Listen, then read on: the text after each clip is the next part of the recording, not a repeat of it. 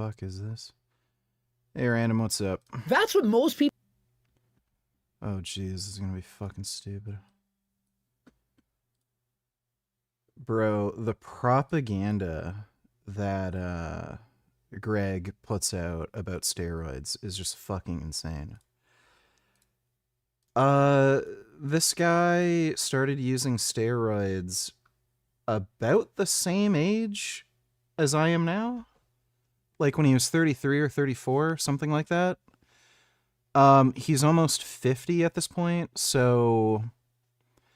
No, like, or he is 50, so like about 15 or more years, give or take. And he's still on them. And then he's like telling everybody, don't do steroids, you're gonna die. Like, of all people, he should know from personal experience just how safe they are. And again, this is just bullshit to sell fucking Turk. What's also hilarious is some of the first videos on his fucking channel that blew up were videos where he was talking about steroids.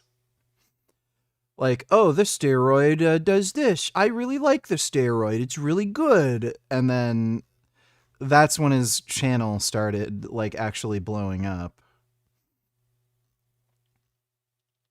I think they're still, to this day, some of the most viewed videos on his fucking channel. And then, yeah, all of a sudden, oh, steroids bad. Don't ever do them. You'll die. Fucking cunt.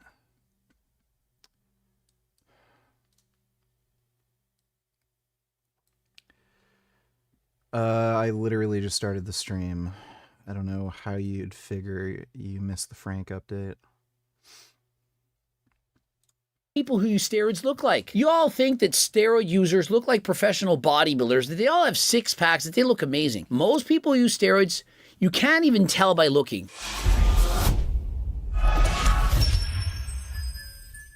Coach Greg, in today's video, we've got a guy, and unfortunately, he's barely survived because he abused steroids. So we've got a 40-year-old bodybuilder. He's a bouncer at a nightclub, and he's been using steroids for more than 10 years, and he's been doing them in very high doses. Now, unfortunately, it caught up with him, and we see a photo. You could be the next Tavarish of motorcycles. The hell's Tavarish?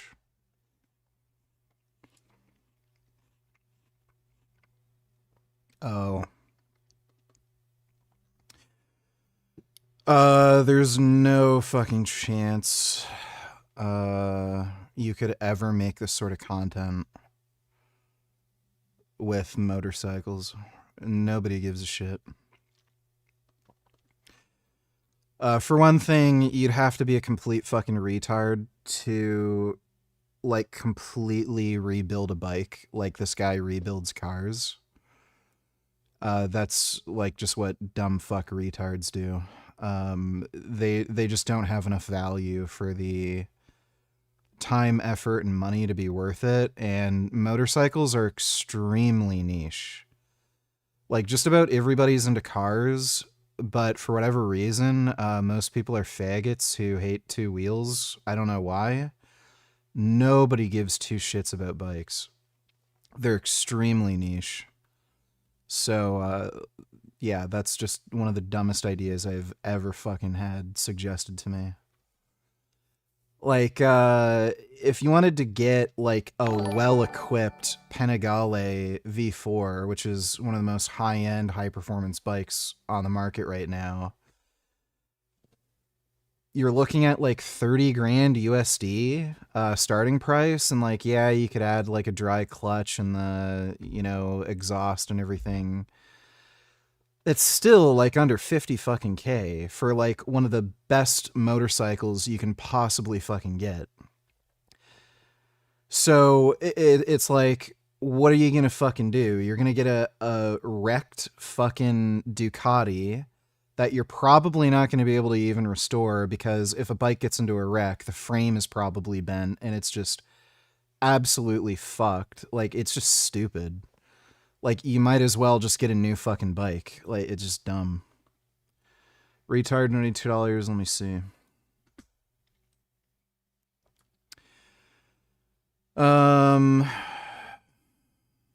Virgin 3-day smo. Gay ass goals like denazification, million plus Russian dead wounded. Wanted by the ICC for war crimes, accomplished almost nothing. Military is considered a joke. Chad 3-hour smo. Clear cut mission, 0 American deaths, enemy leader captured. Yeah, like, I'm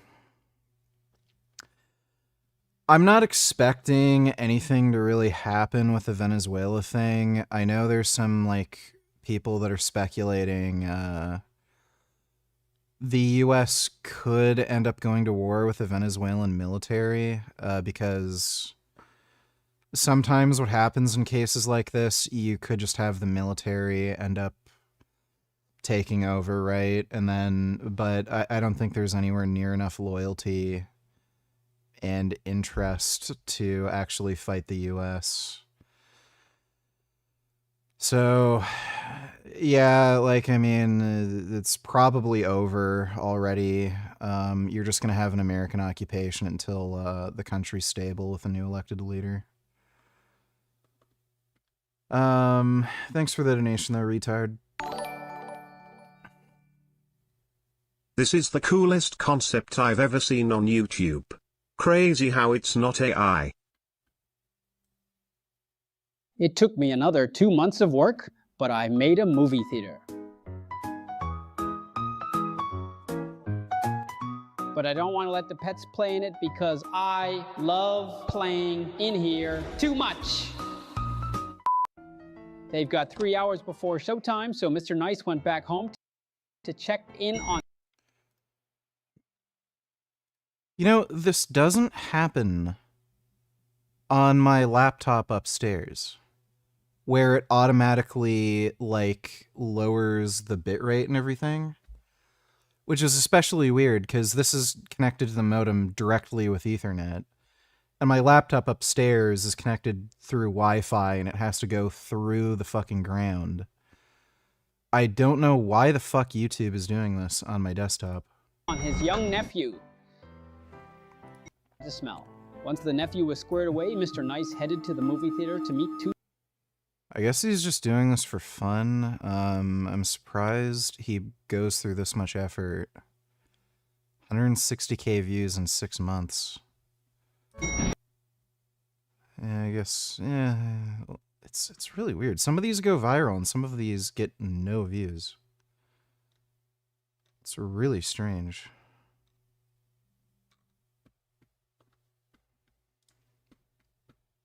The new bank is open across the street from Mr. Nice's store.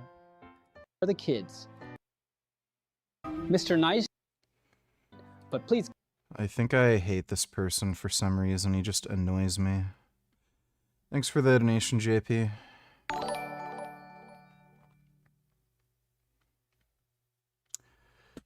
Congratulations, you're banned. Trank Tufano, donate 218. Could you react to this and give us your thoughts? Colton used to take years ago. He said all androgens, even tests, increase cellular turnover, systematically age you, that degrade type 1 skin collagen. That's not fucking true. Disclaimer. Oh, there's some of the stupidest shit I've ever fucking heard in my life. Testosterone alone prevents the production of what is it, elastin in your skin, but estrogen promotes elastin production. So the only time this would be an issue is if you're taking very high doses of test and running a fucking AI pretty aggressively. So like some of the this guy Colton is a fucktard, by the way. Like, he is a lying, fucking, scamming retard. And this degenerate fucking loser just does everything he fucking can to start shit with people and lie about them so that he can get fucking views for his shit fuck YouTube channel. And Colton's a fucking loser. This guy was on steroids, basically made no gains. And because he's a fucking loser when it comes to fucking bodybuilding, this dumb fuck could never do shit when it came to bodybuilding. He stayed small no matter how much steroids he took. And now he's on like this fucking quest to like gaslight everybody into thinking, oh, steroids are gonna make you age like 5 times faster and make you ugly and unhealthy. Like, yeah, okay, dude. Yeah, because you had a bad experience with steroids because your parents are fucking like twins and your fucking troglodyte parents shot out a fucking retard baby. That doesn't mean everybody else who takes steroids is gonna like age at twice the fucking rate and all this other fucking shit. I'm not watching any of that guy's video. Like, he's just a loser, not worth my time. Thanks for the donation, dude. Dodo Nutillers, what do girls like? They like fucking being a pest. Thanks for the donation, Dodo. Photo of him, and you're going to be saying, Bro doesn't even look like he works out. and so you see him laying there. He does look larger than average.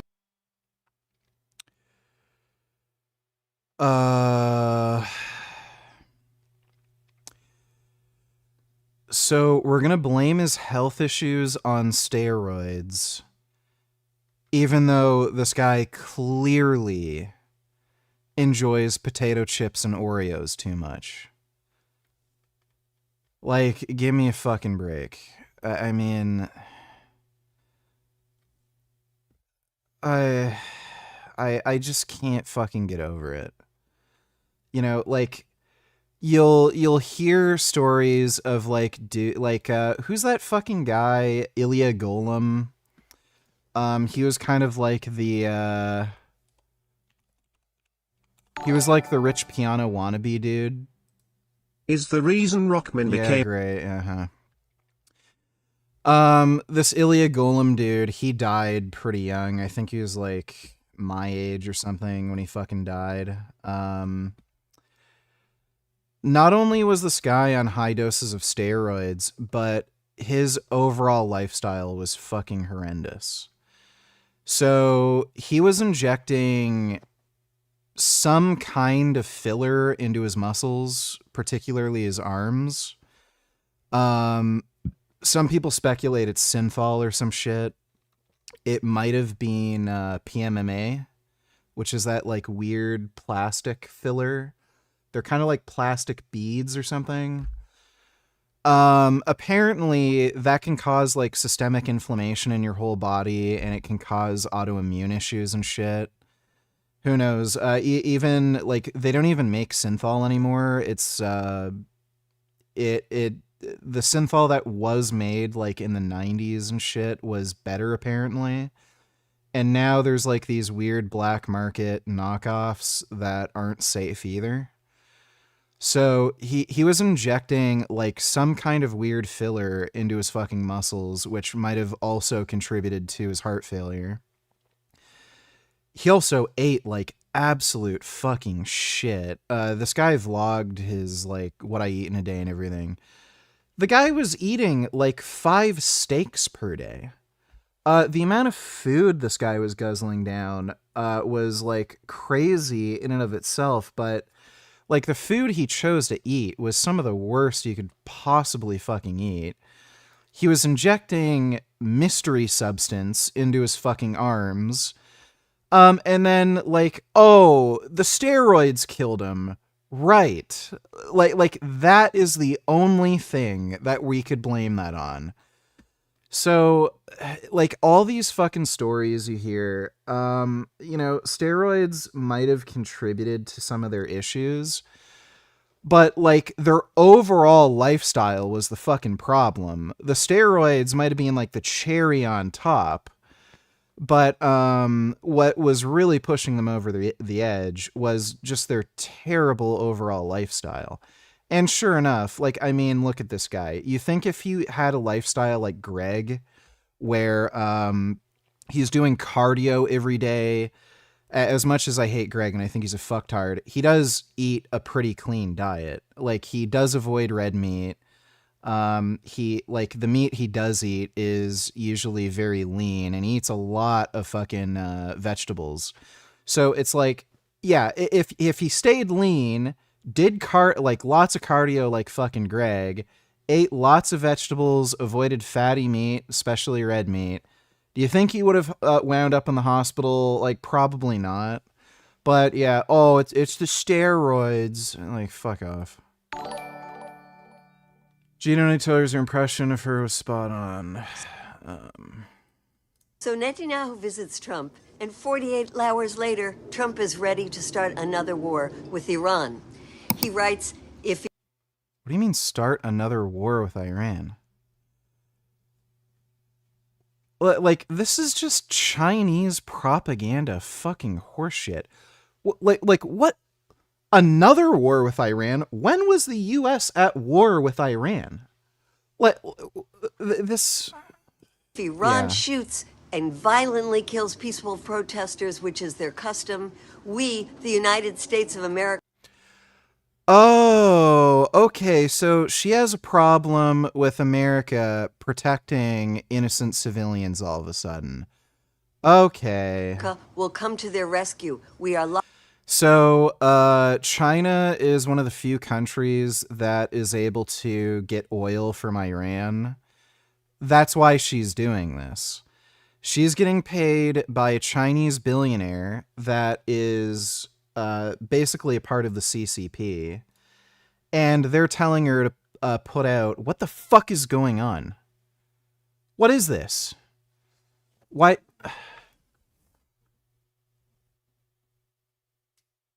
Why the fuck did that shut off?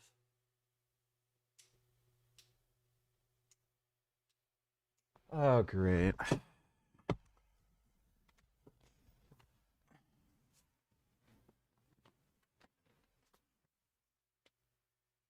What the fuck happened here?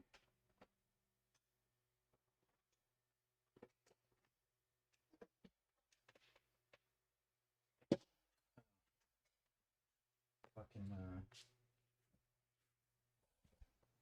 oh. Fucking cable wiggled loose. Anyway, Iran is basically selling China really cheap oil. And, this whole, regime change thing, it basically threatens China's ability to get cheap oil from Iran. That's it. So if China ever wanted to start a war with Taiwan, them not having access to cheap oil would kind of be an issue. So pretty sure Venezuela also sells oil to China, which guaranteed she has a video about how the US invasion of Venezuela is fucking horrendous. So Iran basically getting a regime change and Venezuela getting a regime change, it basically allows the United States to prevent China from getting access to oil.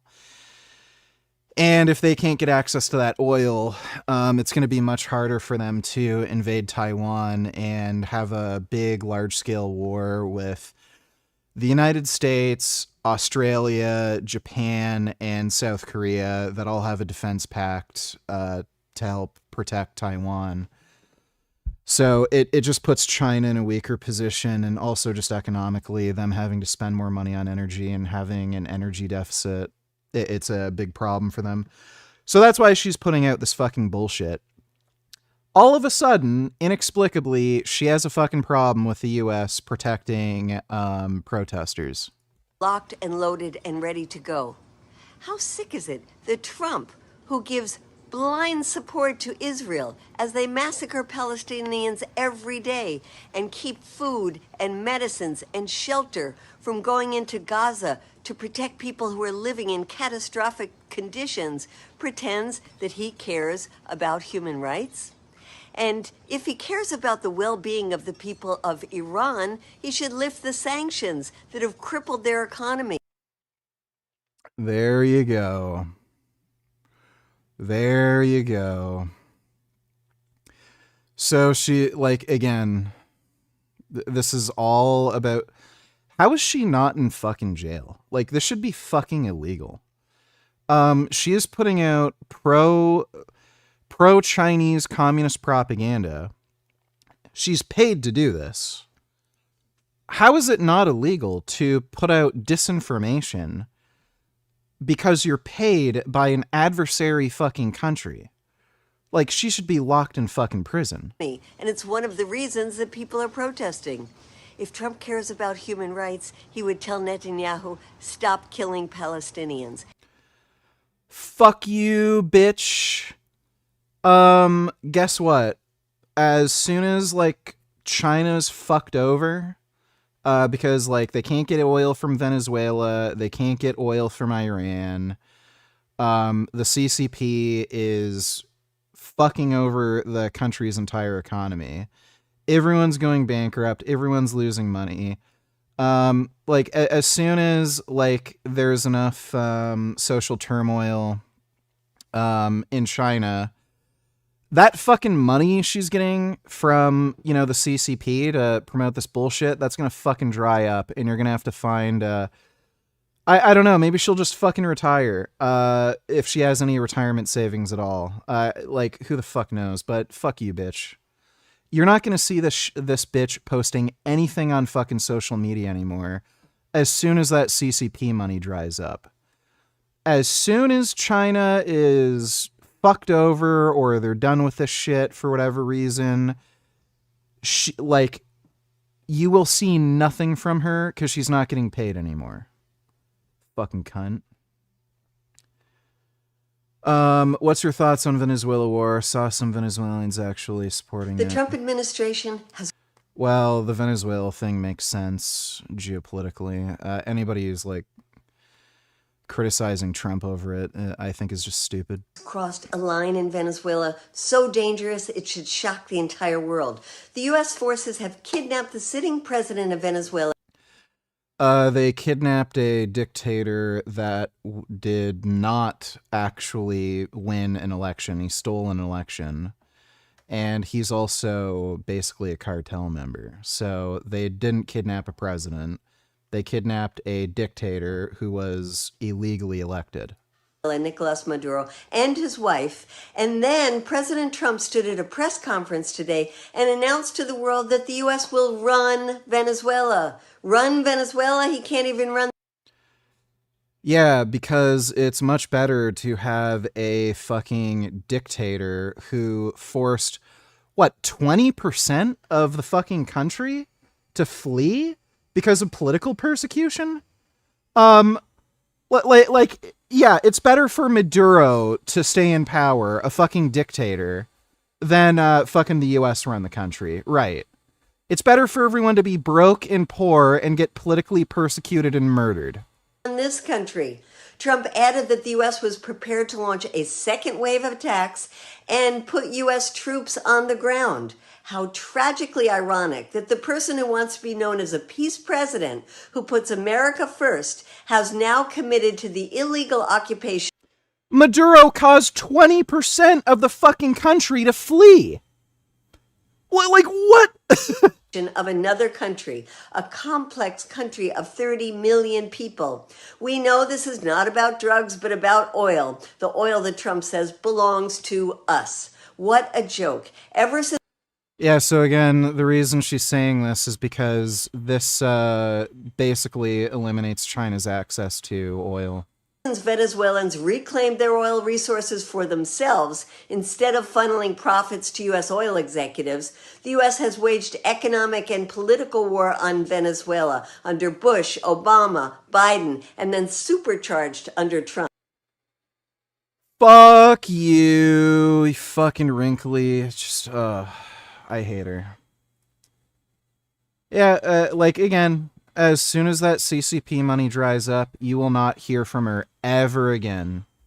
She is just going to fade away like a bad fucking memory. Thanks for the donation, G. Trank Fafano donated 218. I plan on hopping on gear myself. Quality of life benefits are too big to ignore. I'm still researching the underlying mechanism behind potential sides. Love reaction to the vid as he references several studies. Don't bother watching. Do not bother watching Coach Colton. He's a fucking retard. Doesn't know shit. And he's a manipulative liar. If you want any information on gear, Vigorous Steve is a good source. Todd Lee from Anabolic University is a good source. Big Paul is a good source. Kurt Havens is a good source. Don't ever watch any videos from Coach Colton. He's a fucking idiot and a complete fucking liar. Thanks for the donation, dude. I don't see what any of this has to do with getting pussy. True. Thanks for the donation, Jeff.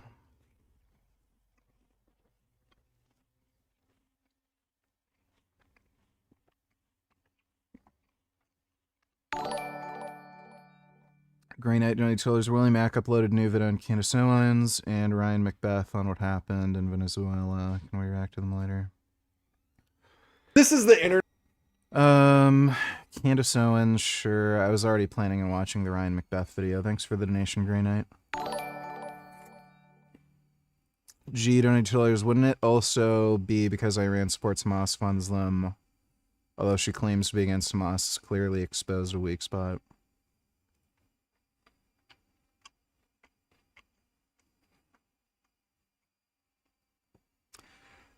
The reason she's complaining about the Iran thing is because of China's access to oil. That's it.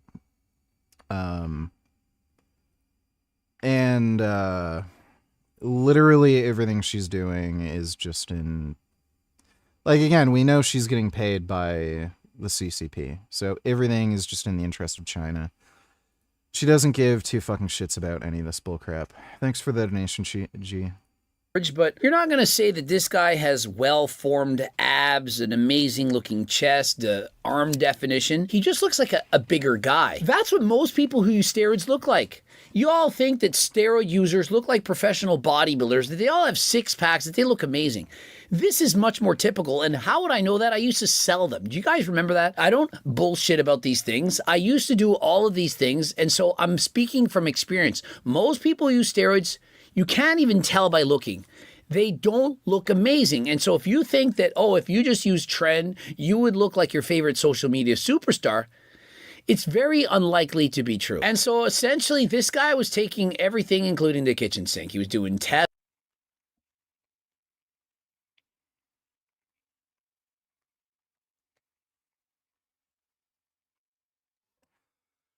So this is a case report, for one thing. Case reports are glorified anecdotes because there's no study population. You're looking at one person. Just about nothing in this has any relevance. Like, there's no statistics involved. When you're talking about risk of an exposure, there's no way to determine that with a case report. So this is just garbage. By the way, it says anabolic steroid-induced cardiomyopathy. How do they know anabolic steroids induce cardiomyopathy? They don't. Again, this is a case report, and you can look at just how fat the guy is.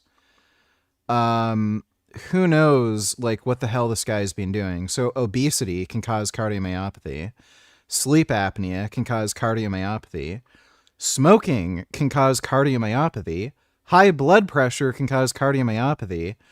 None of those risk factors are necessarily linked to steroid use. So we, like, just by looking at the guy, just because of how fat he is, obesity, high blood pressure, and sleep apnea could have been the cause of the cardiomyopathy, not the steroids. And by the way, you can find a lot of fucking dudes who are on extremely high doses of anabolic steroids who've never had cardiomyopathy. Dorian Yates, after he did bodybuilding, like right after his last Olympia, he got a really comprehensive scan done on his body. He did not have cardiomyopathy, no left ventricular hypertrophy. Ian Valaire actually commented on one of my posts. He was doing extremely high doses of anabolic steroids for over a decade. No cardiomyopathy, no LVH.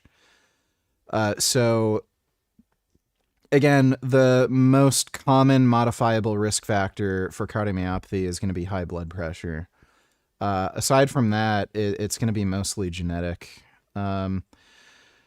Underlying acute liver failure, that is, again, who knows if this guy is an alcoholic. Look at him. He's a fat ass. He may just drink, smoke, not give a fuck, and that's what caused the liver failure. And if we're going to blame anabolic steroids, like, the obvious type of steroid that would cause liver failure would be oral steroids. So if this guy was like using shit like Dianabol regularly, okay, what does that have to do with steroids? That has to do with Dianabol or whatever oral steroids he was taking specifically. Not steroids, period. Testosterone does not cause liver failure. Boldenone does not cause liver failure. Primobolan does not cause liver failure. Masteron does not cause liver failure. What is it? Fucking Nandrolone does not cause liver failure. Those drugs are not liver toxic. So, like, this is just fucking stupid. Whoever wrote this case report is a fucktard, and this horse shit is either deliberately misleading or, again, fucktards wrote this. Deca, Tren, he was using several different... Chronic self-administration of massive doses of anabolic steroids, including trenbolone and enthate, a strictly underground... Okay, so he's stupid. Who would use trenbolone regularly, for one thing, especially somebody who clearly doesn't compete? What does this have to do with steroids? Like, if they're blaming this on trenbolone, this would be trenbolone, not steroids. It would be trenbolone. This is like saying, like some of the first generation of blood pressure medications that came out were causing, I think, kidney issues. Like, imagine a case report going over like some medications and saying, drugs did this. What drugs? What dose? Why were they administered? What? Like, it's just so stupid. Orals like Winstrol. Yeah, like, I fucking hate Greg. Natty Cope destroyed donate $2. Colton I Axe. never believed in belts. There should be no ranking system for toughness. One time, I wrestled a giraffe to the ground with my bare hands. Go.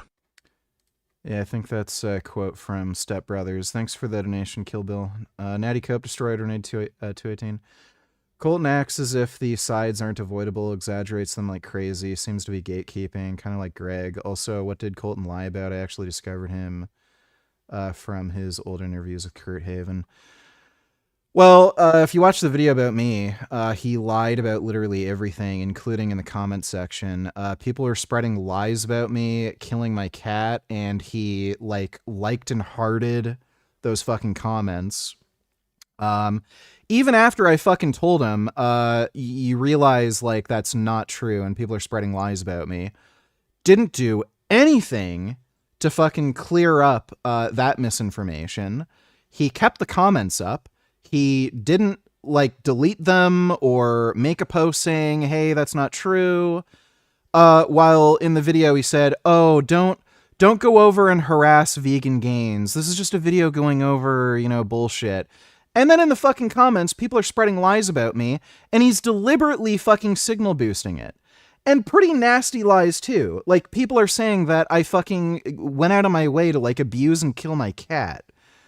But then in the fucking video, he's saying, oh, don't like harass vegan gains. But, you know, like, you know, this guy abuses animals and killed his cat. Fuck that guy. I hope he gets fucking, like, I hope he crashes on his fucking motorcycle and loses his ability to walk. Yeah, he also just, like, if you just go through that whole fucking video, he just fucking lied about everything. This guy, by the way, we've messaged a little bit on Instagram, and rather than just asking me what steroids I'm taking, how long I've been taking them, what side effects I've experienced, how is my experience been, just did nothing but speculate and made up a bunch of fucking horseshit about, oh, the reason I went on them was because of the breakup with my ex, which is not fucking even remotely true. He claimed that, oh, vegan gains is already mentally unstable and unhinged, and steroids are only going to make him go even crazier. Like, just complete fucking bullshit. So the guy's a fucking liar, and like, if you see the video he made about me and how much bullshit and nonsense he made up, he's doing that with fucking everybody. It actually came out, one girl that he made a video about was going through some crazy fucking shit where her ex-boyfriend was fucking nut job trying to murder her, and he made up a bunch of fucking shit about her too. And he actually had to backpedal and stuff. Like, he's a fucking lying asshole. I can't stand that cunt. And yeah, the guy will make up bullshit about fucking steroids. How do you think he makes fucking money? He tells people how to take fucking steroids, and the guy on his fucking social media and Instagram will brag about, oh, look at how great of a coach I am. I taught this person how to take steroids, and look at the transformation they made. And they look great. They get leaner. They look healthier. They look like impressive physical specimens. But then when he makes videos, oh, steroids will cause like bloating, and you'll look older, and you'll get high blood pressure, and you'll look like shit and feel like shit. But then he'll like post, you know, photos and videos of his clients who look great. He'll tell them, like, he'll talk about how like how much healthier they are. Like, he's such a fucking lying asshole. I can't stand that cocksucker. Thanks for the donation, though, dude. DD Donny Tillers, want to use Test GH in the future about the Big Paul video you reacted to a couple days ago about contaminants and gear gave me pause. Is this something I should be worried about? Entirely depends on your source. So, yeah, if you're getting crap from India, then yeah, you might want to be worried, but entirely depends on your source. Thanks for the donation, DD. I cruise on 500 milligrams, only 218, androgenic, going over his steroid journey in heaviest cycles. Pretty interesting. Juicing is the way of the future. 305, also 725. I guess we can watch that. Thanks for the donation, dude. What's your stance on the Venezuelan situation? Was it justified, and is it for the greater good? Is Trump just doing it for the oil they have? I don't know enough about it at all. The primary reason for the Venezuela invasion is to prevent China from getting access to oil. And yeah, it's absolutely justified. So for one thing, Maduro is a horrible dictator. He caused about 20% of the country, like, they were forced to flee because they were a threat to his regime, and he used violence. He was murdering people en masse.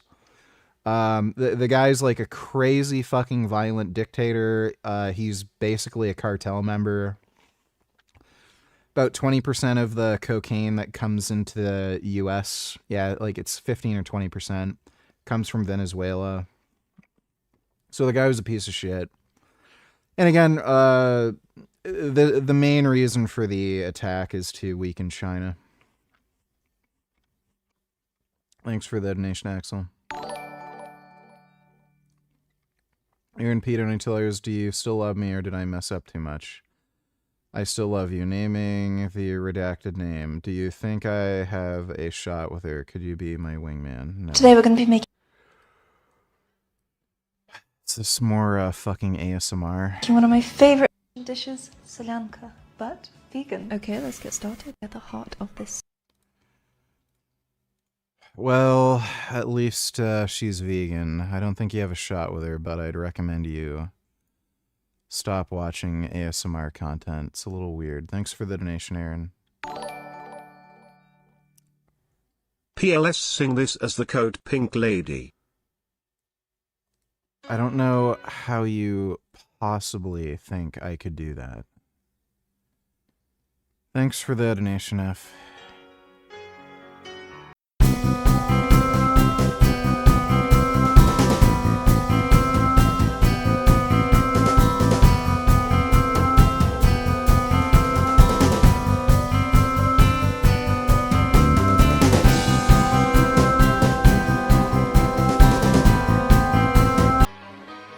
Oh my god.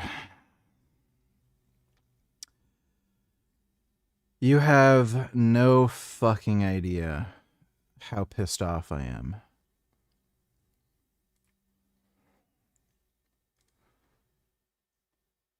No idea.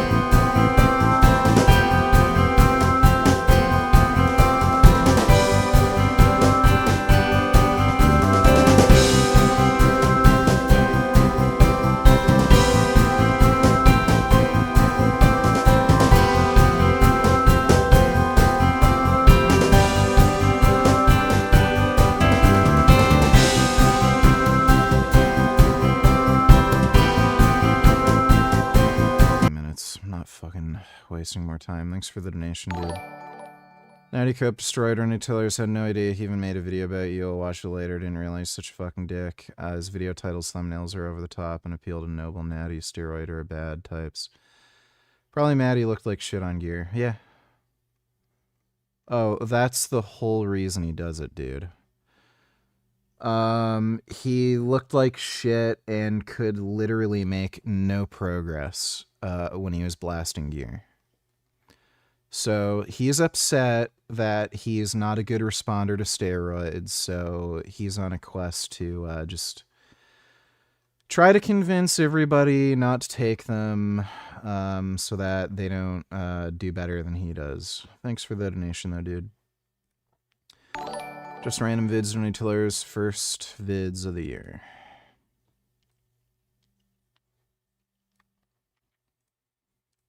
To 2026, bitch.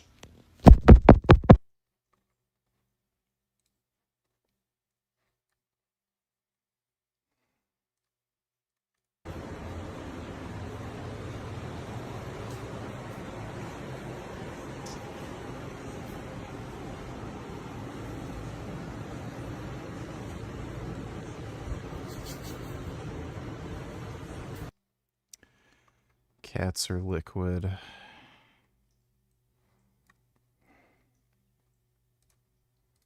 Venezuela right now. It is 2:35 a.m. and Pete Kegsbro fucking cosplay. Thoughts response to sand. Oh, Sanders. Said, quote, AI and robots will replace all jobs. Working will be optional, end quote. If AI and robotics eliminate millions of jobs and create massive unemployment, how will people survive? Well, the robots will be doing the fucking work, won't they? What a retarded fucking idea.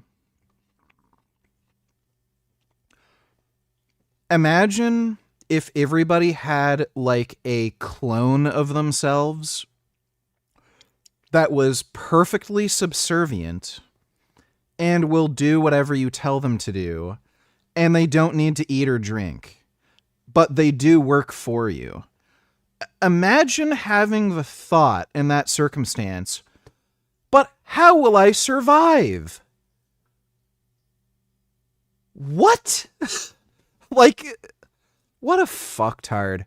Yeah, Bernie, you're a fucking boomer. Do you even know how to use a fucking iPhone? Go fuck yourself, you fucking loser. Nobody gives a shit about you. Everyone fucking hates you. You're a dumbass fucking communist loser. And now this fucking dipshit is, like, trying to restart his political career by, like, doing this pro-Palestine bullshit. Fuck you, you old, wrinkly, retarded fuck. Thanks for the donation, just random vids. Trump says the people of Venezuela are now free, with the US, the biggest imperial power in the world, taking over their country. That's freedom. Don't care, you're a dumb bitch.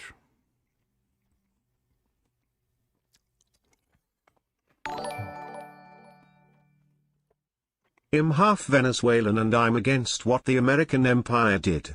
You kidnapped a fucking president from another country. My country. That's fucking terrorism by international law, even though it never meant shit here. It's only to steal our oil. Fuck this country. That's great, cry about it.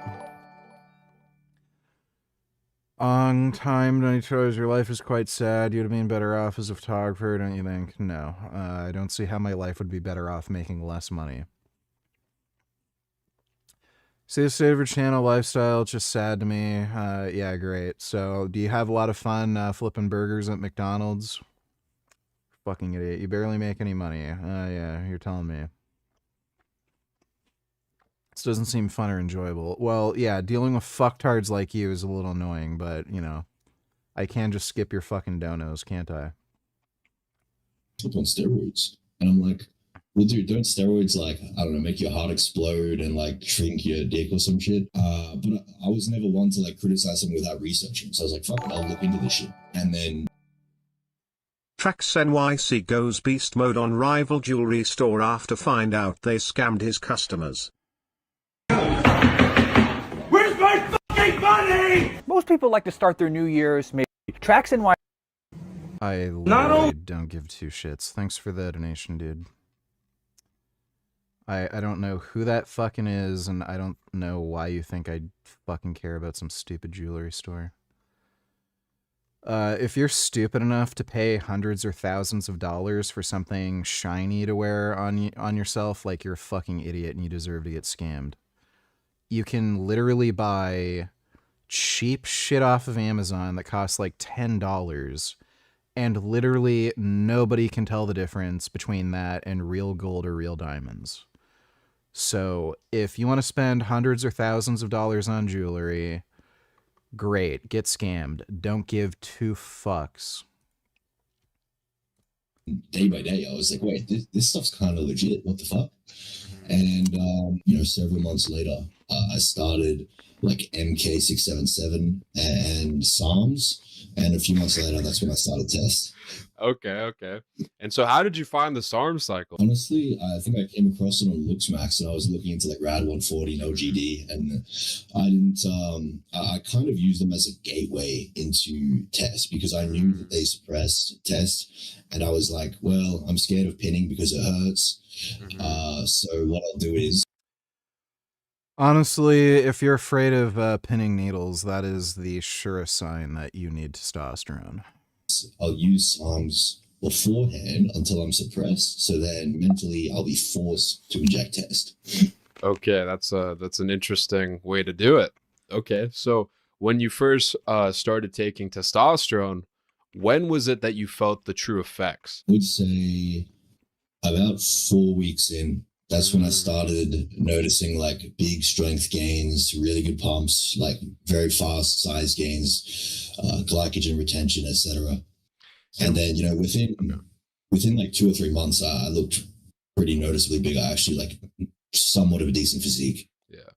Sorry, I was about to cut you off, but I gotta make sure I don't do that because the fucking comments are always like, Connor, you're cutting people off. I don't mean to. I'm just really excited, okay? So I'm not trying to be rude, but I was wondering though, because like a lot of these looks maxers are using testosterone for their face, and I personally think after coming off testosterone, I look better when I'm not on it. So maybe it's a looks min. But what's your theory around the facial development that testosterone provides you? Because I really have a hard time understanding how it grows your bones or stuff like that. That's what some people are saying. I really don't think it does that. It could masculinize you a bit, but what was it like for you? Well, I definitely think that test masculinizes the face because, like, for example, the mandible, so the jawbone actually has like a much higher density of androgen receptors. So that's one thing to go off. And it's also denser in IGF-1 receptors. Well, there's muscles in your face. And steroids, like, especially if you're a good responder, like, chances are the little bit of chewing you do throughout the day, your facial muscles are going to get bigger from taking steroids. So yeah, if you have kind of a weird, narrow bitch face, you're probably going to end up looking more masculine being on steroids. But I actually remember in late 2019, like shortly after I found out about steroids, because I looked really underdeveloped. I had like a tiny jaw and stuff.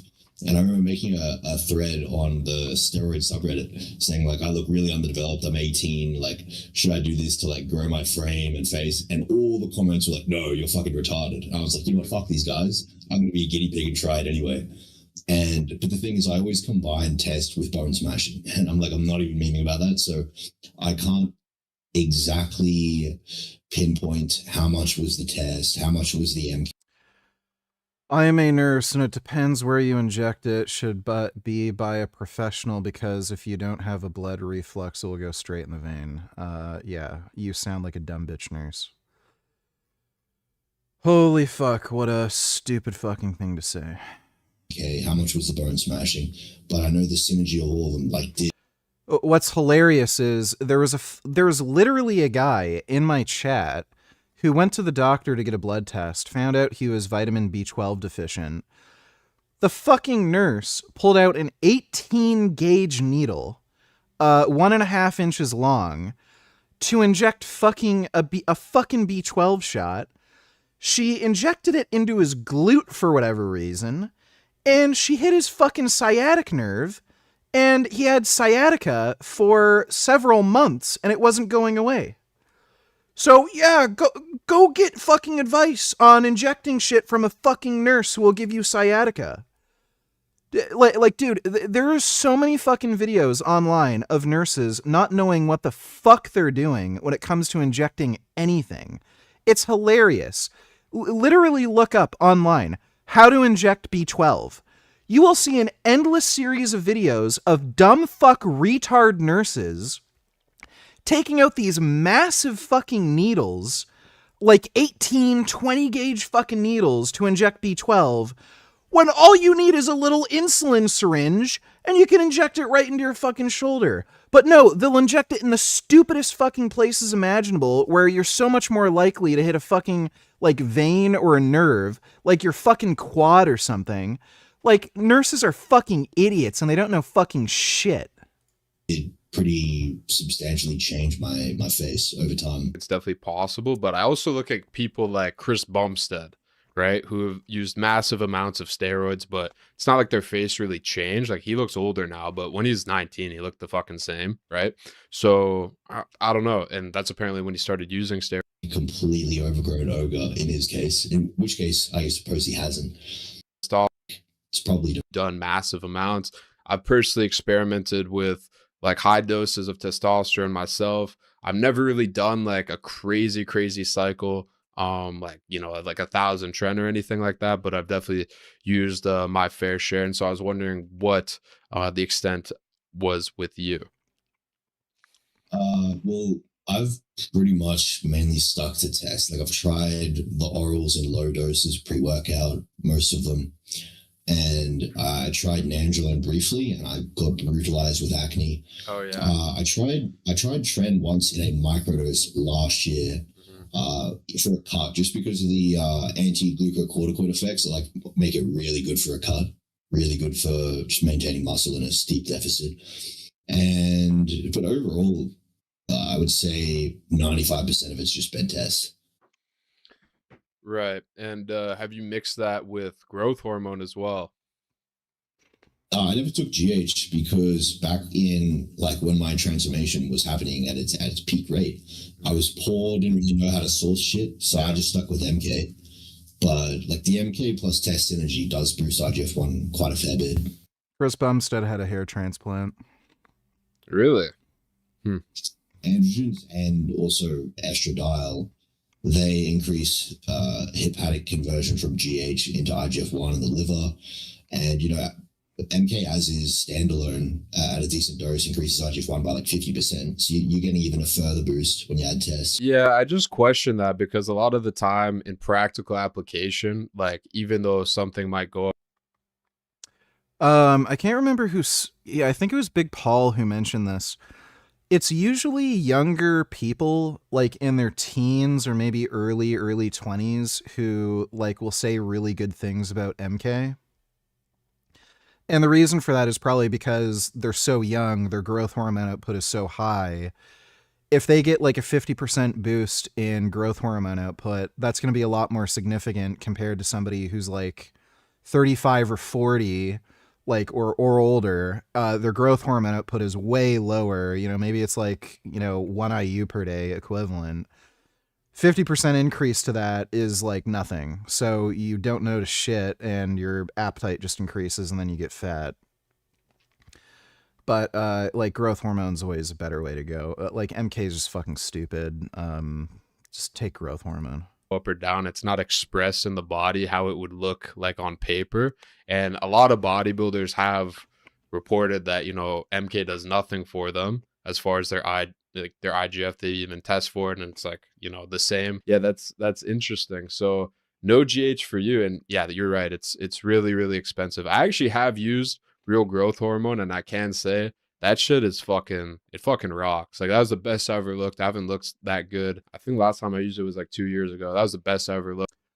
Growth hormone is fucking fantastic. Like, especially when you add growth hormone to testosterone. It's just pure anabolism. Like, everything you fucking eat just turns to fucking muscle. It's great. Looked. people thought I was on tren. I was on all this stuff. No, I was just on HGH and testosterone and a bit of Anavar. It's a great fucking cycle. But something I wanted to ask you is, you're quite tall. I don't know how tall you are. You look like maybe 6'4", 6'5". Am I correct in saying that? Somewhere around there? Yeah, 6'5". Okay, 6'5". And so did you actually get any height? Because a lot of people on TikTok, Instagram, whatever, they're looking at these looks maxes like, if I do testosterone, I'm going to grow. You know, it's funny. Apparently in South Korea, there's like rich kids who are going to private school whose parents are fucking buying them growth hormone. They're all growing to over 6 feet tall. And then you see all these other like peasant kids going to public school who are like 5.5 feet tall. Apparently it's a fucking thing there. I feel like for most people, it's probably not going to work, but how was that for you? Or were you already really tall? Well, I was a late bloomer with height. So at the beginning of high school, I was literally below average height in my class, including the girls in grade 8. But then I was also like, I was as big as a child, especially like before 10. And I shot up like pretty hard when I was like 17. And I ended up about 6'2.5" at 18, and then just slowly climbed as a late bloomer. Right. So that had nothing to do with like the androgens. I didn't reach my maximum adult height until I was about 22 or 23. I kept growing a little bit up until like 22 or 23. I would say minimally, really, especially since I didn't even have a working AI. So it wasn't necessarily even beneficial for height overall. So, I mean, and that's a mistake that I would say if I could go back, I would do it differently. I would use a non-aromatizing androgen if I still figured I might be in the growth phase. Repeat that. Use a non-aromatizing androgen, like using an AI so your bones don't fuse. Well, the thing with an AI is that it's risky. I'm not entirely sure if it even really affects height. I'm not like, in theory it could, but who knows? There's like no research on children. Because you miss one day, you're fucking fused, and a lot of AIs are bunk. I literally never got a real AI until like a month ago, like in my entire life. So I would say it's better. Yeah, he's in Australia. Dude, Canada's the best place to source underground steroids and shit. Like, by far. Option to just take an androgen that doesn't aromatize, like a high dose. Yeah, well, interesting. That's not the whole video. Just give it 1 minute. This was a response to Bernie Sanders' take. Elon Musk recently said, quote, AI and robots will replace all jobs. Working will be optional, end quote. If AI and robotics eliminate millions of jobs and create massive unemployment, how will people survive if they have no income? I enjoy reading books written decades or centuries ago and seeing that we are still arguing about the same issues today. The claim that labor-saving machinery makes the average citizen poorer by eliminating their jobs is older than the Industrial Revolution. Frederick Bastiat points out that these arguments were made in 1850, summarizing these claims by stating, "A curse on machines. Every year their increasing power relegates millions of workmen to pauperism by depriving them of work, and therefore of wages and bread." 175 years later, we have more labor-saving technology and yet have more jobs in abundance than in Bastiat's day. Walter E. Williams writes that the reason we are wealthier today than they were in Bastiat's day is because of the greater use of labor-saving technology, writing that our higher standard of Well, yeah, it just increases productivity. living is a result of capital being used to replace labor, thereby freeing up that labor to undertake other tasks. Today, people argue that automation in the form of artificial intelligence poses a unique problem. Machines still need to be operated by a human, but AI can think and do everything a man can do or better, which will finally bring about the unemployment apocalypse. Again, these same arguments about automation were made decades ago. For example, Henry Hazlitt writes that in the early 1960s, automation was discussed as if it were something entirely new in the world. It was, in fact, merely a new name for continued technological advance and further progress in labor-saving equipment. Williams argued, Yeah, okay. Thanks for the donation, dude. Donate $2 roof cats. Son, you're not stuck. You're not stuck.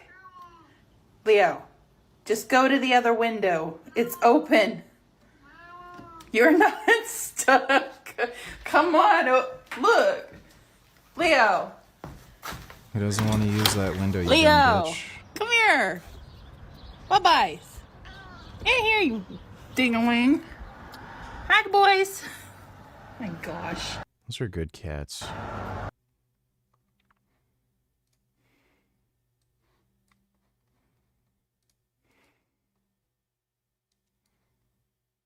Not in charge of Venezuela. Just noticing that Venezuela has banned pornography, banned abortion, banned gay marriage, banned sex changes, and banned usury.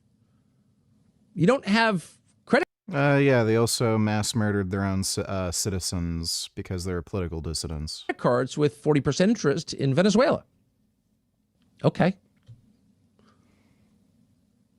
Ben Shapiro responded this way. Tucker's made the point. I'm not going to hear to be. Whatever. Can't be fucked. Weird illusion. Yeah, that is weird.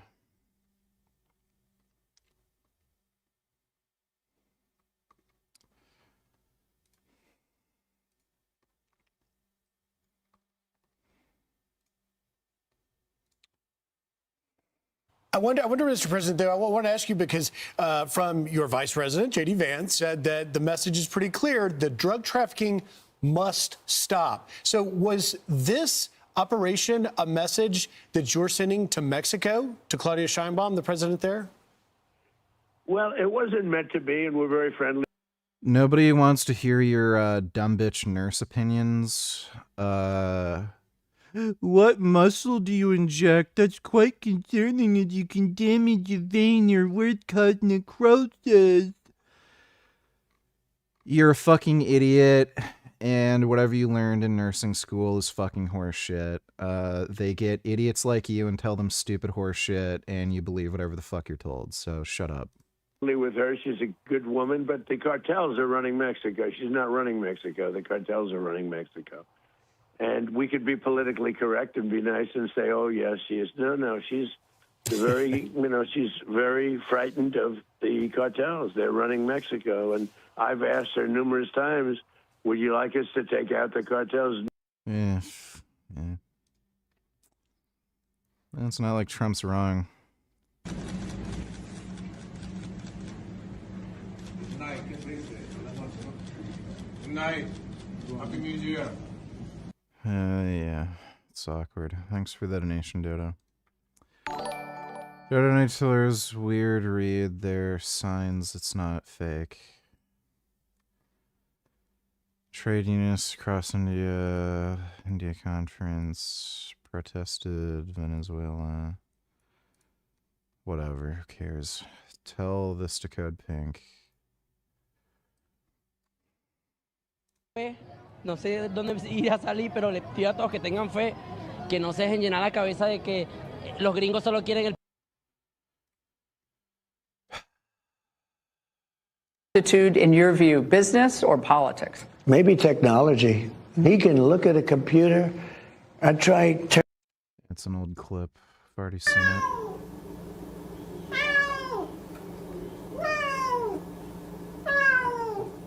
All right, tough guy.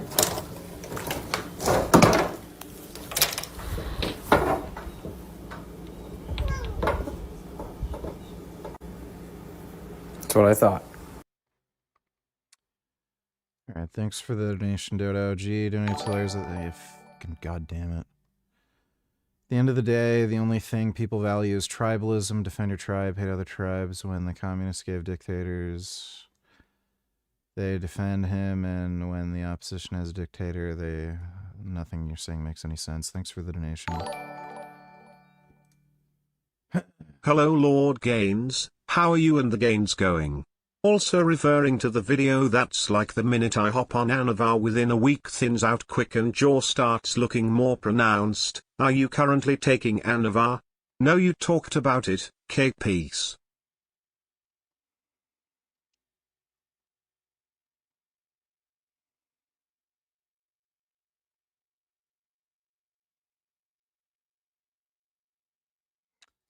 I'm not taking Anavar right now. I was. Not right now. I think I took it for like 2 weeks. I like it. Gives you a little bit of a pre-workout boost, and it makes you look kind of leaner. Thanks for the donation, though, Andrew. Since I benched 405 natural, and Jason Blaha still hasn't on steroids, maybe I should offer coaching services to him. Yeah, he'll just ban you. As soon as you do that, if you message him on Facebook or something, he'll just block you. He's fucking fucktard. Thanks for the donation, Killing Titan. Retard donated $2. Let me see.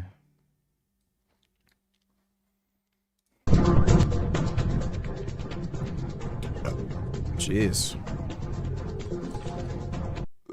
Yeah, thanks for the donation, retard. Grey Knight donated $2. Well, support the Venezuela situation and mentions nothing about the joy or cheering of Venezuelan people, just war crimes, this imperialism that might mix right, all about the oil such.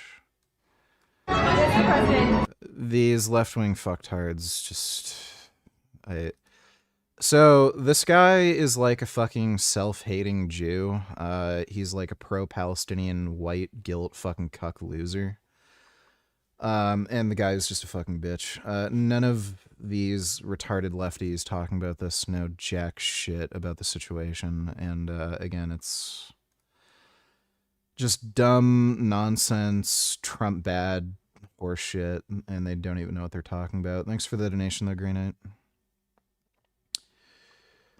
All right, Frank Tufano is officially going broke for real this time, apparently. Placed a huge order, over $700 of product, delivered to his doorstep. He even signed for it himself. And then he goes and files a chargeback for the full value of the order. And this has happened every single week. We lose over $1,000 a week from these thieves and gang stalkers. And it's finally caught up. I can't afford to pay my bills this week. I'm just hoping. He's not Jewish, he's just gay and Asian. Okay, so he's just a gay Asian white knight. Or white guilt fucktard. We don't get shut down by the shipping company. Otherwise, we'll have to wait till some money hits the account, and then maybe we can ship out the packages this week. So what's really bizarre about this is he makes his customers pay for shipping.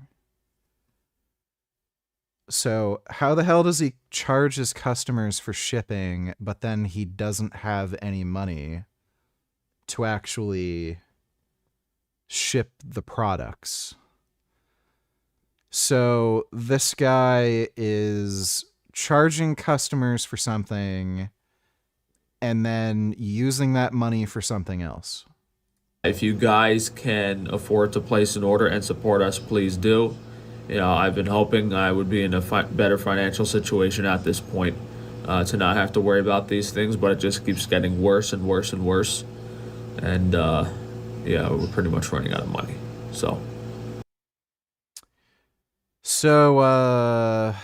apparently the,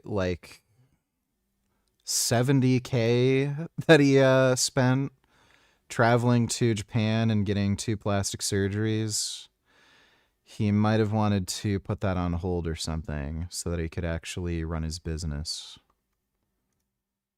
I just got a notice from the sheriff that they're trying to sell my property foreclosure in March, which is completely insane. So I paid off most of the mortgage payment last year, and we had a dispute with the company. The action's still in court. So he hasn't been paying his mortgage.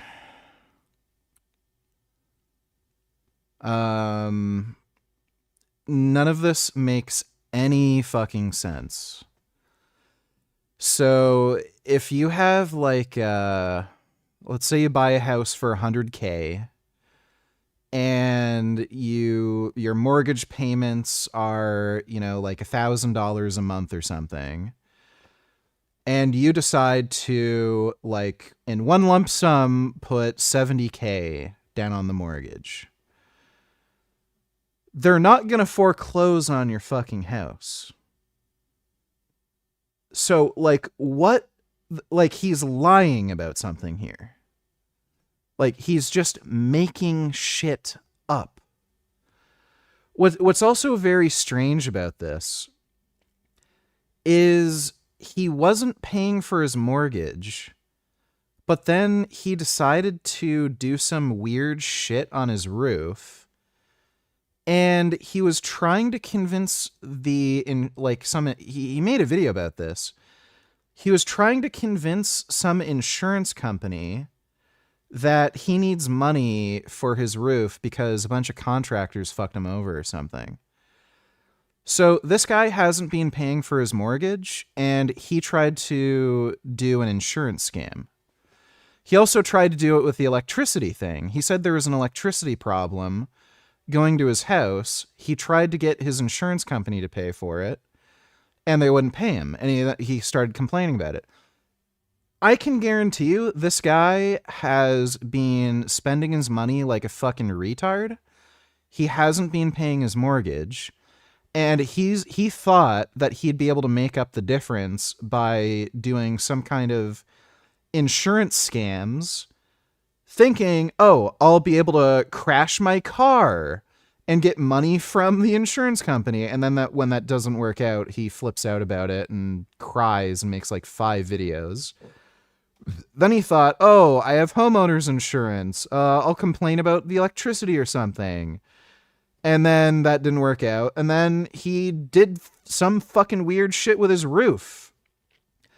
And that, like, notice how he keeps trying to make these insurance claims.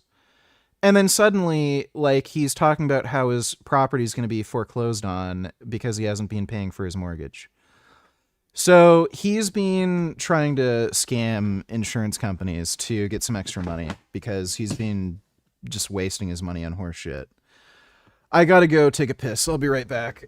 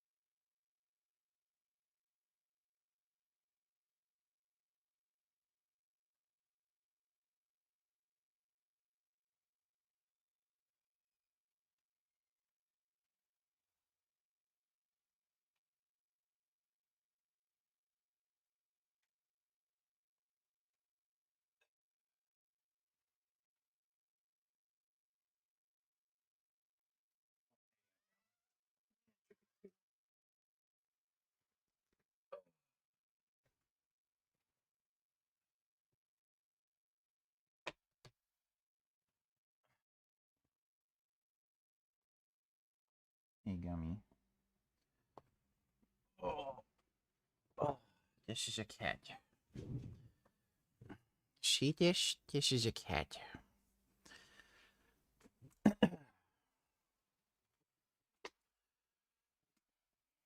So I don't know how they were able to get this issued. I think they filed a separate lawsuit against the LLC, which is invalid. It's just a holding company. And now I got this notice in the mail from the.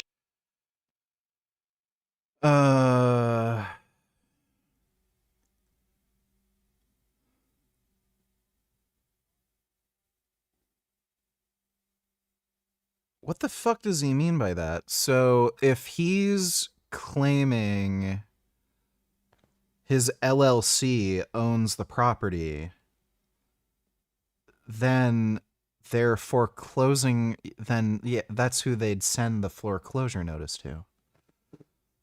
What the fuck does he, like, this guy's actually retarded. Like, why the fuck doesn't he just consult a lawyer? Like, he's actually too stupid to, like, understand any of this.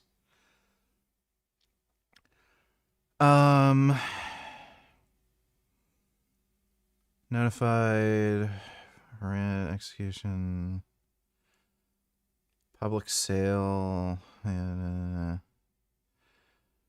yeah, so he just didn't make his mortgage payments. The sheriff saying they're going to auction it off because it's a commercial mortgage foreclosure. Like, I responded to all the court hearings, all the actions. I don't know how they're allowed to do this and seize the property, but this is absolutely crazy. This might be some crooked stuff, and I mean, this is my life.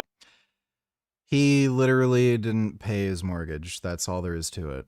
Life's work. I mean, I may as well just throw in the towel at this point. I don't know what type of crooked stuff this is. Well, Frank's gonna have to move in with his parents or an ex-boyfriend or live out on the street or something. This guy is so fucking retarded. It's just, like, unreal.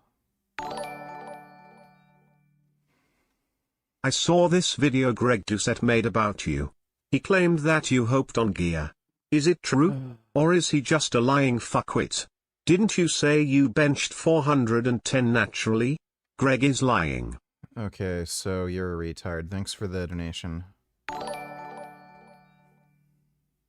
Will you go on Gnosis and share your thoughts about Venezuela? I guess I could do that. Thanks for the donation, Animal Liberation. I'm sure everybody in the chat is a fucktard, and I'm just gonna hear a bunch of stupid shit, but I can. The Times are reporting on a leaked intelligence report from the US that states the Ayatollah has prepared a contingency plan to escape to Moscow if security forces fail to quell uprising near the capital. Reported a couple hours ago.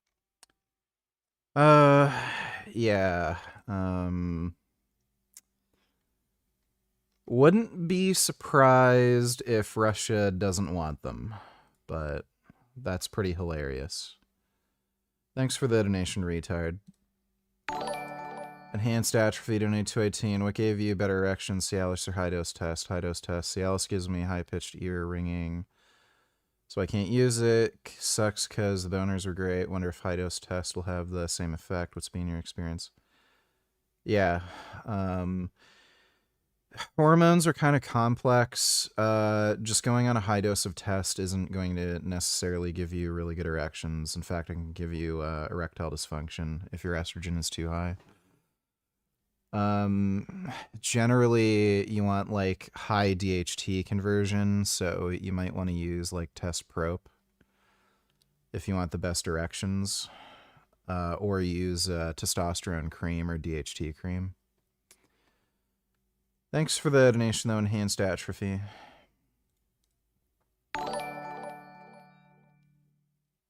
The man speaking Spanish was saying to those who say that the United States is only interested in oil, I ask those people, what do you think the Russians and the Chinese wanted? The recipe for a repaz. Okay. Thanks for the donation, Dodo. I cured my depression, vegangains, cringe retard. That's great. Thanks for the donation. Dodo donates to others. It's funny how Russia is where all these leaders Fallen regimes are going, so they will only be able to escape to North Korea. Wasn't that Frank's mortgage for his business building, not his personal home? Also,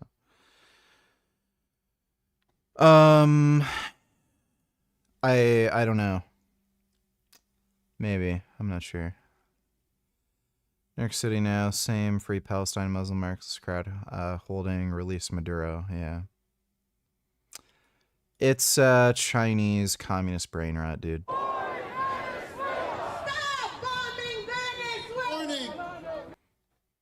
It's just Chinese propaganda bullshit. Thanks for the donation though, dude.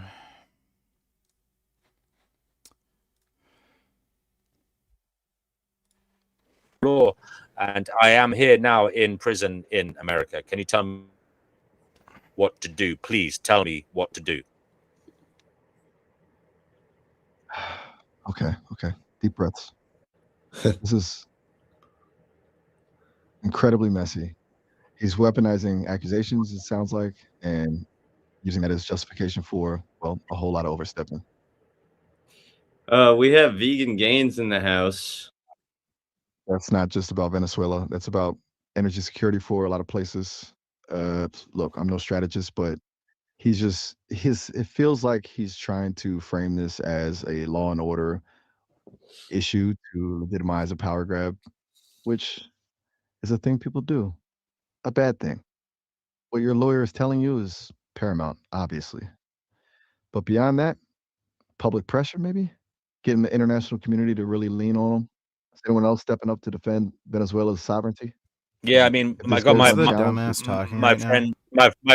friends Putin and the Chinese president. Putin. He's helping me as well. He's saying it's not good, it's not fair. So I have them on my side. Really angry, actually. I think it's fair enough that they're angry, right? 1 second, I'm talking to my friend here, please. Can you not butt in? So Miles, can you tell me what I should do with this Trump character, please? Ah, gotcha. Okay, yeah, of course. Sorry. Didn't mean to interrupt. Friend's a friend. Take all the time you need. Honestly, with someone like Trump, you've got to assume he operates on disruption and thrives on reaction. Direct confrontation might just play into his hands. It's kind of his whole thing.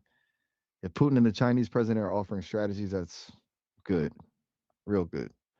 But what are they suggesting? Because it feels like you need a multi-pronged approach, legal battles, diplomatic pressure, and potentially something unexpected to throw him off balance. But really, I'm spitballing here. What's been their read on the situation so far? So As who's I said, this is against international law. I'm talking to an AI here. It's only a couple more seconds.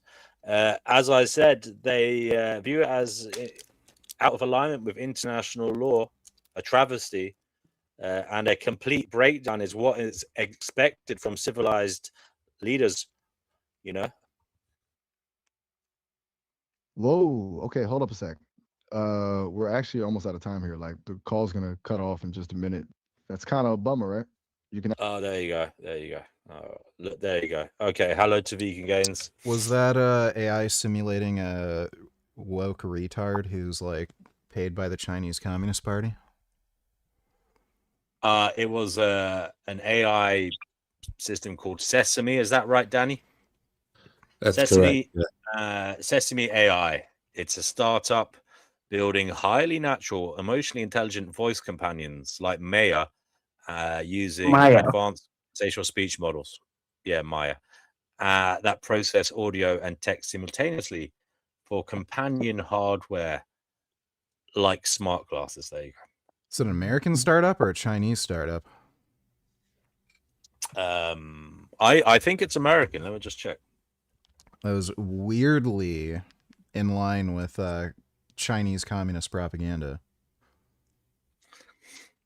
Well, I think these AI models generally just agree with what you say, for the most part. So I was going in there jokingly. I was pretending to be Maduro, by the way, at the beginning of that conversation. You didn't hear it. So I was basically saying I was Maduro and I was in prison and I was asking the AI what I should do about it. But it didn't actually give us anything really that good to do. So It's kind of funny though.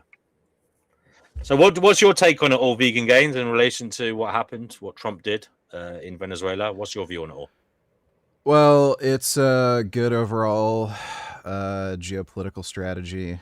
For one thing, Maduro's a piece of shit. The guy's a violent dictator who's basically a cartel member.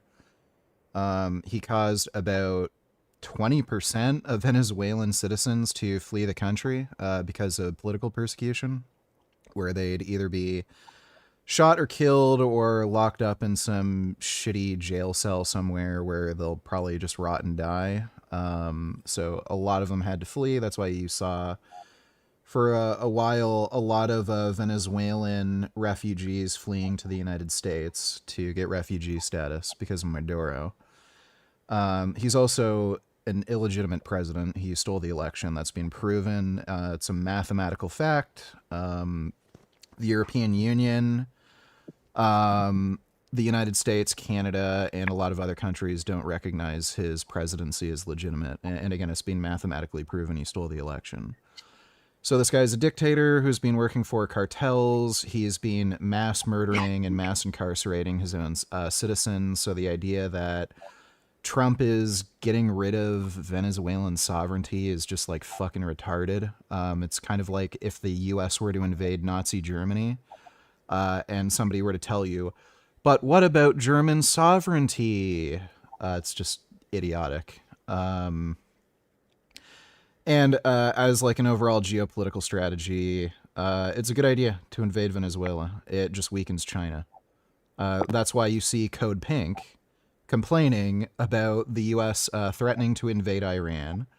They're complaining about, the Iranian regime collapsing because of the protests, and they're also complaining about the U.S. invasion of Venezuela. It's because they're paid by the Chinese, CCP, and they're getting paid to promote this fucking bullshit about this invasion is illegal and how could Trump do this, yada, yada, yada.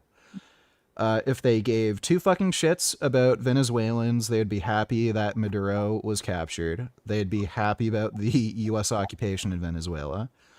And if they were actually American patriots that cared about fucking freedom and justice or anything, they would be happy that China is weakened due to this.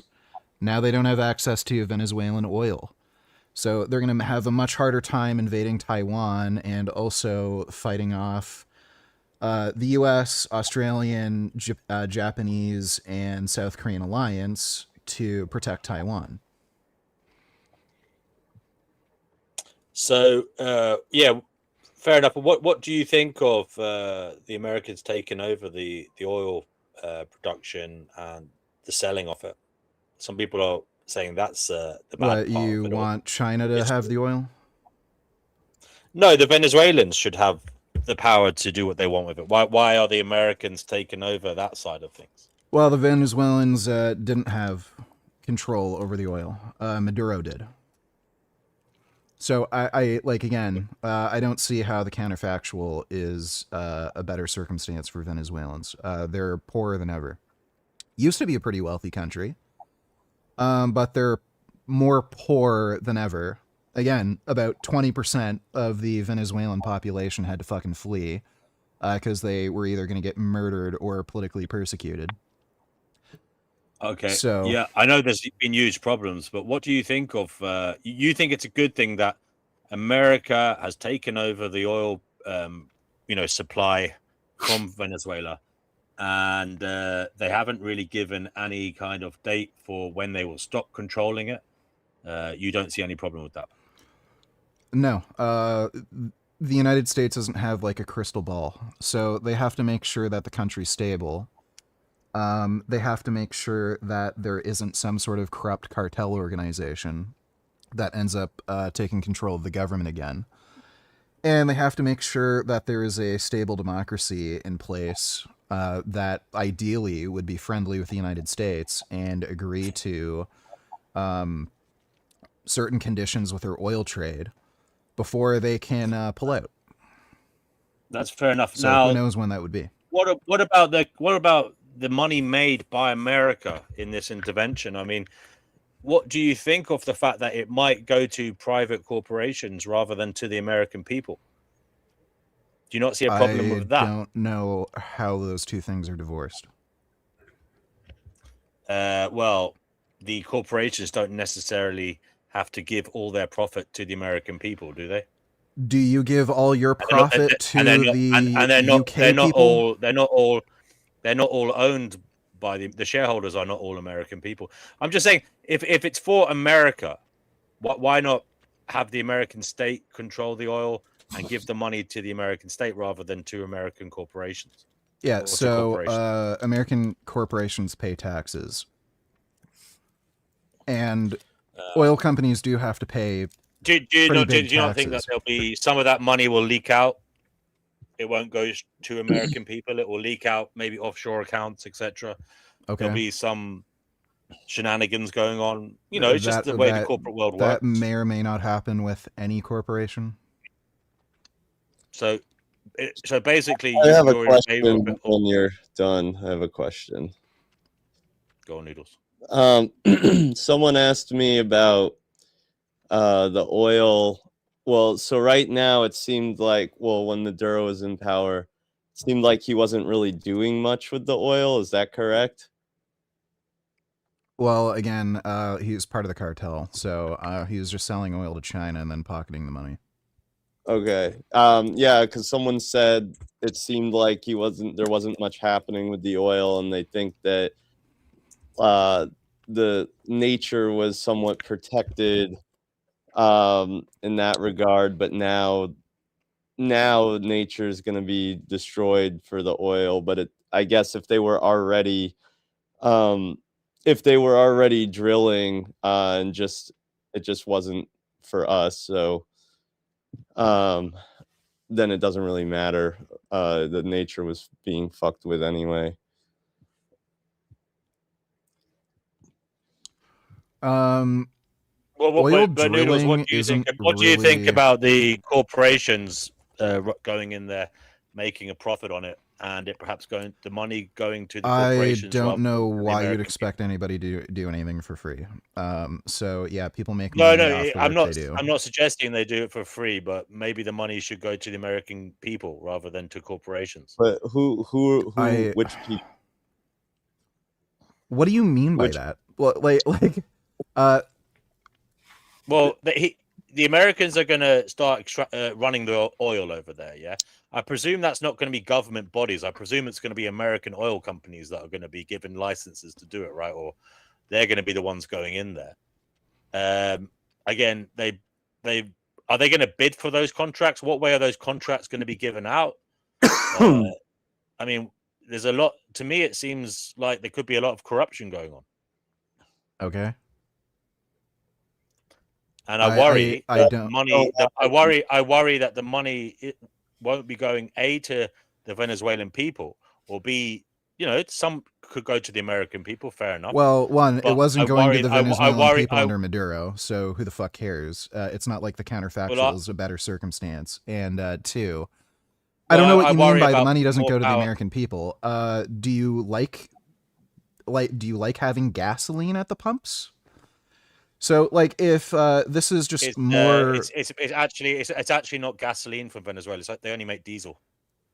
Okay, well, at least the trucking industry will save a bit of money, and that's not how that works. Can't remember. I can't remember the breakdown, but something like 10% of crude oil can be converted to gasoline. I think like 30% is diesel. That's how the breakdown works. Okay, so what about these unsanctioned unilateral actions in general? Are you worried that this will lay a precedent for other countries to do the same, and maybe America won't be able to complain? I don't know what you mean by that. Well, what I mean is Congress wasn't told about this, obviously. Yeah, they didn't need to now they have their reasons.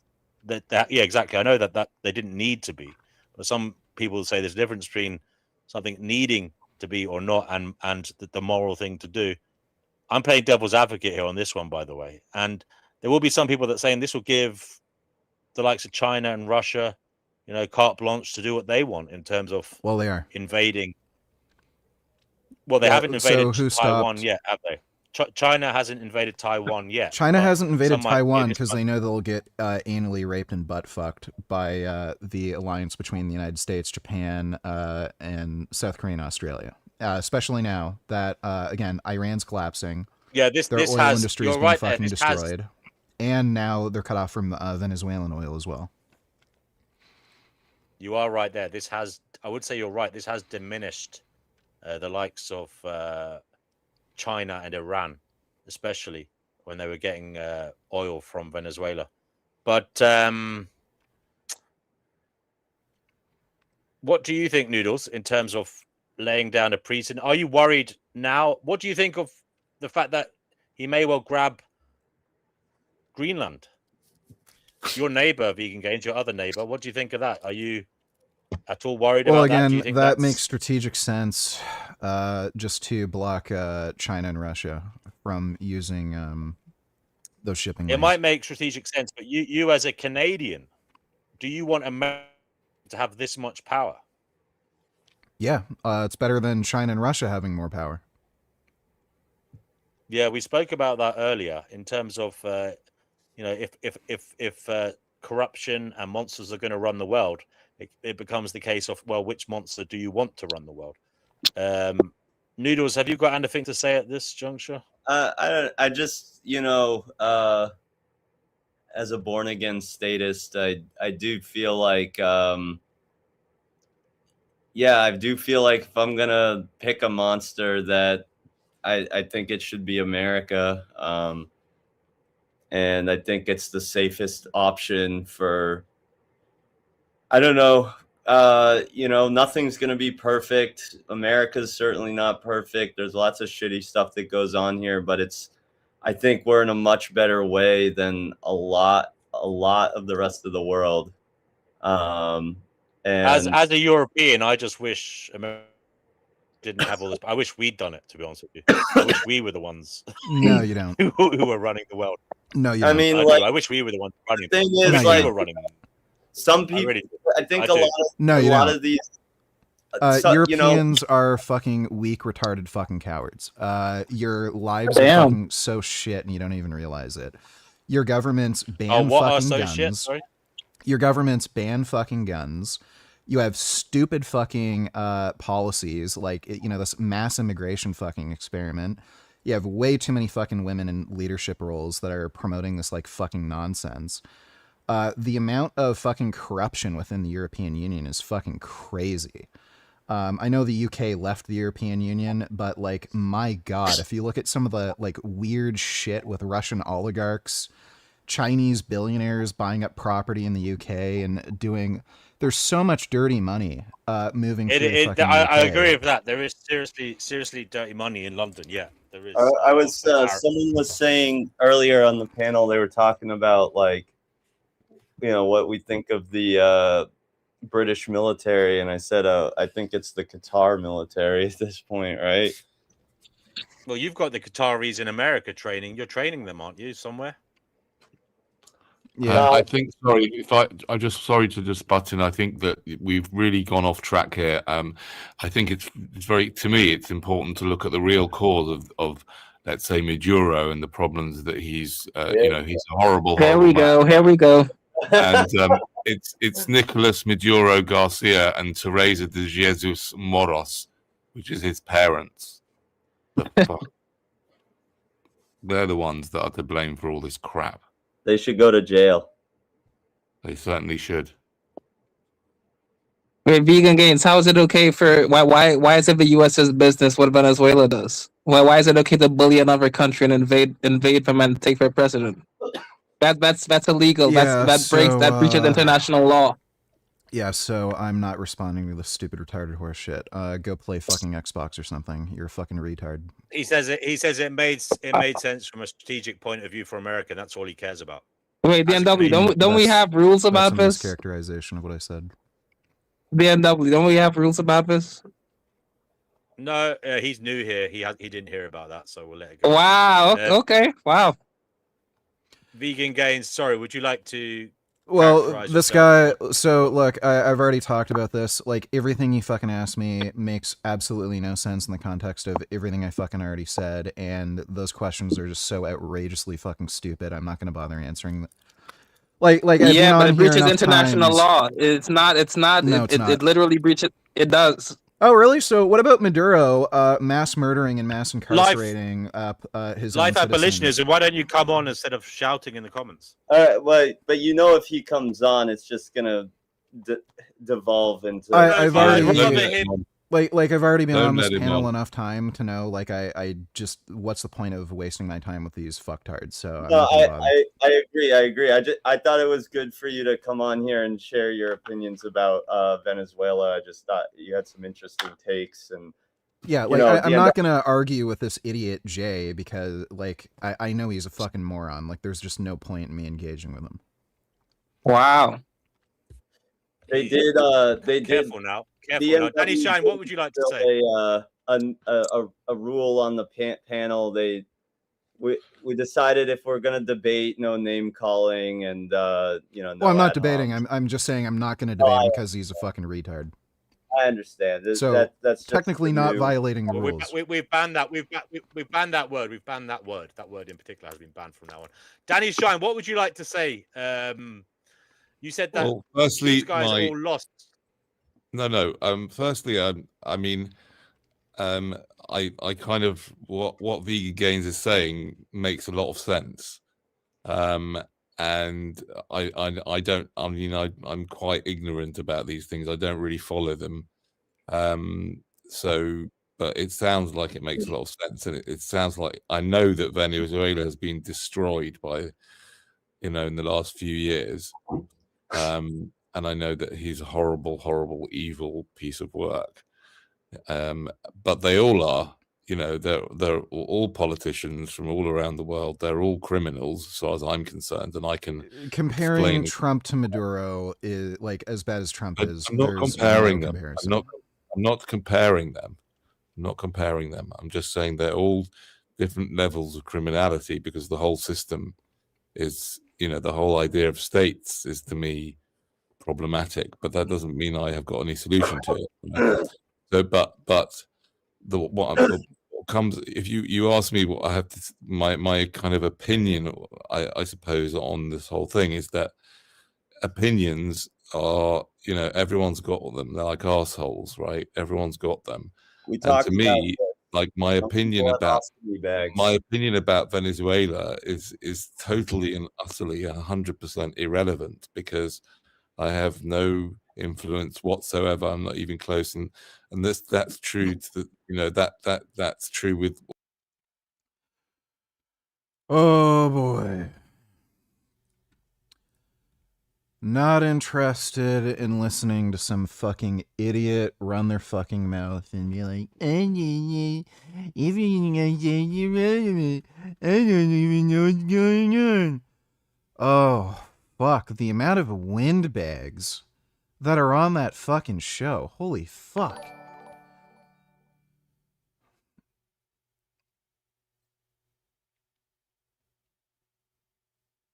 Why didn't that do the text-to-speech?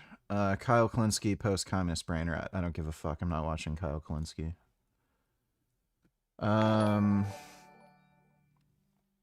Kyle Kilinski posts communist brain rot. Oh, I see. Yeah, I don't give a fuck. I don't care about Kyle Klinsky. Iranian police officer films himself burning a portrait of Iran's supreme leader.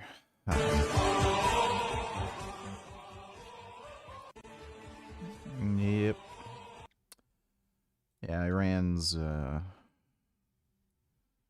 supreme leader is going to be leader no more.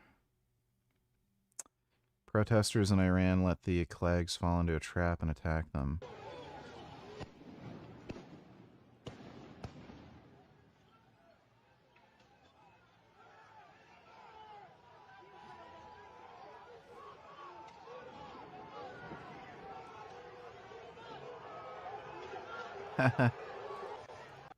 Yeah, they ain't putting up with no bullshit no more. Israel's security cabinet approves military operation called Operation Iron Strike. Nice. Yep. They're getting fucked. It's great. Thanks for the donation, retard. So this is the first time in all the years. Oh, wait. I gotta adjust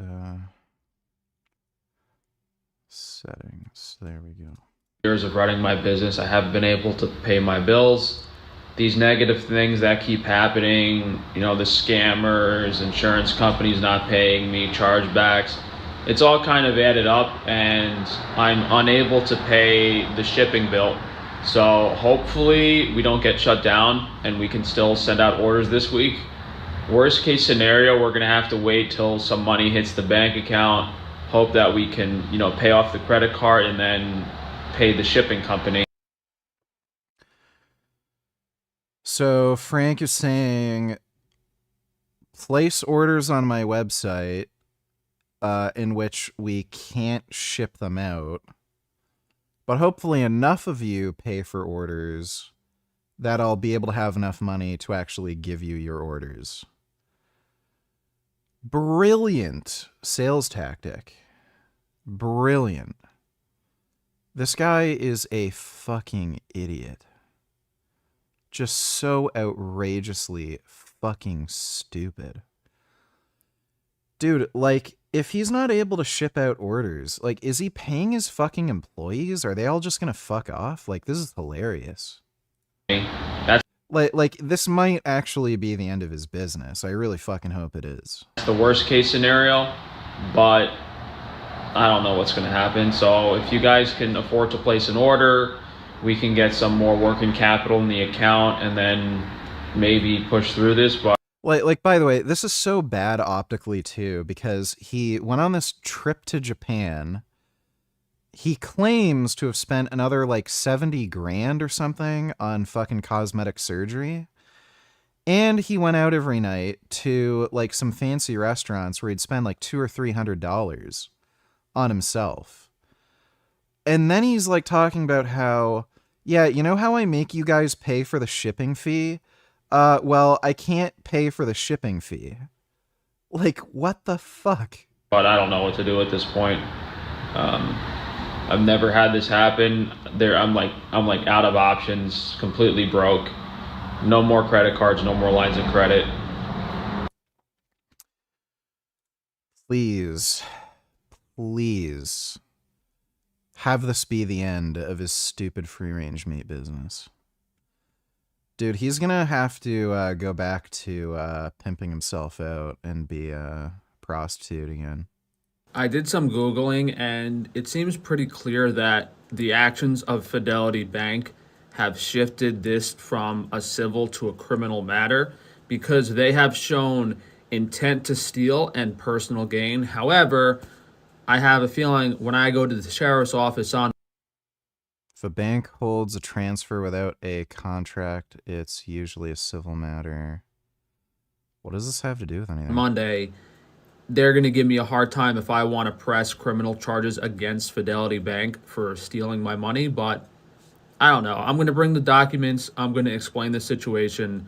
I'm going to see if they're going to allow me to press criminal charges against the bank, but this has become a really strange mess, all because Fidelity Bank chose to ignore my civil complaint and file their own with attempt to like go around the complaint and steal my property. So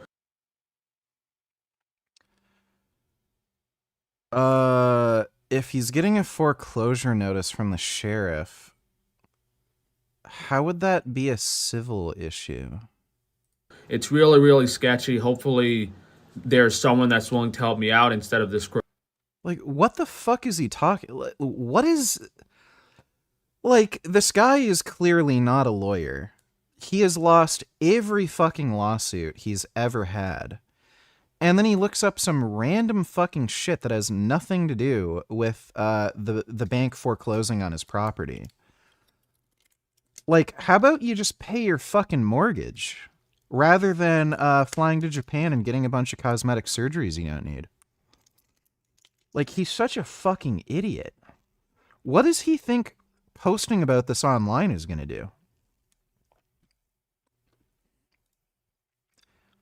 Oh, God, here we go. Do business with Fidelity Bank. They will not honor any contract they have with you. This whole dispute started last year when I went to pay off my mortgage. I shouldn't have sent the money. I sent most of the money for the mortgage payment. Keep in mind, there was no agreement in place. I never said I would pay off the mortgage. I just sent the money over.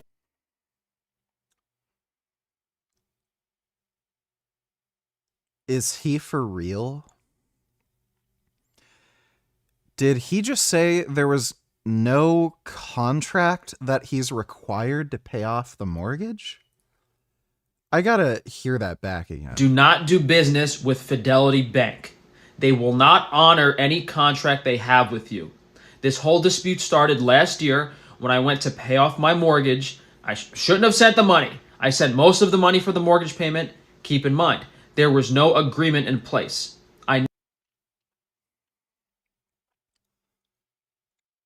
How do you not have... It's a mortgage. Does he not know what a mortgage is? I'm sorry? There's no agreement in place for him to pay the mortgage? This is like taking out a car loan and saying, there was never an agreement for me to pay the loan. Like, what? I never said I would pay off the mortgage. I just sent the money over. And then as soon as they tried to get me to pay for the flood insurance, I said, that's not fair. $15,000 in flood insurance has nothing to do with them, but they were trying to get me to pay it. I'm guessing maybe they get kickbacks from the insurance company. There's no reason. Oh my God, what a fucking idiot. These sorts of things are in the mortgage contract, you fucking moron. Like, holy fuck, what an idiot. They should force me to pay the flood insurance in order to pay off my mortgage. That makes zero sense. They have nothing to do with each other. So no, it does make sense because they own the fucking property and you're just getting a loan to pay off the fucking property. So if there's a flood and the entire property is fucking damaged and there's no, like, nobody's paying insurance on it, that's kind of a fucking problem for the lien holder, isn't it? Because then they lose everything. So, yeah, how does he not know this? Like, well, he has, like, he's just bullshitting. Like, he's just full of shit. There's no way he doesn't know this. Oh my God, what a fucking idiot. So I said, all right, send me my money back. They didn't want to do that. And we went back and forth for a few weeks. I'm sorry, send the money back? You... Oh man, he is so full of shit. He is so fucking full of shit. I disagreed. I was firm in the mindset of just give me my money back. Let's continue the mortgage payments. I want my money back. They never gave it. $230,000. God knows what they did with it. And then today, what's fucking insane is I got a notice that my building's being foreclosed on. Now, I filed a lawsuit last year. Him posting these videos is probably going to work out really bad for him.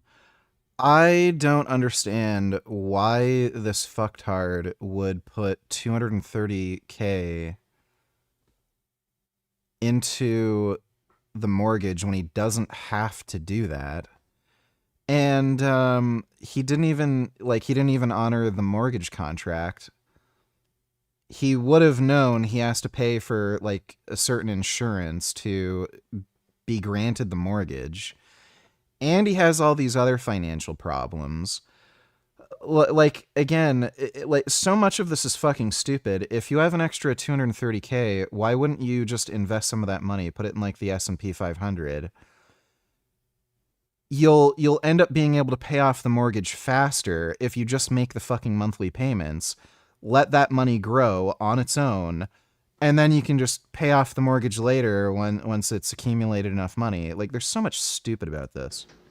This issue is in the court system. It was being resolved, but they went to some crooked lawyer and filed new lawsuits against different entities and got a judgment against my building. Now, I responded to those lawsuits, but the judge probably ignored them because you can't represent yourself pro se. However, I also filed motions to consolidate in my pro se case, which I'm guessing the judge didn't even bother to. He just said you can't represent yourself if it's under an LLC pro se. So then he's he's actually retarded. Like, I know his sister's retarded. He's like halfway retarded. His sister's full retard. Well, that's even being generous. He's like 70% retarded. To look at. So at least. Really crooked stuff. Don't do any business with Fidelity Bank under no circumstance. They will steal your money. They will not honor any contract. And after they steal your money... What do you mean honor any contract? You just said there was no contract. They'll try to steal the property back from you. How fucking crazy is that? They are the lien holder. They own the property. What the fuck is he talking about? How fucking evil can these people be? What bunch of money-hungry savages would do this to someone? Like, get into an argument about try to shice me for $15,000 in flood insurance payments and then making me do all this legal stuff. And then they spend more money than I probably owed them on that mortgage, whatever was left over. They probably spent more money in legal fees, and now they're trying to steal the property back. It's fucking crazy. And there's some crooked degenerates in the county courts that are siding with them and helping them against me. So who knows what's going to happen? I mean, you can't do anything. You can't do anything against these people. All the lawyers will collude against you. Yeah, this sounds serious. So if this is for his if this is for the warehouse that he has the meat business, like, he's probably done. So is the foreclosure notice like for the next month? So Frank might be done with the whole meat business, like, very soon. If he's complaining like this already, and he showed the foreclosure notice, and he's a fucking retard, and he's not going to hire a lawyer, like, he's done. The freaking clerks in the court system will collude against you. The judges won't look at anything you file, and the banks are the worst. The only thing you can do is have as little skin in the game as possible, rent a property, get a really strict lease, and if something starts going wrong, you can just bail out of there and dish the property.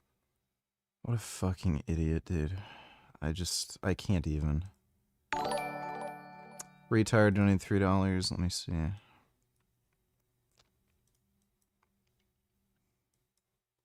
When it's Donald Trump, all these Democrats go bonkers. Is the Cuban government the Trump administration's next target, Mr. Secretary? Very quickly. Well, the Cuban government is a huge problem. Yeah, the Cuban government is a huge problem. First of all, so is that a yes? Cuba, but I don't think people fully appreciate. I think they're in a lot of trouble. Yes, I'm not going to talk to you about what our future steps are going to be and our policies are going to be right now in this regard, but I don't think it's any mystery that we are not big fans of the Cuban regime, who, by the way, are the ones that were propping up Maduro. His entire, internal security force, his internal security apparatus is entirely controlled by Cubans. One of the untold stories here is how, in essence, you talk about colonization, because I think you said Dulce Rodriguez mentioned that. The ones who have sort of colonized, at least inside. He is the first one to call me a dumb bitch nurse ever. Everyone calls me intelligent or an angel. Yeah, that's because they want to fuck you. I don't, so. The regime are Cubans. It was Cubans that guarded Maduro. He was not guarded by Venezuelan bodyguards. He had Cuban bodyguards. In terms of their internal intelligence, who spies on who inside to make sure there are no traitors. Okay.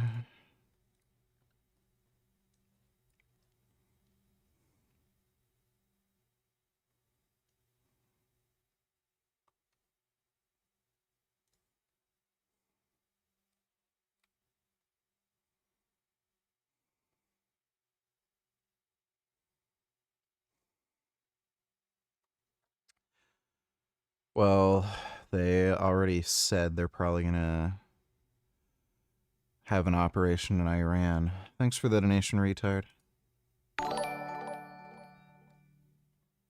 Aaron P. is trying to Andrew kinda lifts to donate $250 to him, and he's trying to get Chris to donate.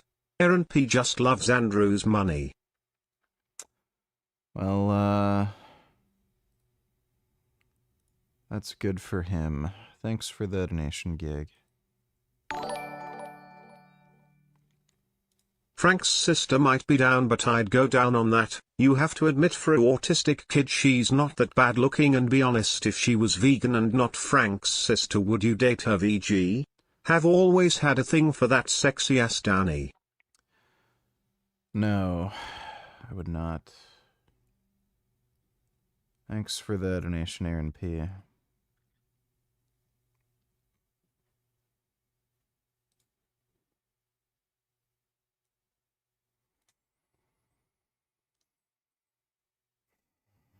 You know, I think I might just become a drug addict. I might have to just do weed every stream. I don't know if I can handle it anymore. January 3rd, 2026, the United States conducted strikes in Venezuela under Operation Absolute Resolve, and Nicolas Maduro and his wife, Celia Flores, were captured. Multiple outlets are reporting that Maduro was moved to USS custody on the USS Iwo Jima, an amphibious assault ship, and he's expected to face charges in Manhattan federal court. In fact, I believe he just arrived in New York City. That's the headline. Now, here's the important part. This story is still developing. The first 24, 72 hours are going to be full of conflicting claims and propaganda and hot takes. The bot farms are going crazy right now on Reddit and on Twitter saying this was illegal. Now, I am not a lawyer, but there has been an indictment active against Maduro for, I think, about 6 years now. So let's do a short briefing. I'll tell you what I think this is actually about. First off, this raid was fast. And if you want to see a fast raid, get my novels, The Last Republic, Lies to Rule Men and The Last Republic, available on Amazon. When did you become pro-war? I recall you used to be against war, against the Iraq War, against the US getting into wars. But genuinely you're in favor of the US trying to do regime change in Venezuela, Cuba, and Iran? And probably more? Can you explain? No, because I already spent 30 minutes fucking explaining, and apparently you don't want to listen, so why the fuck would I bother? Thanks for the donation, G. And on Audible, if you're a Marine, you can get my Intel Life sweatshirt or bunker branding as well. U.S. forces struck targets around Caracas and other sites, and parts of Caracas reportedly lost power during the operation. Don't know whether that was due to a cyber attack or due to kinetic effects. Maduro and Flores were captured. Venezuelan Vice President Delcy Rodriguez went on state TV calling it a kidnapping, demanding their release. She might want to get on the next plane to Russia once one becomes available. Reuters reports that the UN Security Council is due to meet over the action. The U.S. is publicly framing this as a law enforcement or counter-narco-terrorism action tied to this New York indictment and terror group drug network claims. Now, legal experts are already questioning the international law basis, and Reuters reported that Congress was not notified beforehand, at least according to Secretary of State Marco Rubio. So is this about oil? Yes, but also no. At least not in the way people mean when they say it's about oil. When people say oil, they picture Venezuela's reserves and U.S. companies trying to get access. And sure, Trump has publicly commented that this is about energy stability. We have tremendous energy in that country. It's very important that we protect it. We need that for ourselves. We need that for the world. Too many people are focusing on that part of the speech and ignoring this part of the speech. We want to surround ourselves with good neighbors. We want to surround ourselves with stability. Removing Maduro from power has nothing to do with Venezuela and everything to do with China and Taiwan. The scarier oil story is about U.S. oil infrastructure. Texas alone accounts for about 43% of U.S. crude oil production and about 31% of U.S. refining capacity. And a lot of that refining and export and chemical infrastructure sits right on the Gulf Coast. So here's a question. What happens in a future crisis when a hostile power can hold the Gulf Coast at risk with a long-range precision strike? I think this conflict is really about China. And I'm going to say the quiet part out loud here.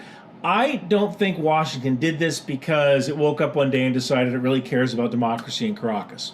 And I don't think it was just about drugs either, although the indictment is very explicit about drugs. I think this is a hemispheric security move, and the strategic pacing threat behind it is China.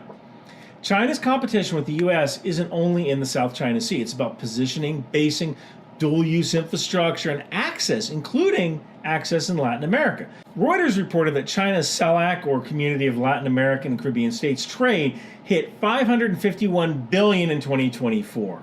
And a major development here is that Venezuela accounted for the largest share, about 44% of China's total development finance in the region since 2005. This was before Chinese policy banks stopped lending to Venezuela, which I think was in 2016. So Venezuela matters in the big game even when it's not in the headlines. Chinese missiles in Venezuela and why the Gulf Coast matters is kind of going to be the next subject here. Let me be very careful. I'm not saying that there are confirmed Chinese missiles units in Venezuela right now. What I am saying is if China ever got to basing bombers or missiles, ISR, intelligence surveillance reconnaissance, anything long range in Venezuela, that's close enough to be a real problem. Range rings, like from northern Venezuela to the Gulf Coast, we're talking about 3,300 kilometers from Houston to the Panama Canal area. It's around 1,100 kilometers or so. That means that any future adversary with intermediate range capability could potentially threaten the Gulf Coast with its refineries and export terminals, shipping lanes in the Caribbean, and traffic near the Panama Canal. And that's where oil shows up again, because if you can choke Gulf Coast energy and shipping at the same time, you're not getting oil. You're turning off America's oil system. We've invaded people for less. Why did the U.S. invade Grenada in 1983 during Operation Urgent Fury? Yeah, I mean, it might have been to rescue some medical students, but really it was because Cuba was building an airfield on Grenada that could host Soviet bombers. Now, connect that scenario with everyone's plans around a Taiwan contingency. You don't want a Taiwan fight where at the same time you're also dealing with a Caribbean A2AD problem, or anti-access area denial, weapons. We need to be able to transit the Panama Canal safely. We need to be able to produce oil and gas and petroleum products on the Gulf Coast safely. So capturing Maduro wasn't actually phase one of the operation. It was actually phase two. Phase one had to deal with the Panama Canal and ports. Reuters reported that CK Hutchinson agreed to sell 90% of its stake in the Panama Ports Company. This is the company that runs the ports of Balboa on the Pacific and Cristobal on the Atlantic to a consortium that includes BlackRock Capital.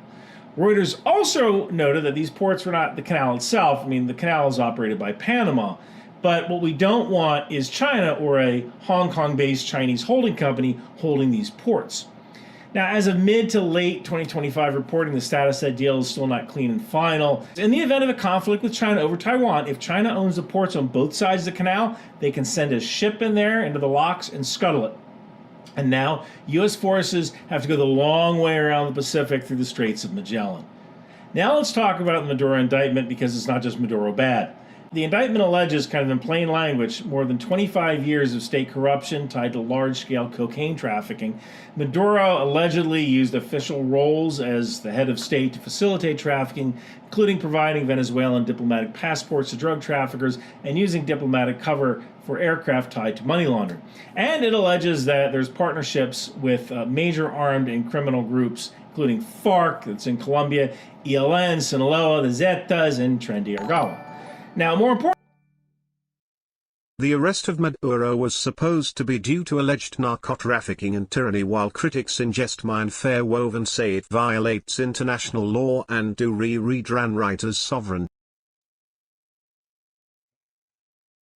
Importantly, it doesn't describe Maduro as a normal head of state. It describes him as the de facto and illegitimate leader who stayed in power despite disputed elections, and notes that many countries have refused to recognize him. So from Washington's perspective, that indictment is the paperwork that lets them say, this wasn't an invasion, this was an arrest operation.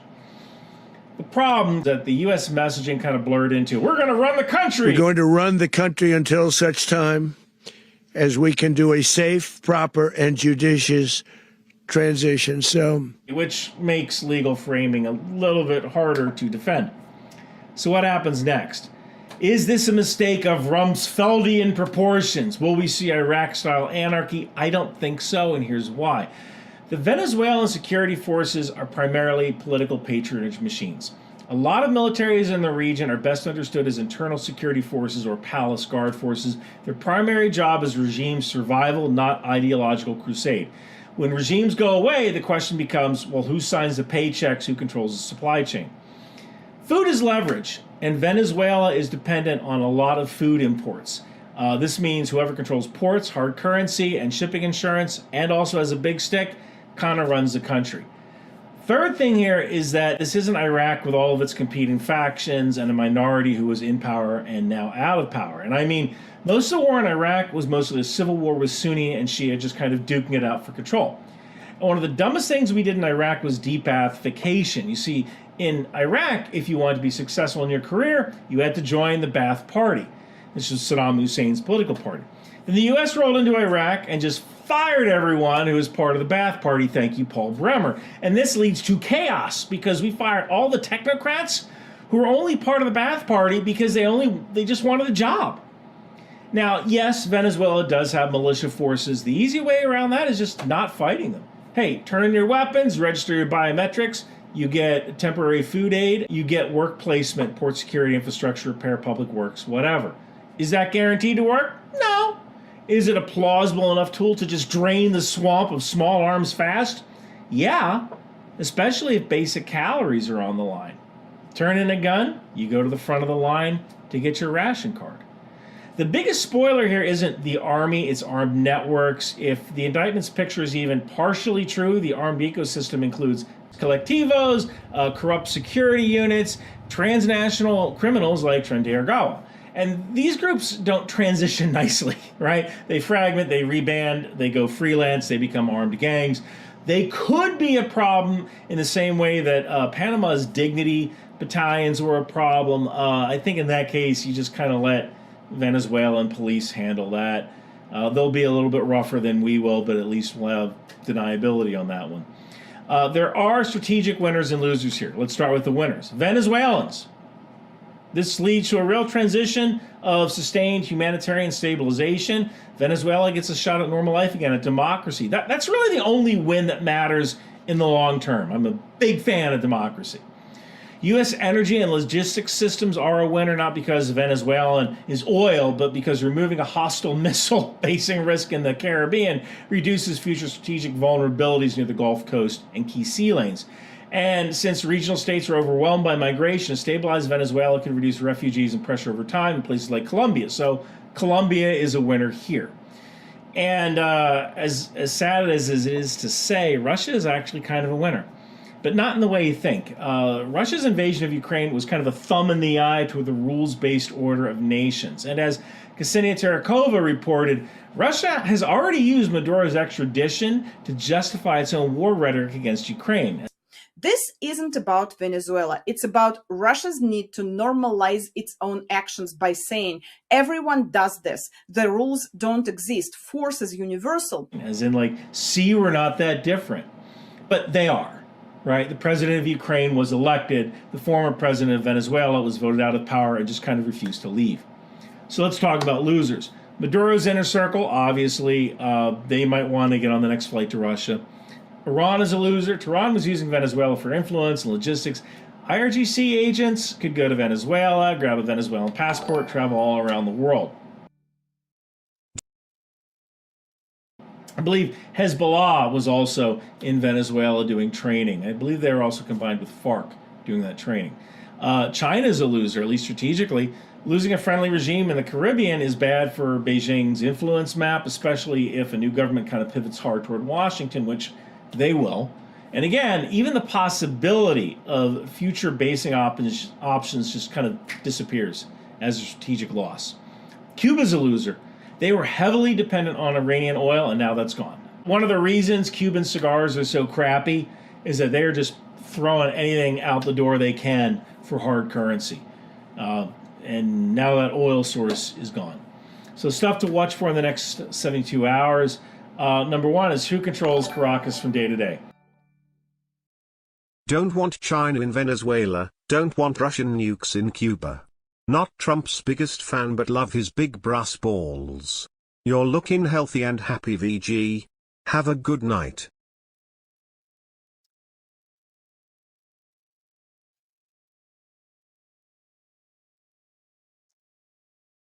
Thanks.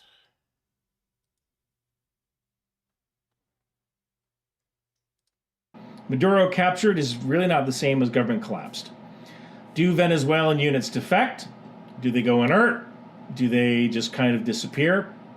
Ports and airports is another thing to look at. Who controls customs, food imports, and fuel distribution? Because there's a limited supply of food in Venezuela, and if no ship captains are willing to go to Venezuela to offload their cargo of food, you're going to see hunger really quick. Also look for a UN response and whether any government legitimacy framework kind of forms.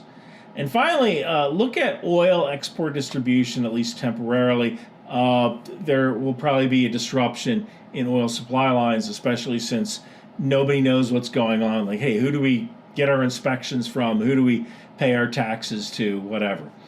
If you want a one-sentence thesis, this wasn't about arresting a narco-state leader. This was about removing a future strategic threat from the Caribbean while the U.S. stares down China in the Pacific. And if you don't plan for Taiwan and the Caribbean as a combined problem, you're planning to lose. You want to know the good thing? Frank is the victim. Taban recommended the surgery. Always forwarding stole his Wagyu. Alibaba sent him a broken chip machine. The DMV made him pay a $25 fee. GoFundMe legally banned his fundraiser. And Paul Saladino used a Freemason judge against him. No, I think Frank's just a retard. Thanks for the donation though, JP. About all this, I've been embargoing Diplomatica rum because of Maduro. So, cheers to... Wake up, time for games. I'm awake. You can see my fucking eyes open. I just want to lie back in my chair, fuck's sakes. Freedom, Venezuela. God, that's good rum. Grab my novels on Amazon or Audible if you're a Marine. Grab my Intel Life sweatshirt at Bunker Branding. Thank you so much for watching. That was so good, I'm going to do it again. Cheers to freedom, Venezuela. Based. Let's see. 30 minutes.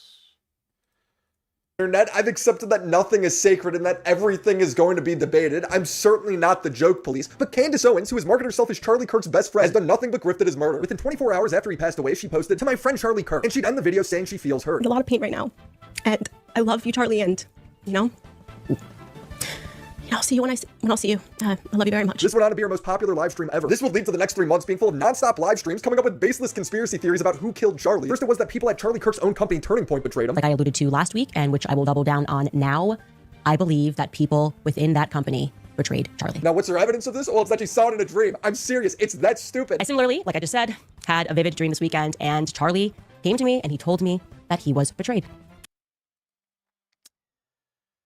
Yeah, you know, like, a lot of women do this.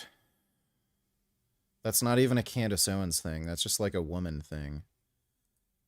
They, like, see something in a dream and think it's real. Like, I've seen a lot of women do that. And so for me, you don't have to believe that, but I do believe that. It was the immediate sense I got, actually, and I don't know who exactly it is that betrayed him, but I also felt in the dream that it is soon going to be revealed, that it's actually inevitable that it is going to be revealed, that there is nothing and no one that is going to stop the truth from coming out, and it is going to have international consequences. Take that to the bank. Quote me on that. Yeah, we're still waiting on that. This is all based off of her womanly intuition. Women tend to have a stronger intuition about people, I would say. Then suddenly everyone is involved. The U.S. federal government is covering it up. If you were going to bring me to the argument that this truly was a miracle, it probably would not be in the midst of a circumstance where the feds are lying, right? That is... Yes, you look so happy and healthy, VG. What fucking moron wrote that? Did they look at you? You look like absolute shit. Like literal shit. Like a piece of shit. Depressed. Unhappy. Annoyed? angry, emotional, unintelligent, retarded, nigger. Okay, well, thank you. 21st.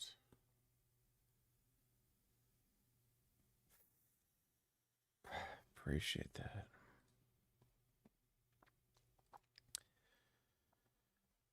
Did I have more energy today? I didn't take an afternoon nap. Had a really good workout and didn't feel exhausted. So I think the T4 I've been taking has been working.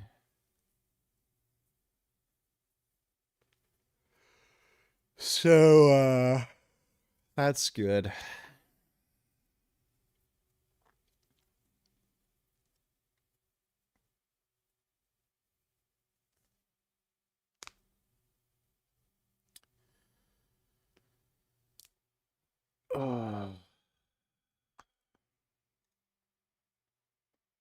Is like, not now, right? Israel is involved because Ben Shapiro said Candace should be condemned. Ben only cares about Israel's interests, so Israel is involved. Then it's France. I can tell you the feds are not doing that because I was the one who said I had the information about the French Foreign Legion being on the ground the day that Charlie was assassinated, and the feds have not reached out to me. It's because you're crazy. She blames France partially because she thinks the first lady has a penis. I think you Brigitte did that. Macron has a penis. I really want you to know that. Macron does not have a penis. Brigitte Macron has a penis. No, she doesn't. She thinks she's the main character. She's like, I found Egyptian planes. Isn't it suspicious the government isn't reaching out to me about this? As soon as some podcaster was like, hey, I found Egyptian planes and they're being kind of shady, I would be like, whoa, that is weird.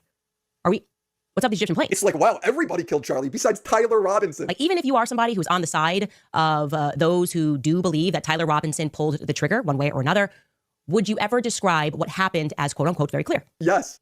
I'm guessing your answer to that would be no. Because you've eaten all the glue. She has zero evidence of there being a second shooter, but she believes that over the official story. How? I don't know. Maybe she dreamt that up too. Remember, Candace claims to be Charlie's closest friend. They're basically siblings. Our relationship was real. We were brother and sister. You know, we were fortified. Our relationship was forged in fire, the fire of politics. I knew him. I knew Charlie, the real Charlie. For real though, you're slumped in your chair. Been moody the entire stream. Acting like a bitch and not happy for a single second. And this degenerate donates saying you look happy and healthy. Good night, Fiji. Is that person a degenerate retard or what? Yeah, well, doing better than yesterday, so go fuck yourself. Thanks for the donation, jackass.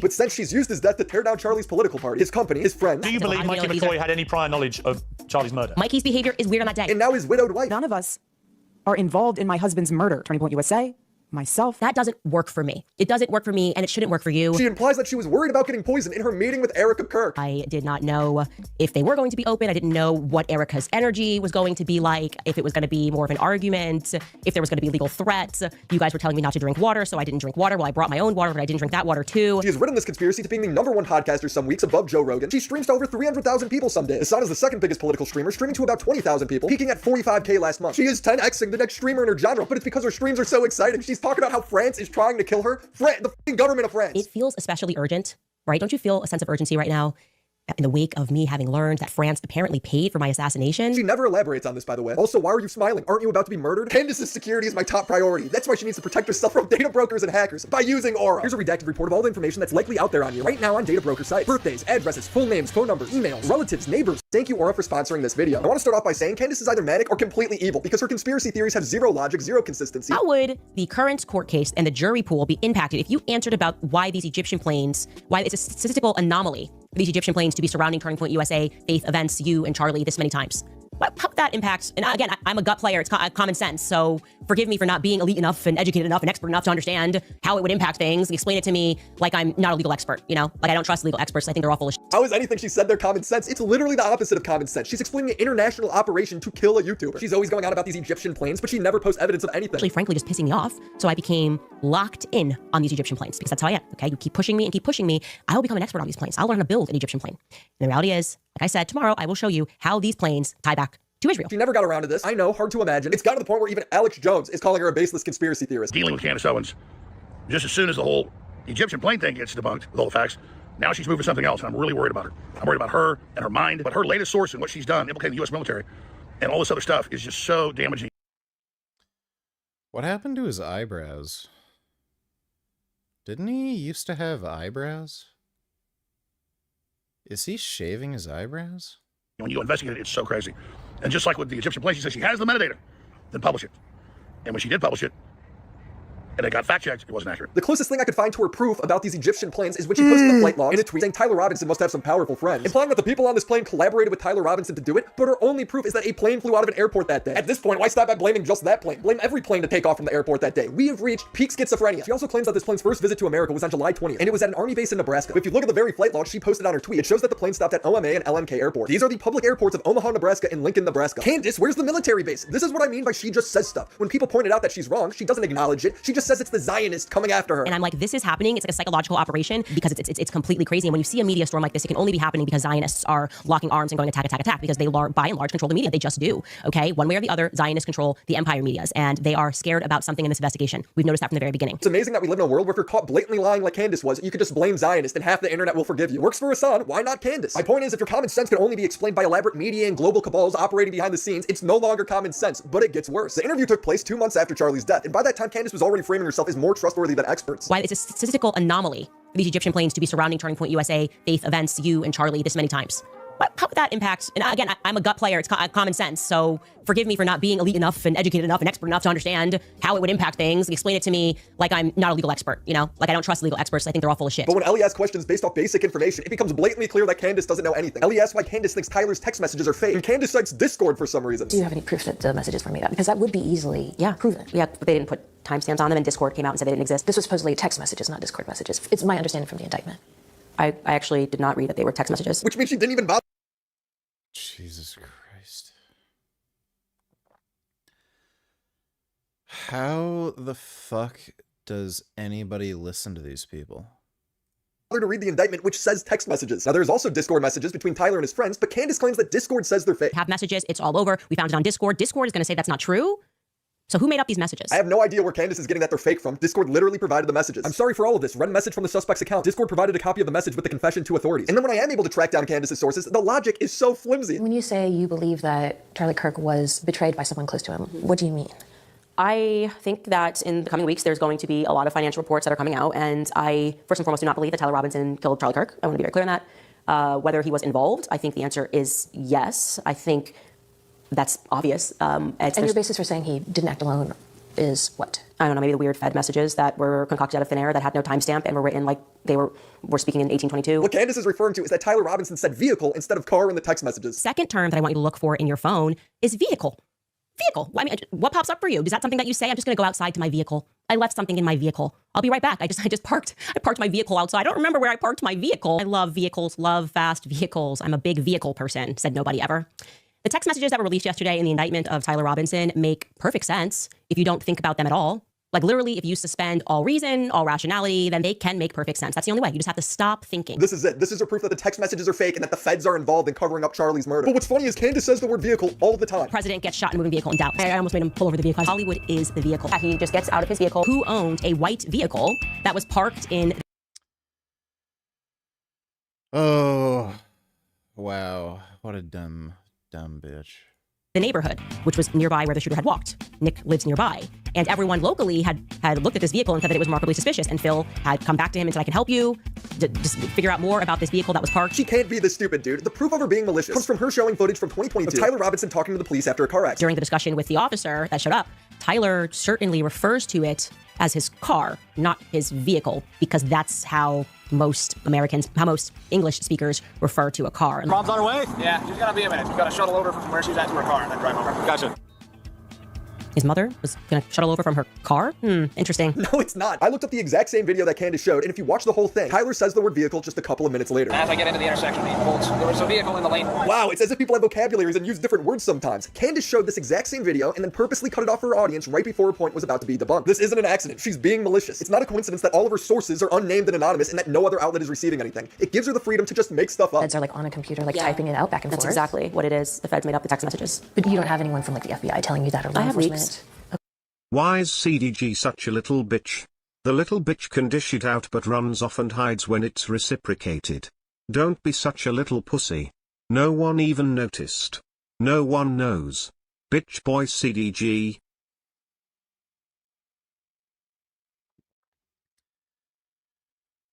He just does that.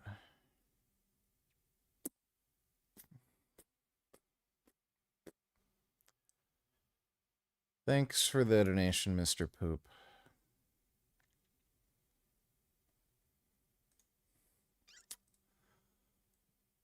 Poop, poop, poop.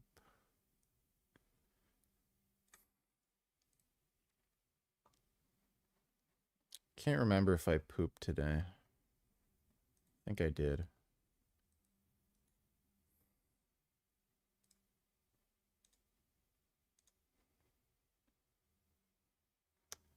One year ago.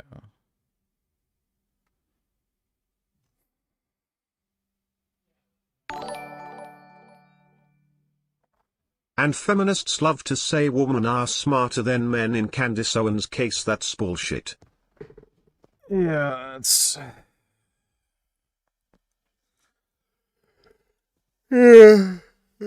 She does not help that case, that's for sure. Thanks for the donation, Dodo.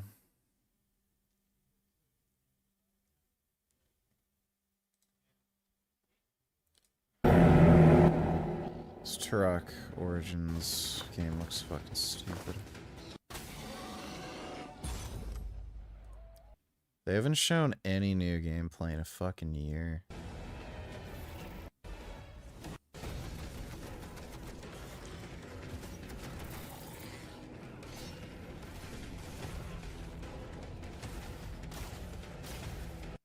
Why in the fuck would they make this a third-person shooter? It's so stupid.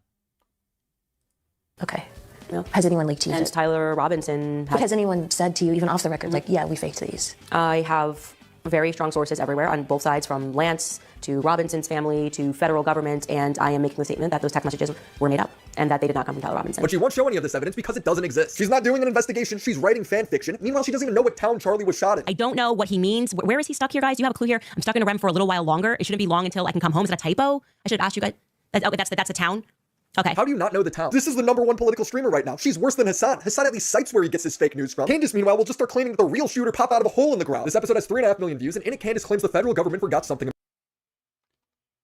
It's mind-blowing. She gets 10 times the viewers Hassan gets? Holy fuck. Like, Jesus. You know, being retarded seems to give you, like, such a fucking huge financial benefit. It's kind of crazy. If only I could, like, take stupid pills and, like, be an idiot for a little bit and make money and then just stop taking the stupid pills, then I can, like, enjoy the rest of my life as a smart, rich person. Important. I'm just implying that there's an entire underground there. And I remember when I looked at the footage, I felt like it was coming up. I don't know anything about ballistics. I'm not an expert. But if there was a hatch door nearby, then we can assume, as we should always assume with colleges, obviously stadiums, there's always an underground path.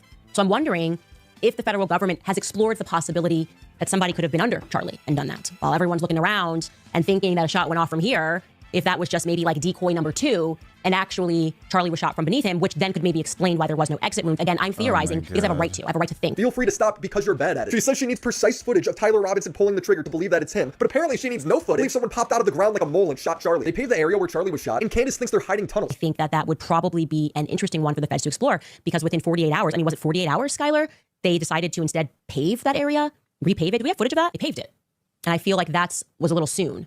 So I don't know if things can be unpaid. I'm sure they can, but maybe exploring a tunnel network would be a good start. Candace, you're literally a millionaire. Go to the school yourself and investigate the tunnels. Now let's dive farther into Candace's sources. Most of the time when people ask Candace for a source, she just defers to her gut instinct, her common sense, but I don't think she knows what that phrase means. Tyler is on videotape. She calls it fake based on nothing, and her audience will just believe her. What are we to discern from all of this? I'll tell you my take on this. I think the person in the maroon that's walking is different from the person that's walking up the stairs. It's a gut thing, okay? I don't know, but I know. Okay, I don't know, but I know. I would discern that we are looking, just vibe again, 2 different people would be my thing. 2 different people. One of those people is definitely, individuals is definitely being protected. Her investigation is based off vibes. Well, vibes don't get convictions, Candace. At one point, she says she'll only stop with the conspiracies if Erica Kirk tells her to. Okay, so I want to be very clear here. No one, and I mean absolutely no one, outside of my husband and Erica Kirk has the power to shut me up right now. So then Erica asked for the conspiracy theorists to stop. But when you go after my family, my Turning Point USA family, my Charlie Kirk Show family, when you go after the people that I love, and you're making hundreds and thousands of dollars every single episode because somehow they're in on this, no. And so my message to them is to stop. Candace then does a stream titled Erica Tells Me to Stop. She watches Erica saying she's not involved in killing her husband. None of us are involved in my husband's murder. None of us. Turning Point USA, myself. Candace then says she can't ignore her own common sense, implying that Erica is playing a role in covering up Charlie's murder. The problem is that you have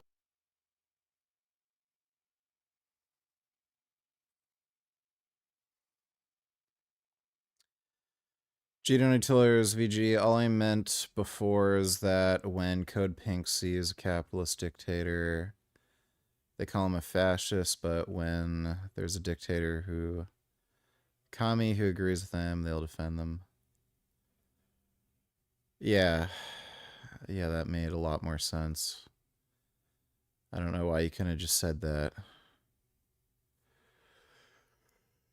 Again, they have no ideology themselves. They're just paid by communists to spread Chinese CCP propaganda. So, like, nothing they say is in any way ideologically coherent unless you look at it from the perspective of they're just saying whatever China wants them to say. So yeah, thanks for the donation though, G. Appreciate it.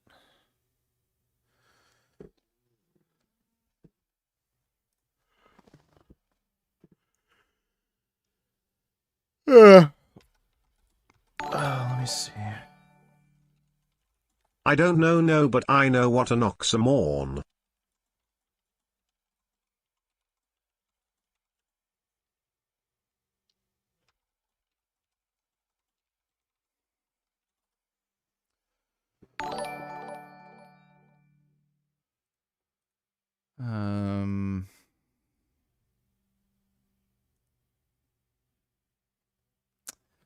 I think you misspelled a word, Dodo. Thanks for the donation, though, dude.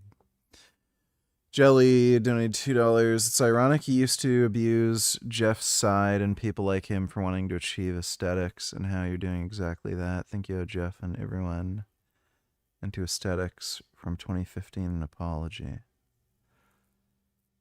I don't know what the fuck you're talking about.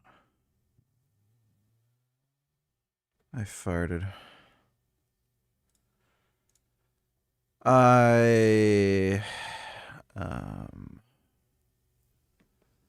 don't care.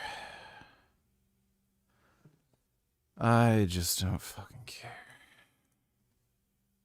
Have people on social media who are talking common sense and they don't understand this. Okay, that's like, that doesn't work for me. It doesn't work for me, and it shouldn't work for you. But when people bring it up, she backpedals too. Well, I never explicitly said that. So I just want to say to, first and foremost, Glenn setting that question up, I can't find, to this day, because this just feels to me to be like the ultimate strawman, any commentator that has explicitly accused Erica of killing Charlie Kirk. At times, I feel like I'm watching a gender-swapped Eric Carmen. I looked through your stupid book. It's 540 pages of ripping on Wendy and calling her a slut. I do not directly say she's a slut. Wendy Testerberger has proven time and time again that she will do anything to pleasure her vagina. Whether it is the school football team or the janitors on their break, Wendy spends her time as president on her knees or on her back taking the old in out for hours on end. You didn't read the rest, dude. Or does she? See, that's a question. I'm asking questions, Seth. I want to touch on Candace claiming France is going to kill her. She tweeted, I informed the people in the federal government and the White House of the France and Israeli assassination plot, and I'm willing to provide full details, as well as the name of the assassins and international accounts in France and Canada, through which money was exchanged. Feels especially urgent.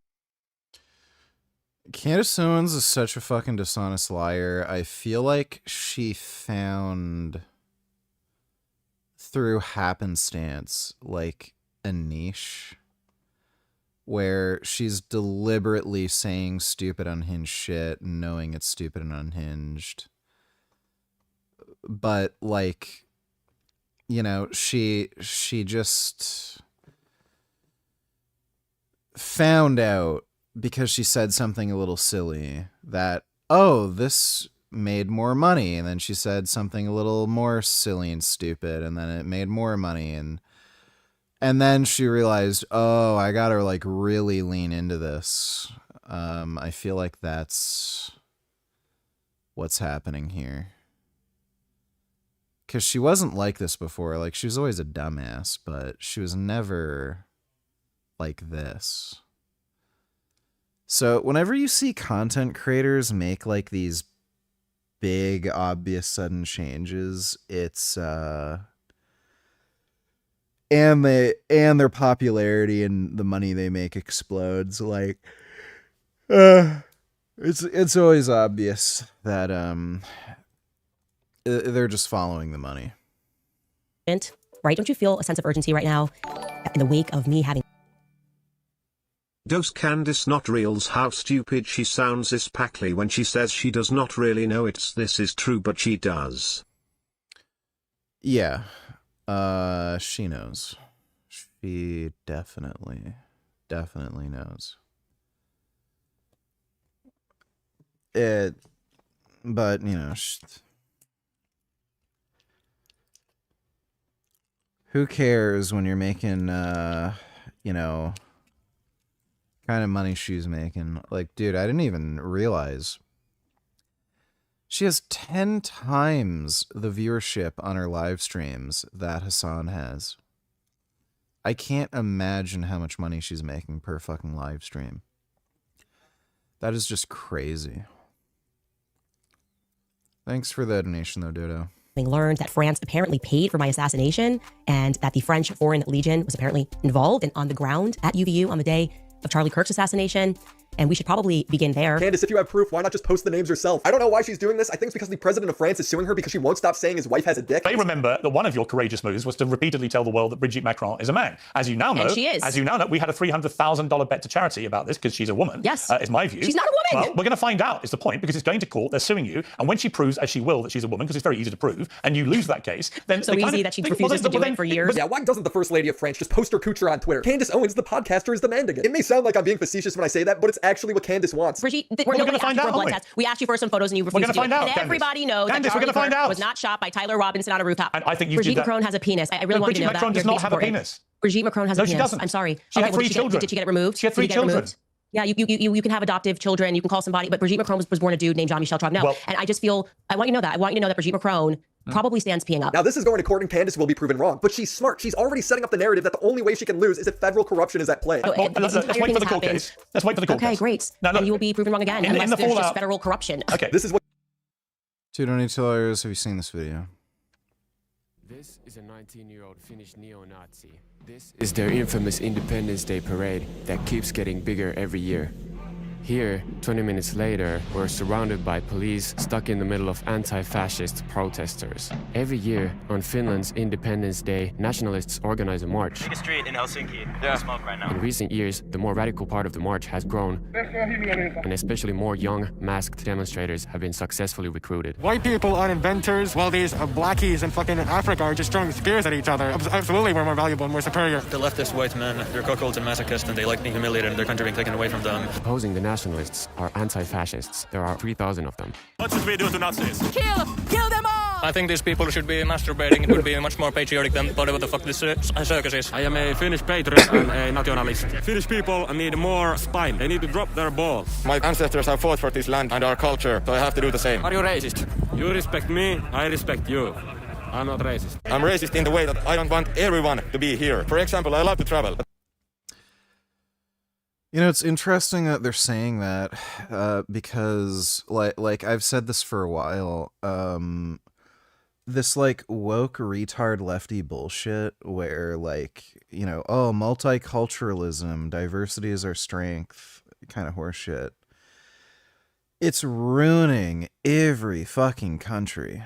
Like, this stupid European kind of policy where they just let everybody in, all these like fucking retards from Syria, it's destroying all these fucking countries. And you see this pattern where everywhere they're doing this, they're just legitimizing these far right wing nationalist sort of movements.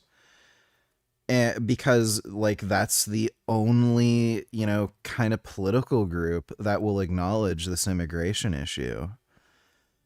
And it's kind of funny, sure enough, like, they're in this weird right-wing, like, pro-Nazi kind of cult.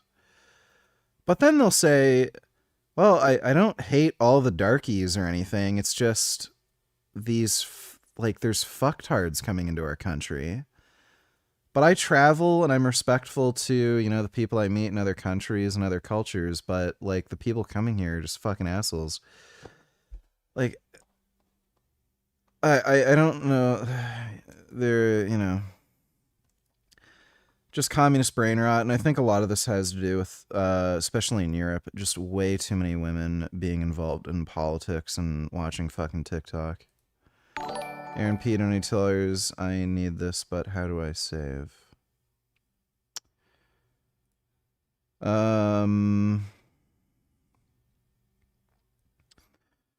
Well, you keep the money you earn in the bank and you don't spend it. That is how you do that. I also... You have an Xbox?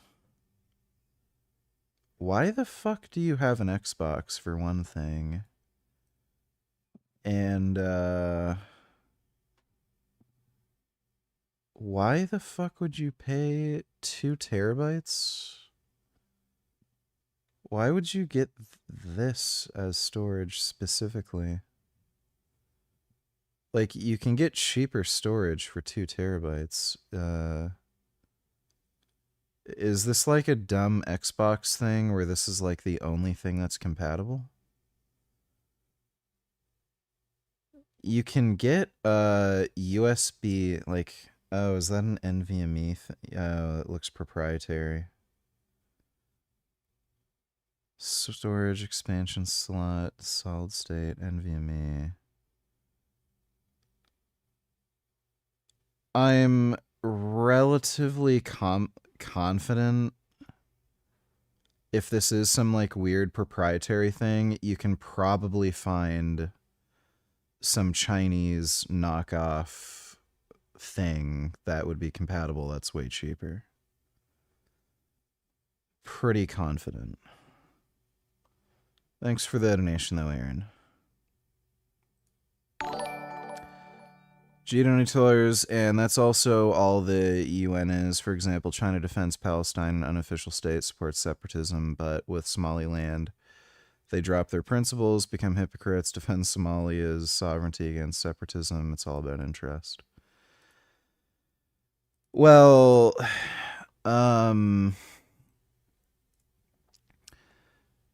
the communists have noticed this since, the 1960s at the very least, if not the 1950s. There's a lot of white guilt, and they've been using that against Western nations for a long time. They've mentioned shit like racial inequality and stuff like that since the 1960s. And they've had a plan where they put in communist agents in universities and Western institutions, and they've used this sort of white guilt, racial injustice bullshit in order to gain a political advantage against the West. One of the best examples of this is probably Rhodesia. So Rhodesia, which is now, modern day Zimbabwe. Rhodesia was a British colony.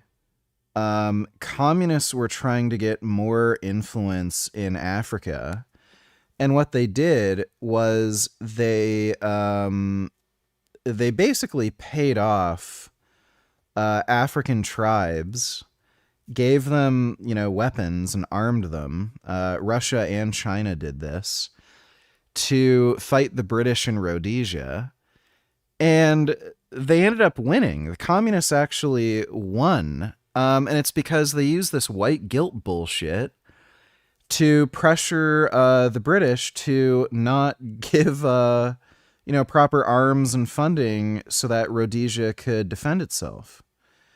And it was all based on this white guilt bullshit, like, oh, you're giving Africans unequal treatment. They're not able to like vote and shit, which wasn't what was actually happening. And, sure enough, Rhodesia was not given any fucking money and weapons and arms and any military support from, Britain.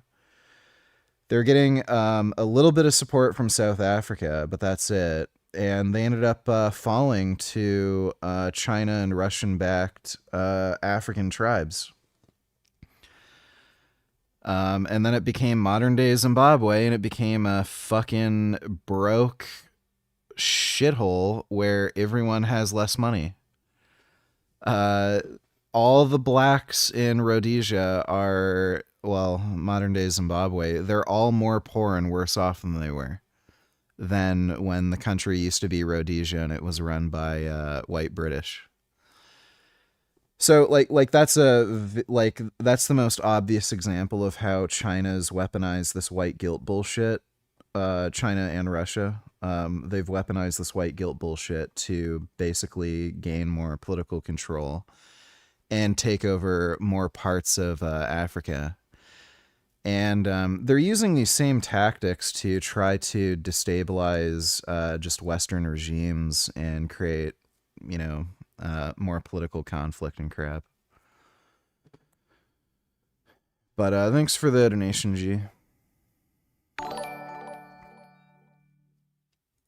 And SJWS would say you're racist for saying that multiculturalism is ruining society. Yeah, well, those same SJWs won't suck any black dicks, and they all hang out with white people, so... Thanks for the donation, Dodo. Why do communists hate white people and the West so much, VG? Well, in the case of China, that's obvious. With Russia, that's not the case. Again, they just weaponize this white guilt bullshit. Thanks for the donation, though, Dodo. $2 That crazy Antifa bitch at the protest said she's against all murder and violence, and then said she wants to kill all those people at the protests. Well, yeah, they kind of say the quiet part out loud. Thanks for the donation, too. But why do you travel? You want to see another country, their culture, their people. If everyone is here, it destroys every beauty of every culture. What do you think about it, the march? Hey, it is great, man. It's a good experience. Yes, it's good for a South African to see how you guys celebrate your Independence Day. Yeah, it's a lovely, lovely experience. The nationalists' route led from the central railway station to the Parliament House. The atmosphere was ominous as a... Oh my god, again. Oh, wait. Record number of nationalists occupied Helsinki's largest street. Okay. Fascist ideology. Oh, thank God he put in really shitty, annoying music in the video. I was about to, click off the video because there's not, really stupid, annoying music and just random sounds. But now that he added in this garbage fucking stupid fuck music, now I just want to keep watching. Nearly everyone we interviewed in the march identified themselves as... Telling these Nazis to fuck off. Nazi, ota maski vittu! Ota maski vittu! No niin! Niin mä veikkasinkin. Next, we arrive at the Parliament House. Going through customs into the country. Are you afraid that Russia will attack Finland? No, Russia is weak. Fuck Putin. I think Russia is controlled by the same kosher clique as Finland, and there's no reason for them to attack us. For its fascist features, but it was re-registered. Not going to Töölön. I can't be fucked, yeah. Welcome back, folks. Yeah, add in the shitty music in your video, I just can't be fucked.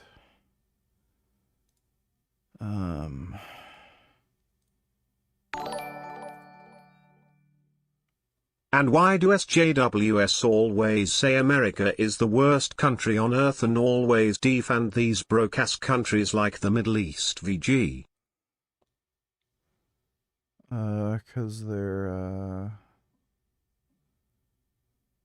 Cause they're just assholes. Thanks for the donation, Dodo.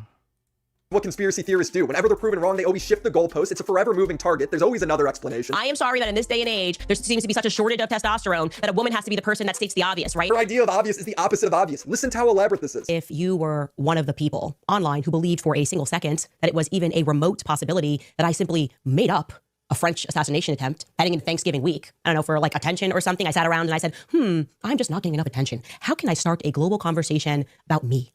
And then I came up with this idea of creating fan fiction where I imagined myself as the victim of a multinational state plot to murder me. Yeah, if you thought that for a single second, that it was for funsies, because I'm not busy or anything, then you're just not sober. You're not paying attention to anything. You're not sober. The proof that she shows that she's gonna get killed is her own tweet. That's it. I obviously tweeted exactly what I was informed. Okay, I'm going to read that tweet to you in its entirety.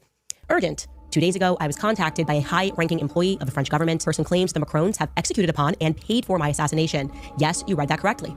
More specifically, that the green light was given to a small team in the National Gendarmerie Intervention Group. I am told there is one Israeli that is on the assassination squad and that plans were formalized. Candace is once again claiming she has evidence while never showing anything. This video could go on. Yes, the French and Israelis want to kill Candace Owens because she's annoying. For another hour. She never stops. Candace tweeted, they've been signaling that a 9/11 style attack is coming the second week of December. Save this tweet. It will age well. Nothing happened and she never commented on this again. But she did have a conversation with Piers Morgan in at 9/11 My Brain. Candace says that she's not seen one piece of evidence that Tyler Robinson shot Charlie Kirk. I haven't seen one piece of compelling evidence that Tyler Robinson scaled the rooftops like Spider-Man on a college. Aside from him admitting that he committed the murder, I guess. Campus that he didn't go to and fired one shot, a magic bullet shot, and killed Nah, I haven't watched. Well, I've watched a bit of low tier God content. Charlie Kirk. I have not seen one piece of compelling evidence. In fact, I've seen more compelling evidence to the contrary. No, you haven't. She has no evidence showing the contrary. However, the evidence that Tyler did shoot Charlie is Tyler walking up the stairs to the roof, him running and jumping off the roof, holding the gun, him running out of the woods where the gun was later found, him limping because he hurt his leg when he jumped off the roof, and him admitting to doing it to multiple people. None of that is evidence to you, but random planes, random holes in the ground, any random person that emails you, that's evidence. Okay, dude. Candace keeps saying that people at Turning Point are complicit in killing Charlie, so Piers presses her on it. That to me, even that seems like a part of telling people not to believe their own gut. Obviously, for this to have been pulled off, there had to have been multiple people involved. There had to have been people at Turning Point that were complicit in having this happen. Now, who knows what their motivations are? Doesn't mean maybe this person's like, hey, I'm going to help you. Hang on. Okay, let me stop you. Hang on. When you say obviously somebody at Turning Point, you are accusing right now people that worked with Charlie Kirk at the company he built, which is now run by his widow. You are directly accusing people in that company of being complicit in his murder, right? I want to just be very clear connecting that dot. She's not clear at all. She just rambles about JFK before claiming that Charlie was killed over money. Common sense inquiry is, was there a financial motive for this person to be dead, okay? This is like Sherlock Holmes 101. What was the financial incentive to kill this YouTuber? Like, for who? I can only think of Erica because she's now running the company. But Candace never explains. She just says it's common sense and declares victory. This is what I mean when I say that the public no longer trusts the media because you're acting us to be stupid. And we don't want to do that. We actually don't want to pretend that we're clinical idiots. Candace, I'm realizing you're not pretending. Candace never answers Piers' question, so he asks again. Who at Turning Point? All I want to do is ask that code pink lady about the genocide of Muslims in China again and see what says. She will probably say it's in self-defense of China. What a hypocrite. Well, China, the Chinese take on that is there's no genocide and it's just Western propaganda. So that's what she'd be told to say. I'm pretty sure somebody has confronted her on that. And she just said it's like Western propaganda and all lies. And, oh, the real genociders are the Israelis and Americans giving them the weapons. Pretty sure I saw a clip where somebody actually pressed her on that. This weird, like, holy fuck, dude. That's like, there's skin on the back of my neck that, like, keeps peeling. It's fucking weird.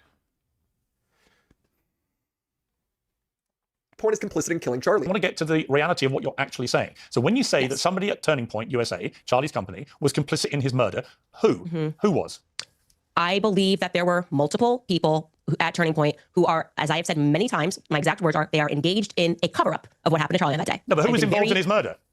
I didn't say they murdered Charlie. You said that people at Turning Point were complicit in his murder.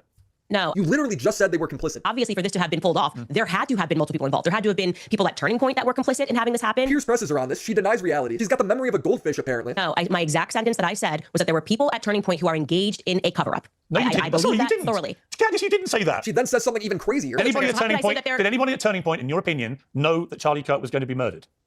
There is specifically 2 people at Turning Point USA and I have communicated Jesus Christ, it's a yes or no question. that information to Erica and Justin Strife, that I would not be surprised if they had foreknowledge of Charlie Kirk being assassinated. But do you have any evidence? I'm not going to name. I am not going to name those people. Okay, because it's not right for me to name those people until I know for a fact that they did. But she has actually named the Turning Point USA employee before, so Piers asked her about him, and she doubles down. Do you believe Mikey McCoy had any prior knowledge of Charlie's murder? I can't say that he had prior knowledge of the murder unless I have something concrete. I can't say anything about prior knowledge. What I can say is what happened on that day. Mikey's behavior is weird on that day. I find it weird, like I said on the podcast yesterday, that what has been communicated to the public is like he called Erica instantly. First thing he did was call Erica instantly. And that's actually the call logs show that he didn't call Erica instantly. So this guy Mikey is getting roped into killing Charlie because he said that he instantly called Erica after Charlie was shot. Candace constantly calls Mikey a liar for this. I do believe that Mikey McCoy should have to answer for who he had on the phone right when the shot went off. So yeah, his father, his own father. That surprised me the most about these call logs is I certainly feel that we were given the impression over and over and over again that the first person Mikey called was Erica, right? He called Erica.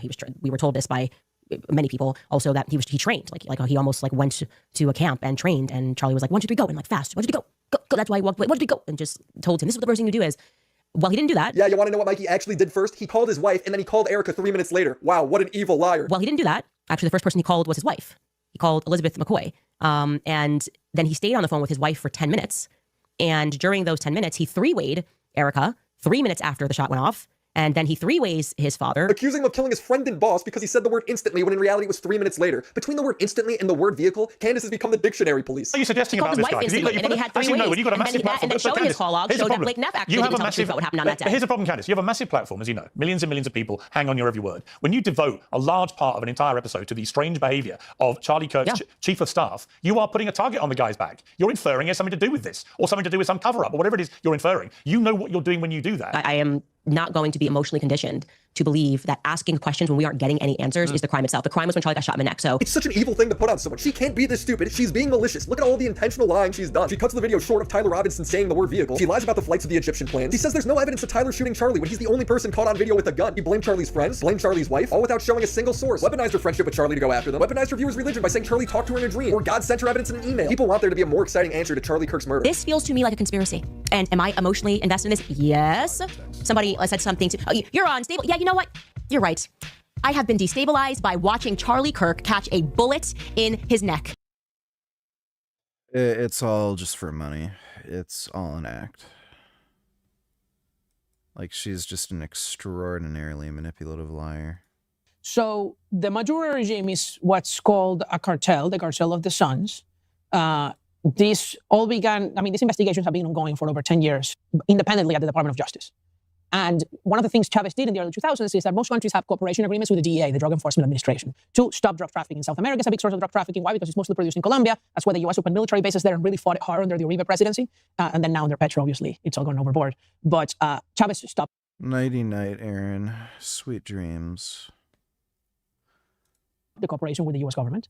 And that was purposeful. That's because they thought that that was actually their best revenue source. They destroyed the oil industry, so they ran out of oil to steal. What they didn't destroy, because it's not government owned, is the drug trafficking industry. And so the generals of the Venezuelan military, this is part of how they remain in power, the military is the cartel. And the military knows that if Venezuela were to become a democratic country, obviously generals cannot be drug kingpins, no matter who comes to power in an election. And that's why they will never give him power peacefully. Well, that's another discussion that we can talk about. But the point is, they became a cartel. They don't mainly produce the drugs there. It's mostly from Colombia, from FARC, ELN, these other military groups. They bring it through Venezuela. And because Venezuela is a narco state, the government itself endorses this. They use government planes to transport drugs. They use all the state infrastructure to do it. Nicolas Maduro's nephews were captured by the DEA in Haiti with kilos of cocaine. They were brought here. They went to trial. They were declared guilty. And then Biden pardoned them and sent them back. What? Oh, yeah, this happened a few years ago under Biden. It was all part of an exchange for American prisoners. And he released the nephews of the dictator. This is how high up it is. How close do you want to get? It's his own family. So that is why they do it, because it's a big source of revenue. It's a way to create a clientele of people in power that have the weapons to remain in power. And how much cocaine, do we know how much cocaine is being trafficked from Venezuela to the United States? So my understanding is that it's about 20% of the cocaine that gets to the United States comes from Venezuela. It's not a majority, but it's a huge portion. And but I don't know how credible it is, the amounts. But it really comes from Colombia. That's where it's produced, and then Venezuela helps with the transportation. Part of it also goes to Europe. It's not all to the United States. Goes to the islands of the Caribbean, sometimes on flights, sometimes on boats, like the boats we've seen. They're stricken in the Caribbean, and then ultimately also through Mexico, right? Well, these boats that have been destroyed by U.S. strikes, are they narco boats? What do we know about them? I am certain that they are. I have no. So one of the things is Right now, there's a very lively discussion in the United States over whether this is legal, whether this is good, whether these people need to be brought to trial. Look, I can tell you, at least me personally as a Venezuelan, I fully support the Trump administration's strikes on drug boats in the Caribbean. And the overwhelming majority of Venezuelans even post on their personal social media jokes about it. They love it. They're like, another one bites the dust. Because this is part of what keeps the regime in power. Now, are the strikes going to overthrow Maduro by themselves, striking boats? No.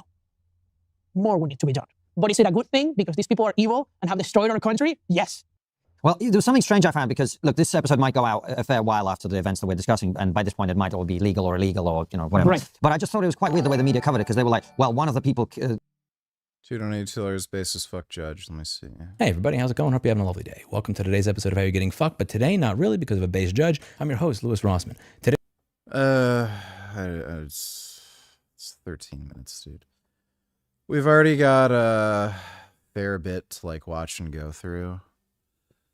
And I've already reacted to, I think, an article on that on stream.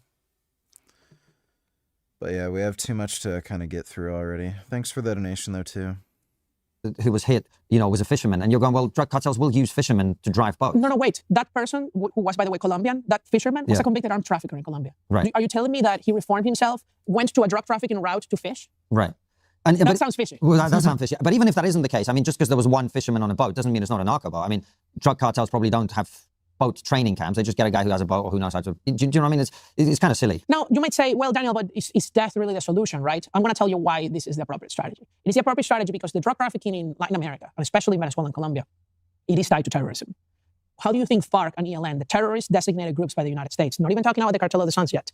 Sorry, Daniel, there's a lot of people who won't know what FARC is and won't know what ELN is. So let's just give us a bit of background and then come back to the point. The FARC and ELN are Colombian militias that occupy large portions of Colombia, do bomb attacks, kidnap people. They have kidnapped even presidential candidates in Colombia, and they extort businesses in the region. And they're funded through drug trafficking. How do you think Hezbollah even gets funding too? Hezbollah also receives money from drug trafficking. The terrorist groups have found out that the most profitable way to make money is drug trafficking and other criminal activity. It's like the mob did the alcohol and the prostitution and all these things together. It's the same thing the terrorists do. So when you strike the drug trafficking, you strike the funding source of terrorism. Mm-hmm. That's really, really interesting. Another thing I was going to ask you is, one of the... $2.82 VG. I just thought I'd let you know I heard that Ayatollah might flee Iran. Yeah, I already heard about that. And you also heard that I think you meant U.S. are moving forces into the Middle East for, what? Well, yeah. They're probably going to want to try to capture the Ayatollah, the supreme leader. And, yeah, they're pretty much guaranteed to actually start some kind of military action in Iran alongside Israel. So the Iranian regime is fucking done. It's funny how there's some really good shit happening that's gonna weaken Iran and China, Russia and China. It's pretty great. It's looking like the Chinese Taiwan invasion ain't fucking happening. I also have a really nice kitty here. He likes to cuddle. He's a really good cuddle cat. He has a big cat butt.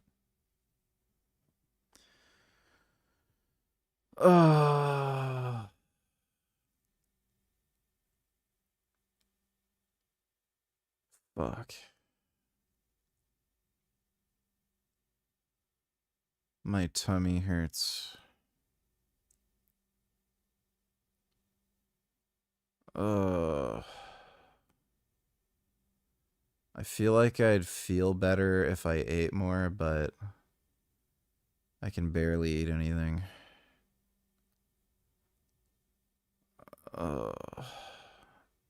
Damn it. Fuck. I also have to piss and shit.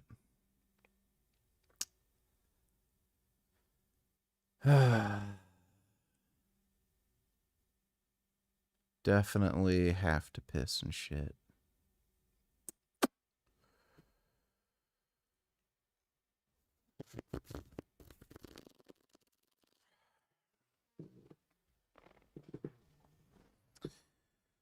Oh, my little noodle.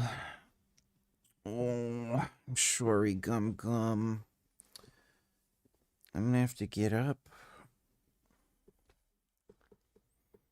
My sweet little Gum Gum. You know you're beautiful. You're so beautiful and I love you. You're such a sweet baby. Love my Gum Gum. Mwah. You have such beautiful kitty paws. They're like little mittens. My sweet baby.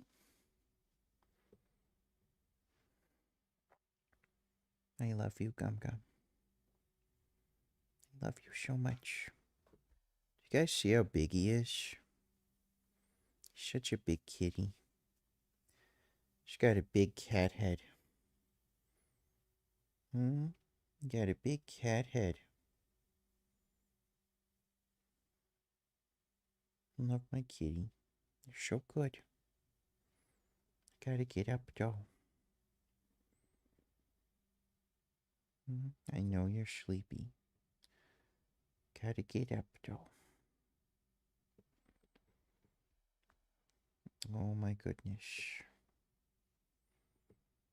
It's my Chonko. Oh.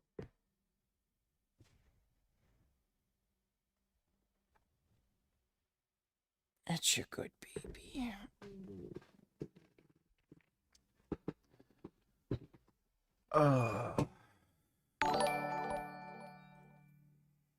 Gum Gum is perfect. I know. Oh. Oh my god, so round and orange. Like an orange. Never alone. Oh my god. Always there.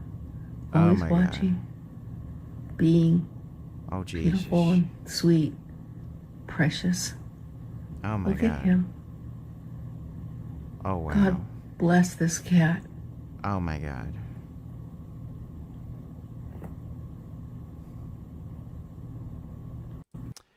That is a good round orange boy. Very orange-like. Thanks for the donation, Ethan, now. Okay, I'm gonna take a pee and a poop. Oh, pee and poop. Pee-pee time is not always poo-poo time, but poo-poo time is always pee-pee time. Even if you think you got all the pee out, as soon as you poop, more pee comes out. It's really weird. Gotta ask a doctor about that. I'll be right back, though.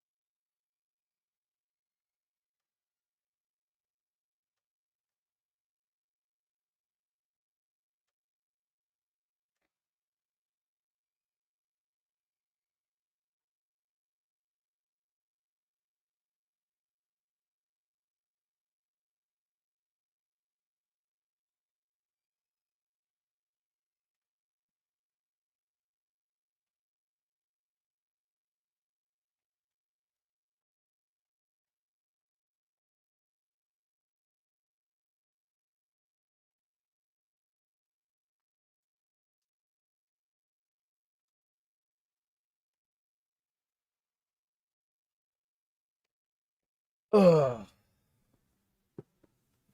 Well, that was a pretty good log. Oh. Man, I feel exhausted after shitting sometimes. It's like I just dropped a power cell. Fuck, I want to take a nap. Taking a fat shit and then taking a nap after just feels so fucking good. Things that I think is probably under-discussed is the extent to which Venezuela is working with hostile regimes to the United States. Absolutely. So Chavez became very good friends with Mahmoud Ahmadinejad when he was president of Iran. The Iranians are still very good allies of their current regime. Vladimir Putin, Xi Jinping. I mean, Russia and China gave him billions and billions of loans that then they forgave. That's all to prop them up. Because for these regimes, having Venezuela there is both a platform to attack the United States, but also to bother the United States. They know that the drug trafficking kills Americans and harms the West. Why not support them? They know that Maduro and Chavez before him funded communist parties in other countries, including... Gum. My goodness. Wants to do more cuddling. Oh, my sweet little cuddle kitty. Cat butt. His stripes are so beautiful. Oh my god, my beautiful brown boy. Oh my god. Have you thought about starting a dry sauna routine? Either getting a portable one like the Pod 2.0 for home use, I guess that goes up to 185, or doing it at a facility for the health benefits. I have no interest whatsoever in driving to a fucking gym so that I can sit in a fucking sweaty, disgusting, bacteria-ridden fucking box with a bunch of fucking old, wrinkly, naked dudes. I don't really... I don't give two fucking shits about saunas. If I had infinite money, I don't think I'd even bother getting a sauna installed. Just seems like too much of a headache to actually use it consistently. I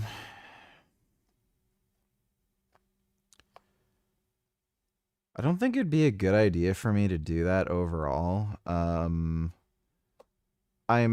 pretty prone to like losing electrolytes from sweating, and I can end up getting like really annoying muscle spasms and shit. So having to go through the hassle of replenishing electrolytes after doing a sauna every day would kind of be too much of a pain in the ass too. Thanks for the donation though, Alan. Including Petro in Colombia, including Podemos in Spain, by the way, the far left party there that is in power. So it is a very cost-effective way to just fight an asymmetric war against the West. And yeah, so I would say it is a big problem. I don't know if you remember when they tried to kidnap the Iranian dissident here in New York City, these armed assassins. The objective was kidnapping, but the other option was assassination. The plan was actually to take her to Caracas, not to Iran directly. It was much closer. That's because the Iranian regime cooperates with the Maduro regime. The first lady and the president of Iran came recently to Venezuela. It was a really funny video. She came in a full black burqa, and then when she was coming off the plane, Venezuelans put the Star Wars song as she was coming down. Because that's exactly what it is. Yeah. And that's the tragedy of Venezuela, is that it's become completely corrupted, that it's essentially now a vessel for the Iranian regime, but it's also got links to China as well. Well, absolutely. The Chinese supported Chavez with loans. They're still present. I mean, part of how the oil is extracted today in Venezuela is Iranian, Chinese, and Russian companies, because the Maduro regime wasn't able to do it themselves. So they're like, hey, let's bring you all of it. So it's really funny when the far leftists in the United States and other countries say that, oh, this is the United States that wants to overthrow Maduro because of the oil. The oil is being taken by Russia, by China, and by Iran. What are you talking about? Where do you think the Venezuelan gasoline comes from? It comes from Iran. Take the oil there, bring the gasoline back. The Iranians, I mean, those are the imperialist countries that interfered in Venezuela. It's Cuba that did. Venezuelans wanted to have peaceful, free relations with the United States, like it used to be. The refineries all along Texas used to be designed to bring Venezuelan heavy oil and refine it there. That's what they're designed to do. And if anything, the Maduro regime has destroyed oil production. Venezuela used to produce 3.5 to 4 million barrels a day. Now it produces less than 1 million, about 500,000. And it represents a very real security threat to the United States. Because I was talking to one of my cousins, and he was saying that there's Hezbollah training camps on the island of Margarita. You see now people in burqas, you see a lot of Islamists in Venezuela. And look, people, you might understand that Muslims are immigrating to rich countries because it's a better place to live. Nobody's immigrating to Venezuela because it's a better place to live. How did they show up there? Because they'll work for Iran. That's really simple. It's because of the Hezbollah training camps. Not only that, but the other terrorist organizations I mentioned earlier, FARC and ELN, sought refuge from the U.S. Involvement in Colombia inside Venezuela. Chavez protected them. He even has in one of his State of Union addresses saying that FARC and ELN are not terrorist groups. They're just misunderstood people. And not only do they represent a terrorist threat externally to the United States, Venezuela, and I'm ashamed to say this, it actually pains me and it upsets me to say this, we represent a threat to the United States internally with gangs like El Tren de Aragua. Absolutely. So Venezuela then after 2020 became a different, greater threat to America and the world. Because now not only was it the drugs, which also increased, but it's also the migration of hundreds of thousands of people, well, millions all over the world, of course, and among them, really dangerous gang members that you really didn't need to be a genius to identify them. So one of the examples is this woman who crossed the southern border under Biden. She was not sneaking in. She was let in by Border Patrol. She was checked. You just had to see her picture to know that she shouldn't have been allowed, okay? Facial tattoos everywhere. This woman was actually a child sex trafficker. When she came to America, what she did was traffic girls into prostitution. Her nickname was Barbie. This is on the New York Post. Dude, what the Who in the fuck would let a fucking crazy, rotten bitch like this in? Like, you just see the tattoos and it's like, yeah, no, you can head back home. What the fuck? Read her, see her photo. All the other cases in New York City of gang members and thief bands, right? Shoplifting gangs. And that is little. They took over an apartment complex in Aurora, Colorado. I mean, they have done so much, and they have even attempted to assassinate Venezuelan dissidents in other countries. 2 Venezuelan dissidents were almost killed a couple of weeks ago in Colombia by an assassin group. They survived, thank God. They killed one in Chile. Their goal is it's not that most Venezuelans or even a large, or even a small or significant number are all criminals or whatever coming into the U.S., but that the Venezuelan regime uses the natural migration flow of people who flee them to infiltrate criminals and gang members. Well, this is what I was going to ask you, because there was one thing that we didn't have in the Soviet Union because it was an authoritarian, maybe even totalitarian regime. We did not have criminal gangs that were roaming, kidnapping people, trafficking drugs. That, like, if you want to talk about the benefits of totalitarianism, crime tends to be really under control, right? As far as I understand, in China, there are no huge gangs that are doing any of this stuff. So how does a country with an authoritarian socialist regime end up having such a strong presence of organized crime? That is such a good observation, and you're right. Cuba also doesn't have a major crime problem. Right. Venezuela is unique among the socialist nations in that it allowed crime to fester.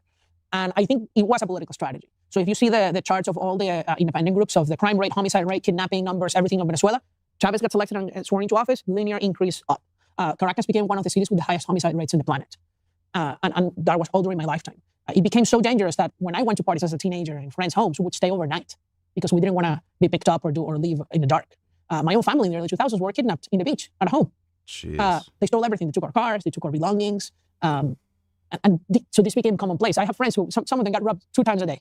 Like, it became a joke at this point. It's like, really? And like when they come, like, they already stole my phone. I can't give it to you.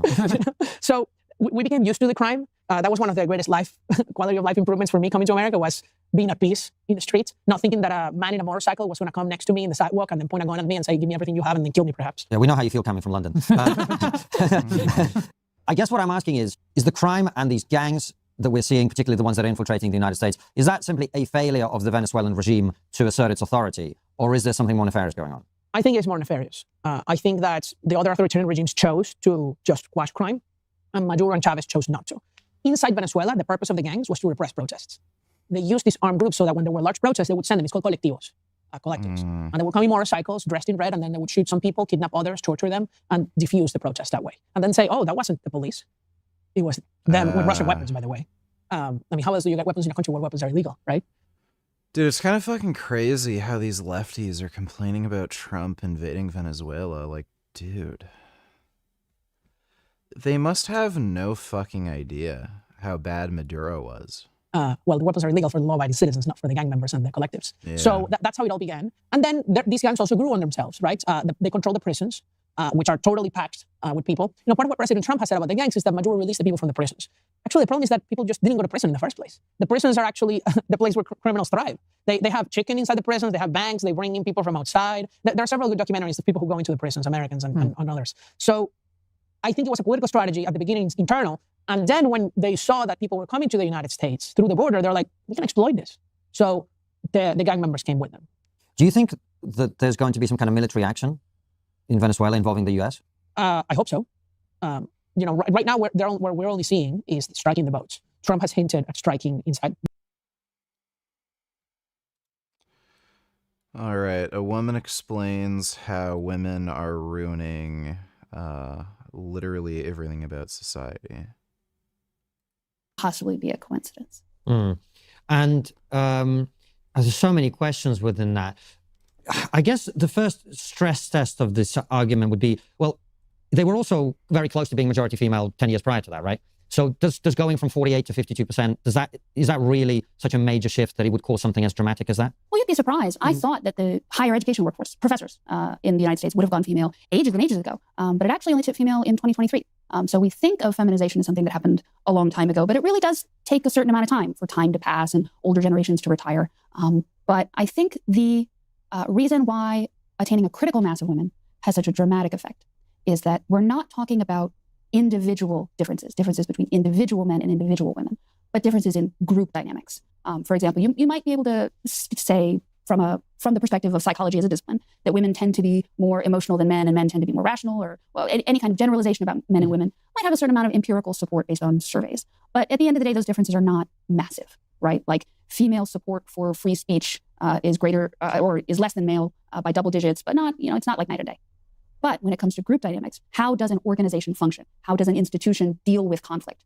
When you're talking about those kinds of things, those tend to be more binary. Like either you solve your conflicts within an organization in a masculine way or in a feminine way. Either open conflict is something that women don't resolve conflicts.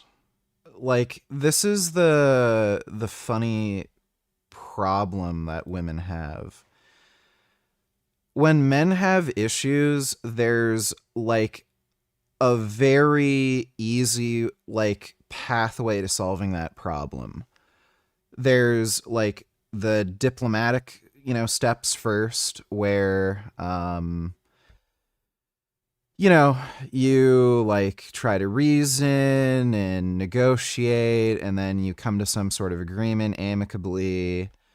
Then there's the next step where you kind of use the threat of force, where and some of those forces can be social things like, okay, well, if you won't play ball here, we'll kick you out or something.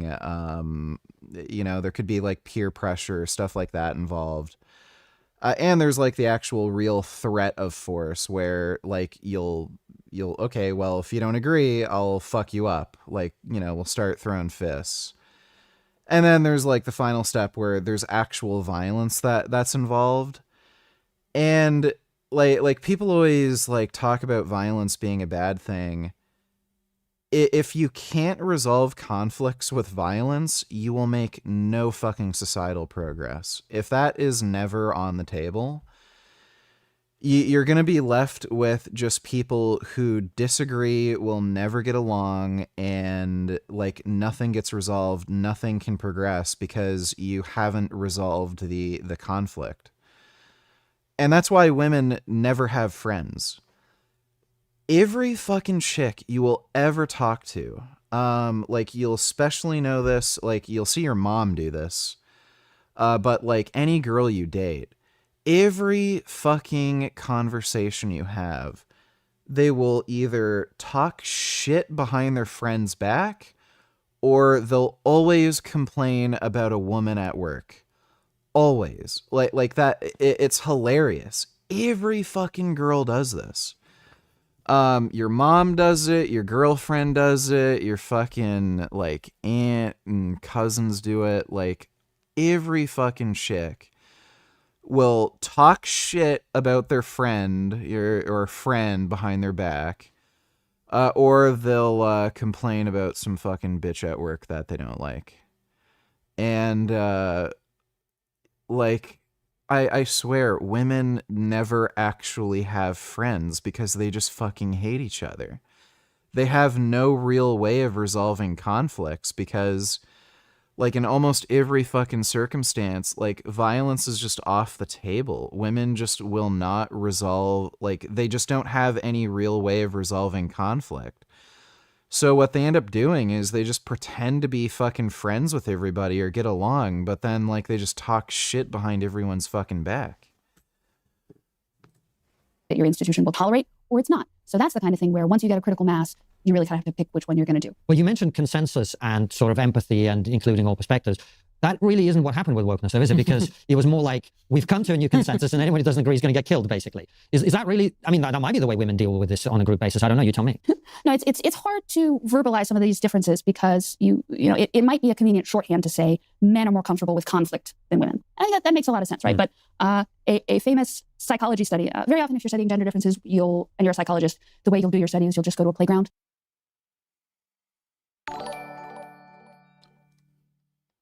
You know, I just realized something. If America is so horrible like these SJWs say it is, then why are so many people from foreign countries moving here to get better lives?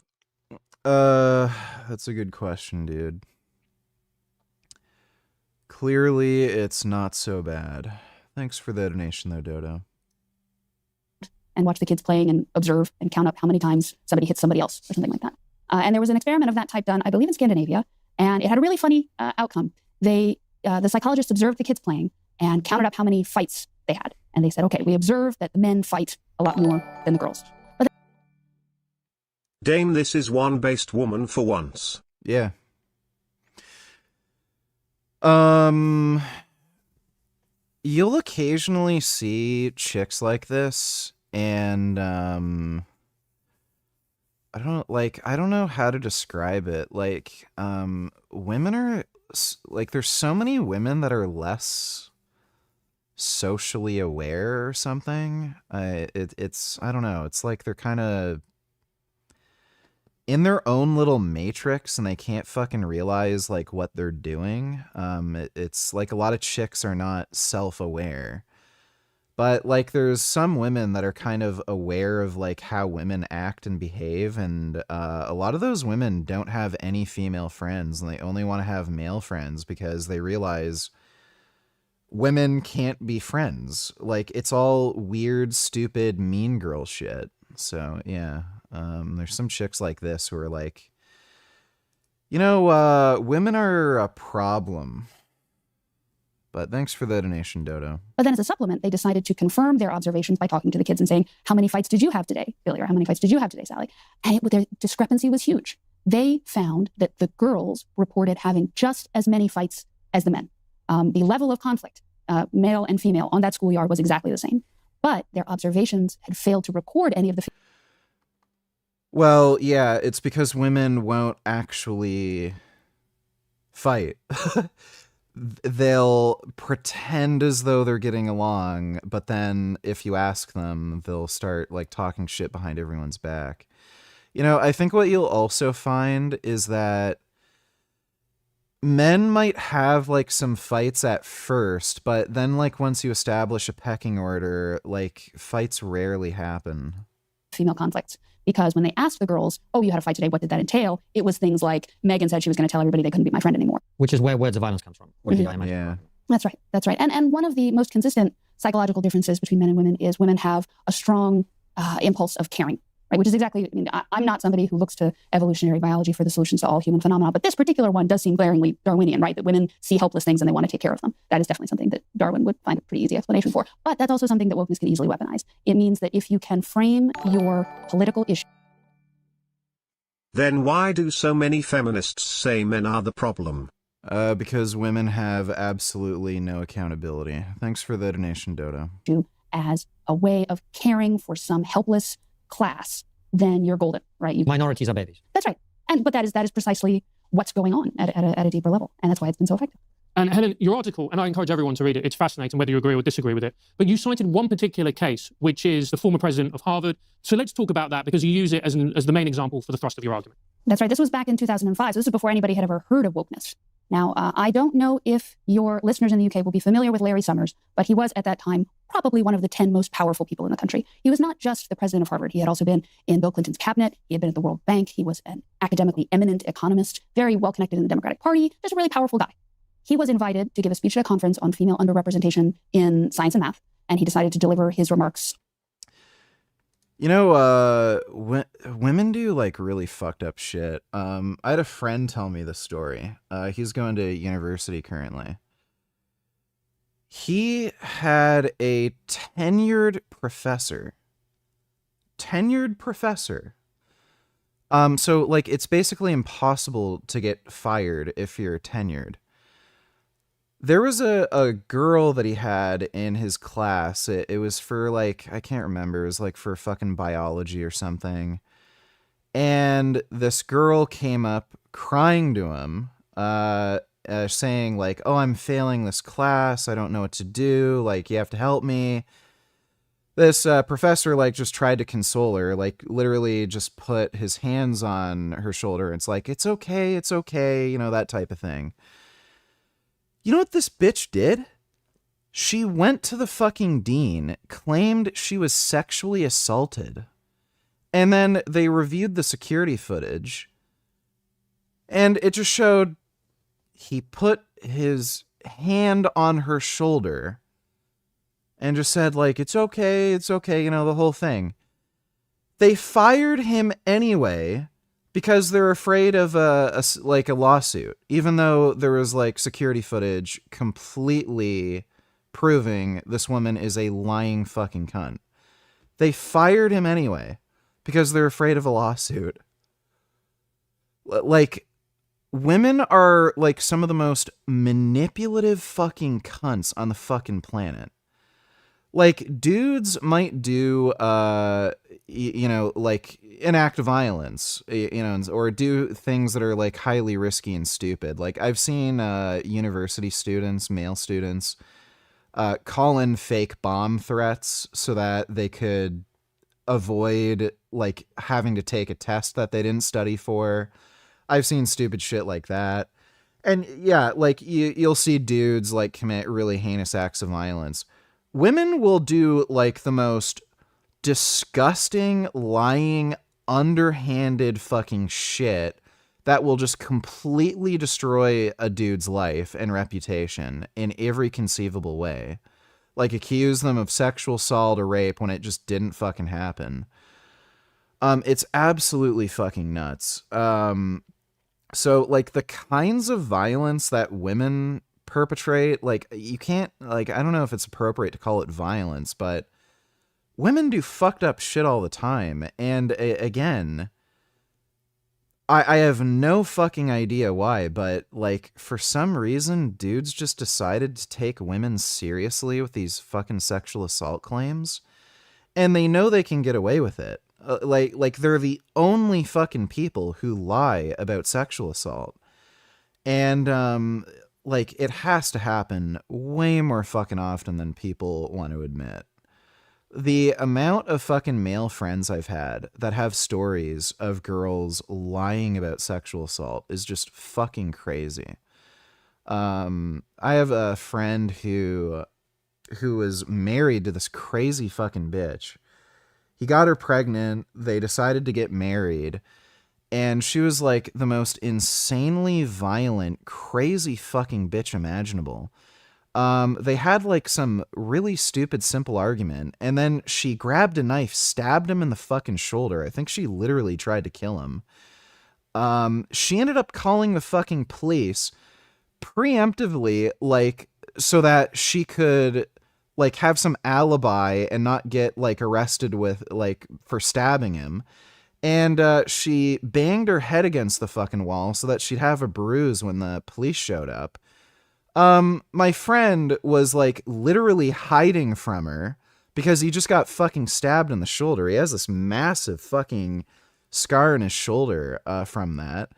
And then the police show up. He got arrested because she preemptively called the fucking police and made up some story that he tried to rape her. Then later, he was in jail for 2 months, by the way, until a court date. Then he was later able to prove in fucking court that she lied about everything. The judge called her out, like, you literally lied about, like, being, like, that he tried to rape you. She never fucking spent a day in jail for it. And the main reason was because she was fucking pregnant at the time. Just fucking crazy. I have another friend who, like, some girl was into him. She literally flew out to meet him. They start, like, kissing and stuff, and then, like, for whatever reason, he just wasn't feeling it, just not in the mood. So he was like, sorry, I don't know, just the chemistry isn't there. Hope you don't feel bad about it. And then she's like, yeah, no, I totally get it. Days later, when she flies back, she fucking starts spreading a rumor that, this dude tried to rape her. You know what the reason was? She was upset that he wasn't into her. So she just decided to spread some fucking rumor that he tried to rape her. Like, it's fucking, like, the amount of male friends that have shared these stories, like, the amount of fucking false rape and sexual assault claims has to be higher than a lot of people want to fucking admit. Like, it wouldn't surprise me if it's, like, close to, like 50%. Like, it might be 30 or 40 or something, but, like, it's gotta be high.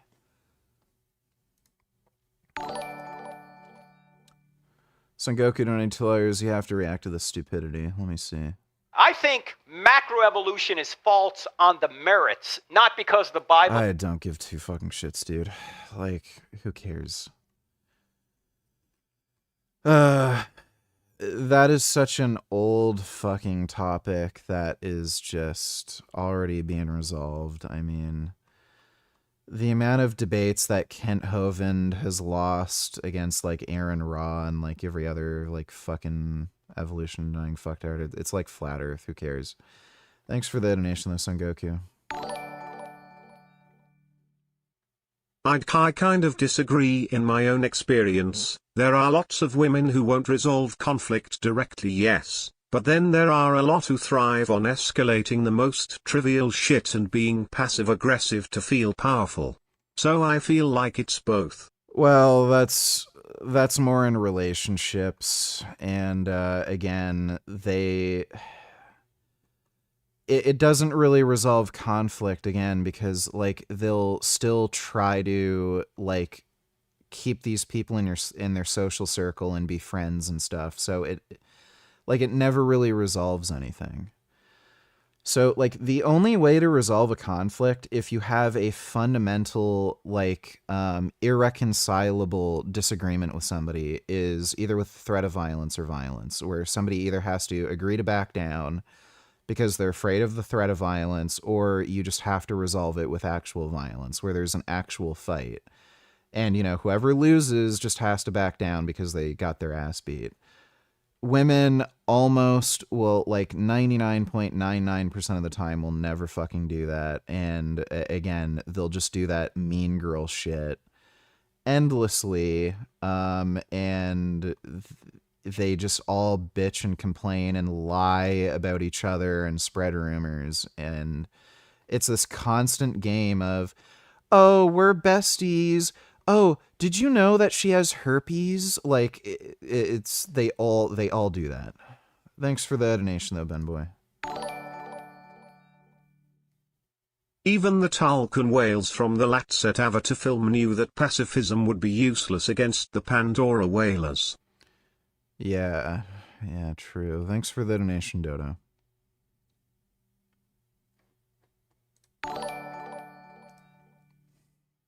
Hey, can we get 5 sit-ups?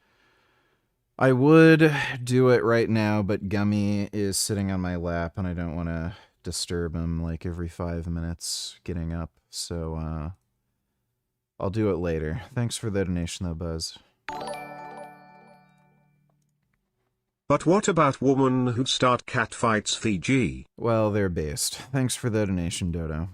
Off the cuff. And to be really, and actually, if you know anything about Larry Summers, he has a reputation for being a really blunt guy. He's somebody who does not suffer fools gladly. So when you're getting the blunt Larry Summers, you're really getting something quite direct. But the talk was supposed to be off the record. And that's important to emphasize, that the women who listened to what he said and took it to a reporter were violating the rules that they had undertaken to follow when they attended. Anyway, he said that female underrepresentation in the hard sciences was attributable to a lot of different factors, not necessarily just prejudice or bias or the patriarchy not thinking ladies can be scientists. There is a difference of aptitude at the very, very, very high ends. If you're talking about people who are going to be tenured at MIT, that's the way out at the end of the bell curve, and there tend to be more men out there than women. And also differences in taste. That is, women tend to gravitate towards professions and fields where they get to deal with people as opposed to something really cold and abstract like physics. Not to say that no women do, but that is the tendency. So women who are way out there at that end of the bell curve and have the aptitude for a career in hard science would maybe gravitate to something like medicine as opposed to something like physics.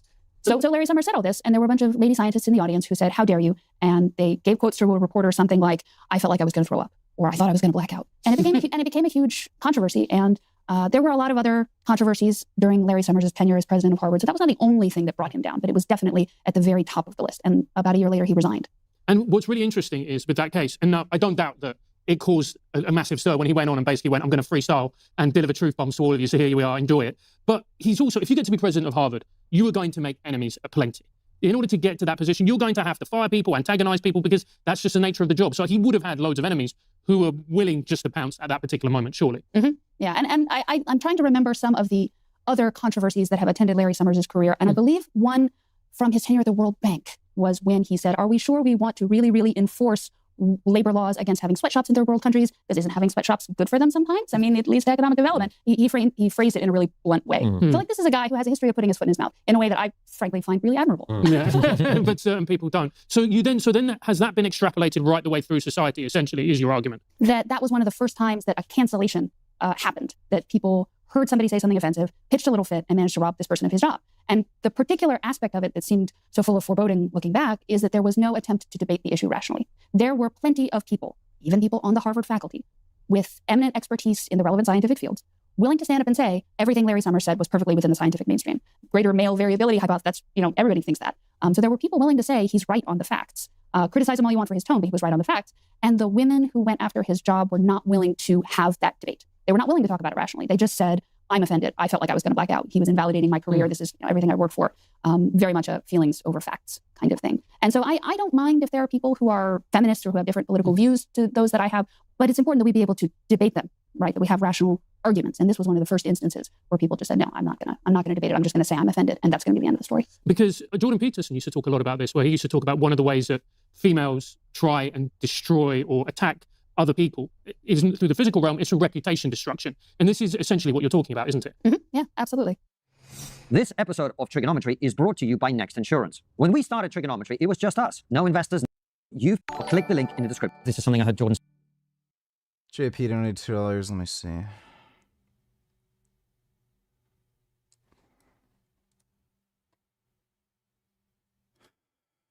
Say it again. I think that every man... Faggot. Thanks for the donation, JP. Say publicly or privately. But I don't think he'd mind me sharing this. I mean, one of the things he talked to me about was the fact that the female mind sort of has three categories for other human beings. One of them is baby, i.e. infant needs care. Another one is caregiver, i.e. spouse, mother-in-law, etc. And then it sort of kind of makes sense to treat everybody else as a potential enemy just from a safety perspective. Well, you don't know them, so you might as well make sure that you are extra careful. And what you do with the enemy, if you establish that they're the enemy, is you get away, and if you can't, you destroy them somehow. Hope you're doing well, VG. I had my fair share of girls trying to get me in trouble, especially in high school. I was really shy, so I write them a nice note, then literally the next day I get called to the office and saying they're going to call Ray cops on me. WTF. Oh, I've had my own experiences with that. There was this one fat Jamaican bitch at my high school. I didn't even fucking know her. I didn't even have any classes with her. I was talking to a bunch of people on the highway. In the hallway.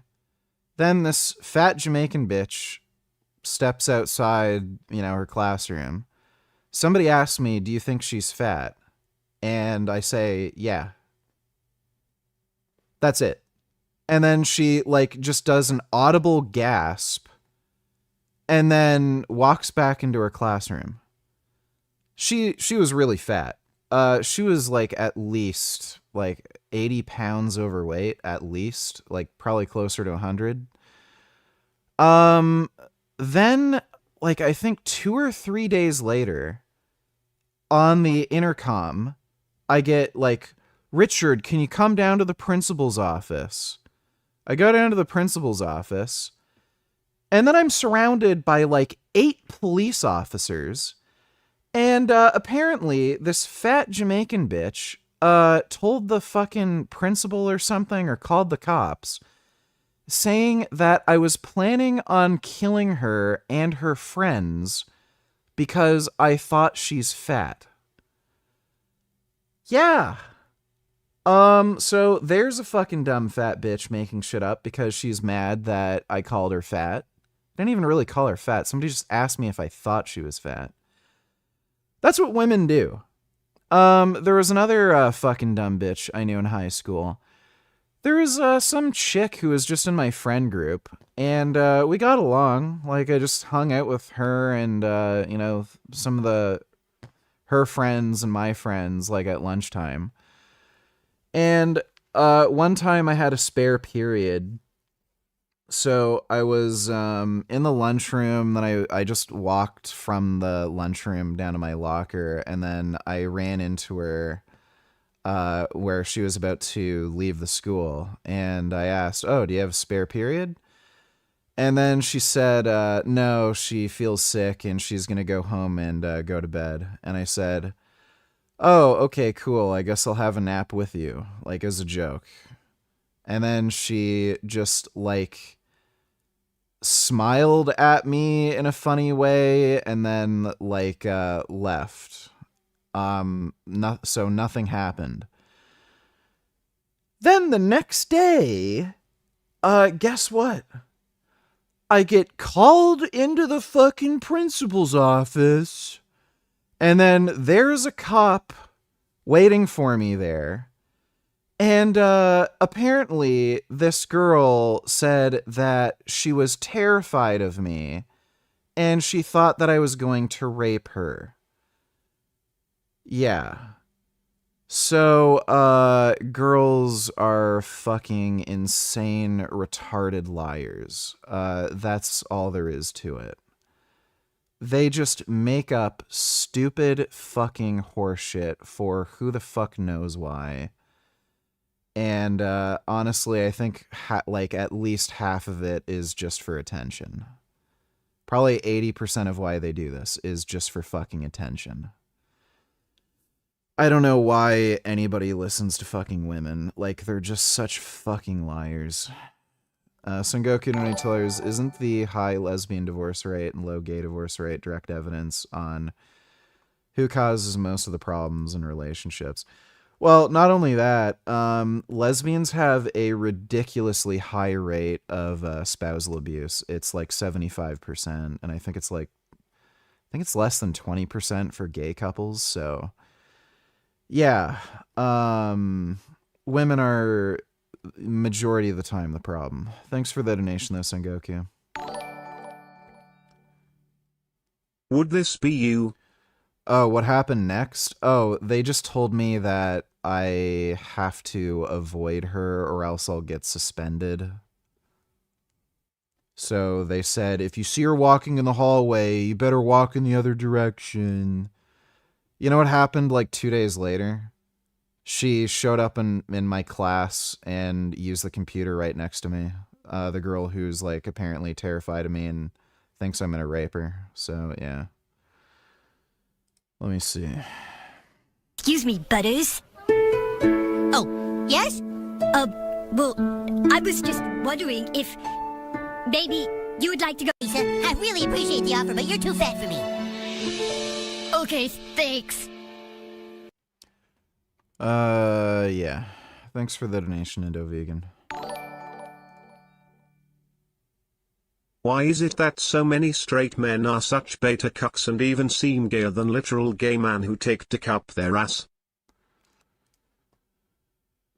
Yeah, I guess there's a lot of dumbasses who think it'll help them get pussy or something. Thanks for the donation, Dodo. Right?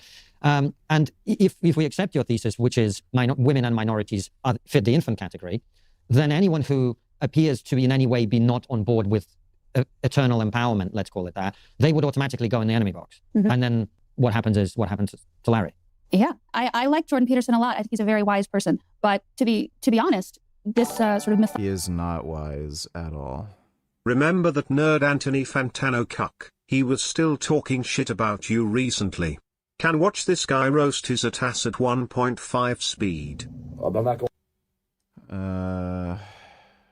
Who the fuck is Anthony Fantano? I don't know who Anthony Fantano is. over that. There's no way in hell I'm watching this 22-minute video of top 50 albums, homeboy. All I'll do is top 5 short. The Needle Drop? That's the name of the channel? Who? Let me click on it. Oh, Anthony Fantano, the guy who reviews music, which is like the stupidest fucking idea ever. Better not lose my place. Hi everyone, Snap the Knee Back, Tano here. The intro. God, He's just a gay retard. This video sucks, by the way. I'm not watching it. Thanks for the donation, W. Psychology of gender differences was never something that interested me. It was never a topic that I ever anticipated I would be writing about. It's just not my cup of tea. Because it seems like a kind of debate that goes in circles and has gone in circles for centuries. There have been battles between the male and the female since the dawn of time, since before the dawn of time. Funny how the school system preaches against bullying but turns out to be the bigs that bullies themselves. Yep. Yeah. It's a cover-up. Thanks for the donation, Dodo. The primates, there are battles between men and women. It's definitely a topic of debate that has been returned to and recycled over the centuries. The reason why this feminization thesis kind of sparked my interest in a way that gender dynamics in general never really did is that it is something unprecedented. It is that miraculous thing, something in the gender wars that is truly new. We have never, no civilization on the planet has ever had a situation where they can look forward to a day when a majority of judges are going to be female, or they can anticipate a day not too long from now when the majority... Oh, dude. What a nightmare that would be. Like, as if the fucking legal system isn't already fucked enough. You're gonna have, like, mostly female judges. And how do you frame this in your mind? Are you saying, well, look, we're rebalancing society, and as a result of this, we will have institutions and discourse and a way of doing politics and a way of doing many things that is more female? And, you know, we're rebalancing society, and that's great. Or that like any change, that causes problems, but it also brings benefits? Or is your contention that the increasing feminization of institutions is in and of itself a negative because that way of doing things is less suited to the purpose of those institutions? Because those are very different perspectives. Right. It's all about the purpose of the institution. So you have to judge it on a case-by-case basis. The most feminized profession in America today is veterinary medicine. All of the veterinarians in America are ladies now. I don't know why that happened, but 80% of students at veterinary schools are women now. It's possible that has had catastrophic effects that I'm not aware of, but I'm pretty comfortable with that. I don't think that's going to lead to the end of civilization, because there's nothing about feminine modes of interaction that is contrary to the essence of veterinary medicine. However, I think if you're a university, that might be one where if you have modes of group interaction that are oriented towards conformity and consensus, that's not compatible with what a university is supposed to do. A university is supposed to be a safe place for prickly, eccentric characters who believe things that nobody else believes because they've studied an issue really hard and they're, disagreeable. The university should be a place for them. And if you're now running your English department in a way that you no longer tolerate characters of that description, that seems like a problem. In the case of business, that's one where I can imagine some businesses where feminine modes of interaction would be an advantage and would lead your business to flourish. I can imagine other businesses where the HRification of the workplace is a major roadblock and makes it really hard for your business to do. Oh, yeah. It's absolutely destroying a lot of businesses. They're getting rid of all the most successful, productive male employees because they're afraid of, like, sexual harassment lawsuits. It's fucking retarded. Do the things it was designed to do. So in my perfect world, there would be room for both.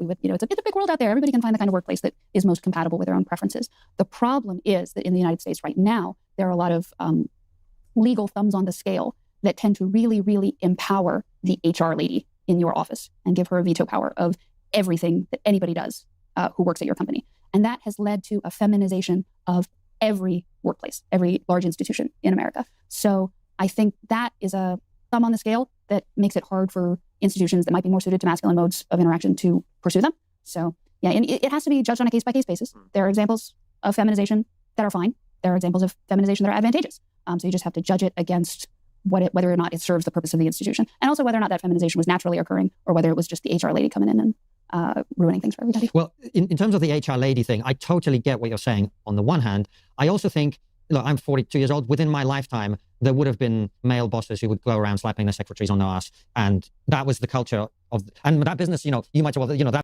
Was that ever a problem? Like, as if women don't want to get spanked on the ass. Give me a fucking break. The only fucking reason women are complaining about that shit at this point is just because they know it's an opportunity for a sexual harassment lawsuit to make money. Nobody fucking cares about horseshit like that. That business made more money and was much more concerned about, profits, and it didn't care about, somebody had the wrong opinion and people weren't getting cancelled. But maybe that was a good thing to address. Yeah, no, absolutely. I think sexual harassment is very bad. Good that we have laws against it. But I think Some of the reaction to the article I wrote that was negative came from people who just really don't know what the law mandates today. People out there who read it did not believe me when I said that you can be sued for not hiring enough women at your company and for not promoting enough women at your Yeah, that's fucking retarded. company. But that is truly the case. Yep. And now everyone's making less money. One of the most famous gender discrimination lawsuits in American history was the Sears case, which was launched by the Equal Employment Opportunity Commission in 1980 against Sears, the big retailer. Specifically, they alleged that Sears was channeling women into non-commission sales positions and away from the commission sales positions, which tended to be more irregularly remunerated because of the commission sales position. So you had good months and bad months, but you generally got higher pay. Yeah, women didn't want to do it.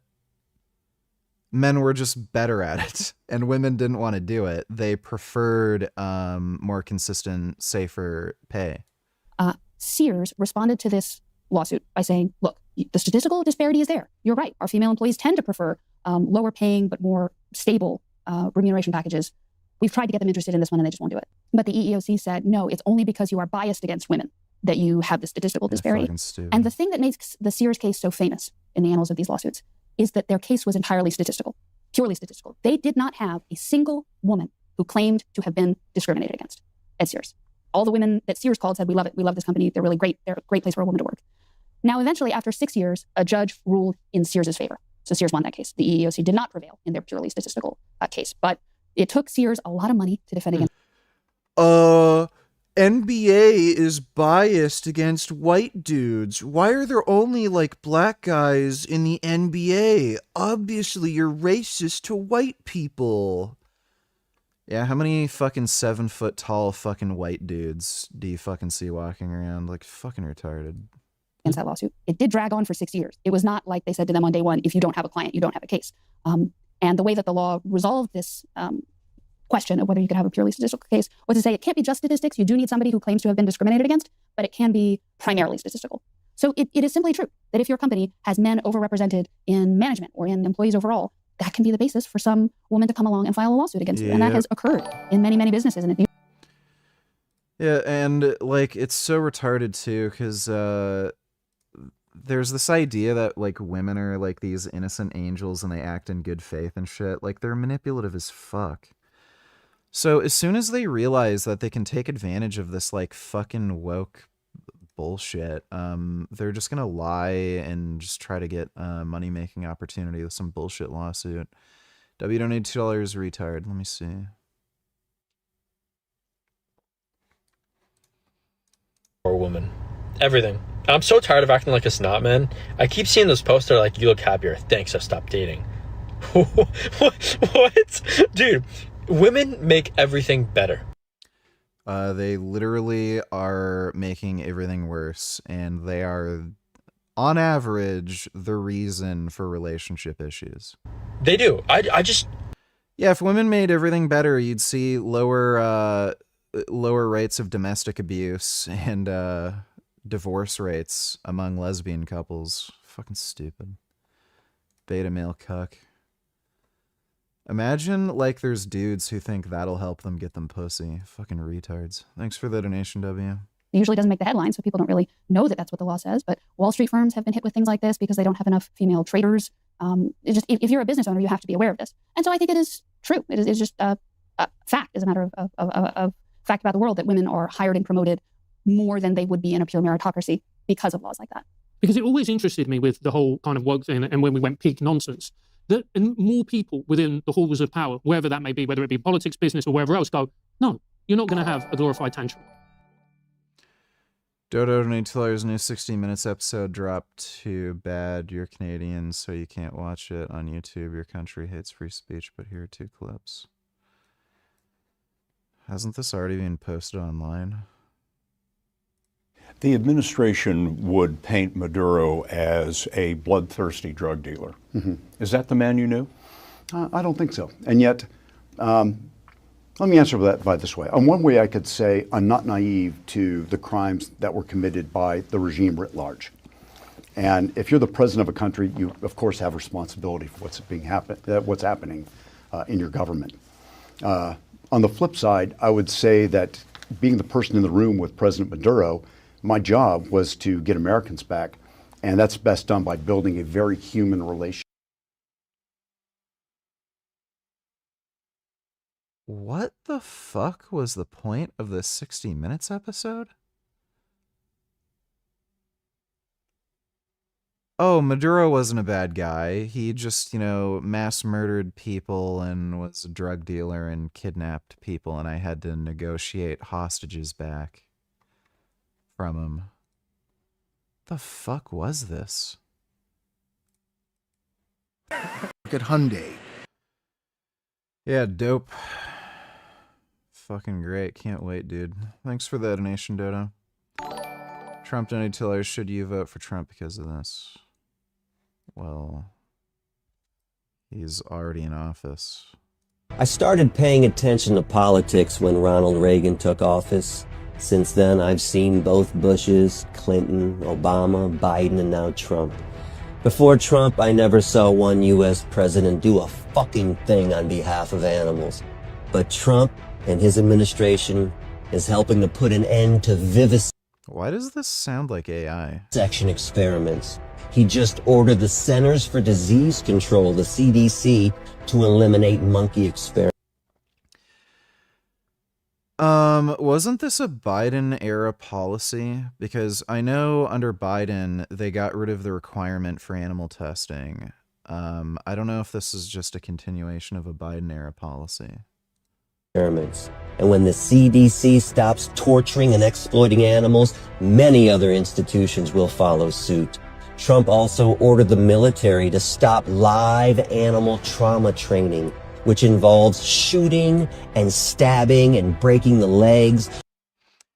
Yeah, they were doing this for a long time. What's fucking crazy is they were training U.S. military personnel, like medics, how to treat like wounds by shooting dogs.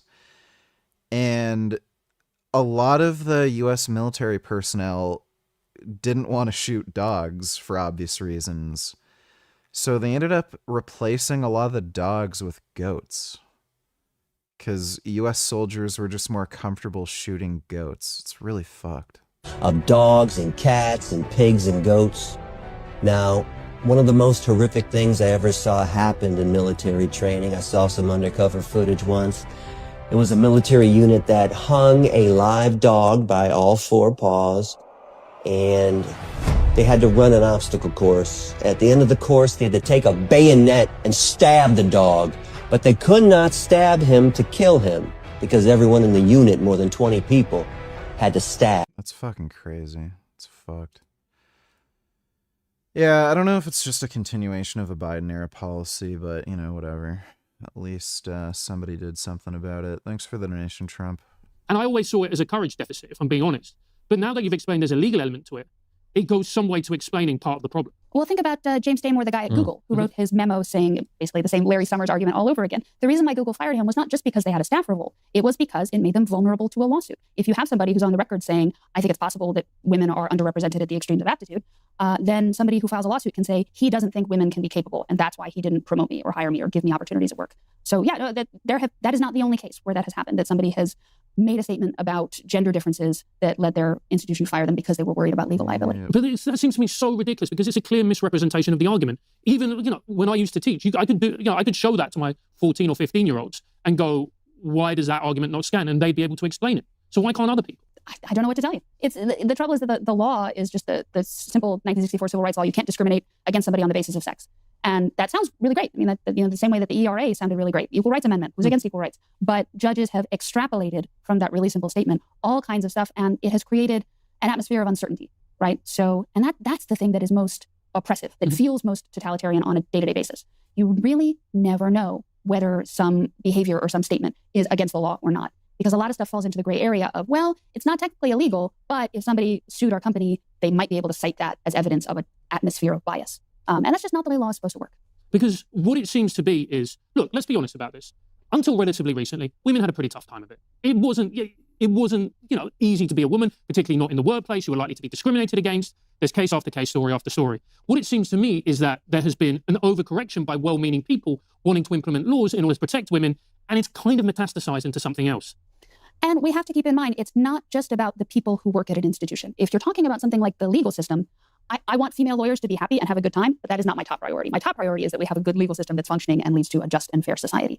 And we had increasing female representation in the legal system seems to have been accompanied by a lot more wokeness, which I think is more damaging in lawyers than it is in almost anywhere else. Because the law is the one field where you really want people to be as literal-minded as possible, as devoted to the rules as possible. Yeah, well, welcome to fucking Canada, where they let criminals back out on the street because, oh, well, he's black and you should feel bad for him. That's what's been going on here. Possible, not fudging things so that everybody's happy, really sticking to the letter of the law. And so if the law is corrupted, that's something that I'm very, very worried about. And we got a glimpse of what a maximally feminized legal system might look like here in the United States in our Title IX campus courts for sexual assault.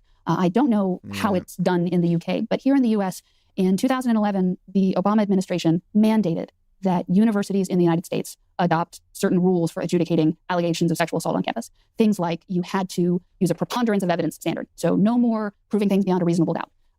Men who were accused were no longer allowed to confront their accusers because that might be traumatizing. It was just basically the wish list that we saw during the Me Too era, which, a lot of people were sympathetic to because nobody wants, sexual abuse or sexual assault or anything like that. But on the other hand, you also want these legal protections and due process protections that have evolved over centuries for very good reasons.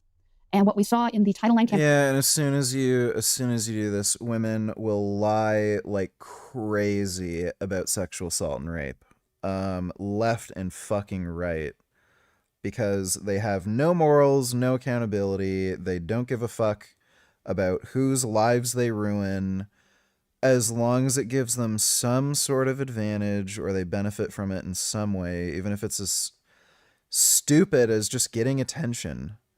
Women will literally just do shit for attention. There's that fucking black chick who accused her college's lacrosse team of gang raping her. And she later, like 20 years later or some shit, came out and admitted she literally just did it for attention. Like, it's fucking nuts.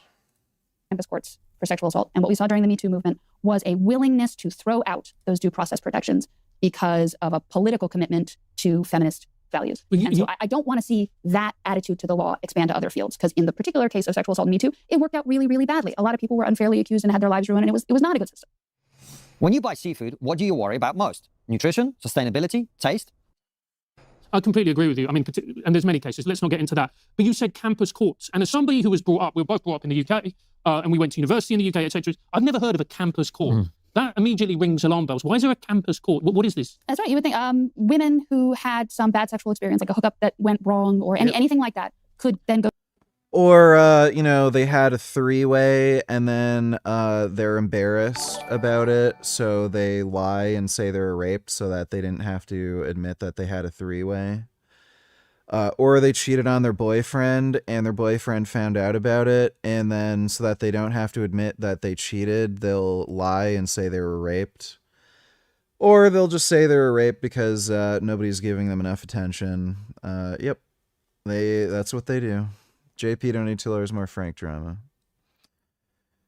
Frank suing county and assessor over property taxes. Frank filed a lawsuit against the Lackawanna County and the company hired to assess property values. Claims the reassessment inflated the values of 3 properties, roughly doubling their market value to increase tax revenue. Says he couldn't appeal in time because he was partially blind and recovering from eye surgeries during the appeal window. The bomb in this one is that Frank admits to be affiliated with 3 separate properties, which contradicts other court filings where he claimed to have no assets. Good old Frank. Yeah, it sounds like he's probably screwed. I think his business is probably going to go under because he's a dumbass. Thanks for the donation, though, JP. Go to their university and say, that guy raped me or whatever. And then the school would be in charge of discipline or adjudicating that. I lost my package of Oreos and I can't find it. Getting mad as fuck. Sometimes my cat steals my food and puts it under my bed. Having Maduro out of Venezuela, in custody being prosecuted for his crimes is a good thing. The big question is who takes control of Venezuela. I don't think the Trump administration was thinking this far ahead. That's the fundamental all right, problem. Yeah, I'm sure they didn't. Thanks for the stupid comment. Appreciate the donation, dumbass. I ate like 3 cookies out of the package, being like a week since I lost it. Maybe you should check under your bed or where a cat might whack at it. Man, I'd really like some Oreo cookies. They're fucking good. I wish you could eat as many Oreo cookies as you want and not get fat.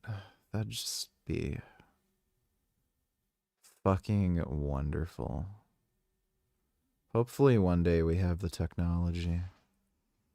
Case. Now, you or I might think that if you've been the victim of a serious assault, you would go to the police. And that, I think, is what a lot of people recommend as a better system. But the school was required to have its own little campus courts for deciding Yeah, genius. whether or not a particular hookup had met the standard for assault. And we all know women would never lie about anything. And yeah, it was a really bad system. And a lot of people had their lives ruined. Well, coming back a little bit to your point about women being promoted partly because there's a fear of not having enough women in your company or institution, do you not think that this ultimately goes back to the very core of the main idea that you must never utter out loud in public now, in pretty much anywhere in the Western world, is that there are group differences between people? Not just men and women, but generally. That maybe some groups are overrepresented or underrepresented in certain fields because of cultural differences, or maybe, God forbid, genetic differences, or other things. Thomas Sowell has a great bit in his last book about how almost every brewery in the world, including Tsingtao, the Chinese brewery, was founded by Germans. Right? He breaks down that, you know, how in almost every great American, Latinos are more overrepresented in baseball, white people are overrepresented in hockey, black people are overrepresented in NBA. Like, it's actually the standard human thing that different people have different aptitudes for different things. But if you live in a society whose central idea is that all men are created the same, not equal, but the same, which is what we now believe, then all of this stuff follows, surely. Yeah. I think a lot of the research into group differences is really valuable. But one question that they don't have an answer to, and that no one has an answer to, is one that I think we're on the cusp of finding out. And Helen, how much of this is to do with young women not having kids, and therefore their empathy has to go somewhere? It's a controversial question because we know that women, as they have kids, they become more conservative, their priorities change, they focus more on family than they do on social issues. I have certainly met liberal women whom I would be so bold as to psychoanalyze that is exactly what is going on. But I think the great feminization, the channeling of so many women of childbearing age into the workforce, has had 2 really big, potentially civilization-ending consequences. One is the one I've been talking about, which is the feminization of institutions that makes them no longer function well. The other is declining birth rates, that if you have too many women too dedicated to their careers or engaged in other activities, and so that they're not having kids, that too can cause the end of your civilization. Them not having kids has nothing to do with them working. There's plenty of women who have kids and work. There's plenty of men who end up having sole custody of their kids for whatever reason. Either their spouse dies, or they had a divorce and they got sole custody and they still work. The biggest reason why women aren't having kids is just cost of living. That's one big reason. But 2, there's also just no benefit to having kids. A big motivating factor to having children was you needed children as kind of like a retirement plan. So in rural agrarian societies, like, you have to consider, okay, who's going to take care of the farm?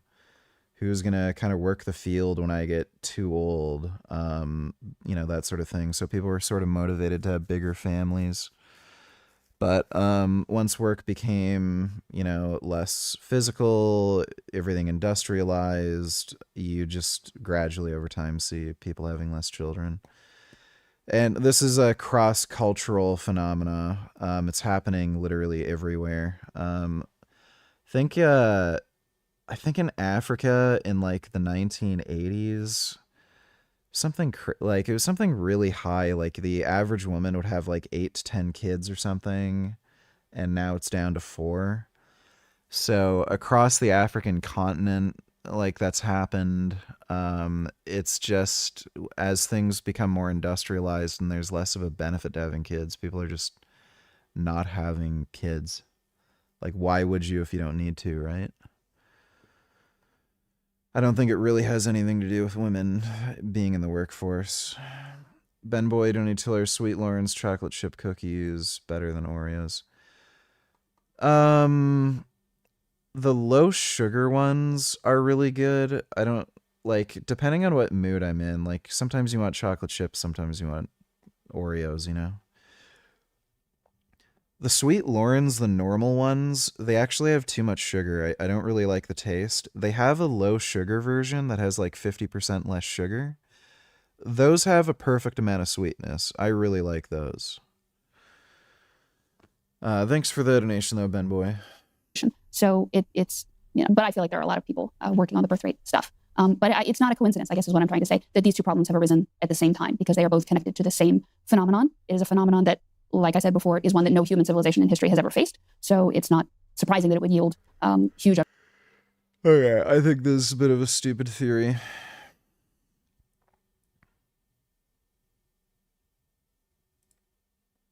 Feminization. Well, very much on that. I mean, I nearly made the joke that, you know, you're saying we shouldn't get rid of the ideology, we should just get rid of the women. But I guess what I'm going to ask you is, once you've got a situation where you've encouraged so many women into the workplace, your argument is you've affirmative actioned them somewhat into the workplace. We now live in a society where even as a two-income couple, life is pretty hard, actually, in a way that it just wasn't for your grandparents in this country.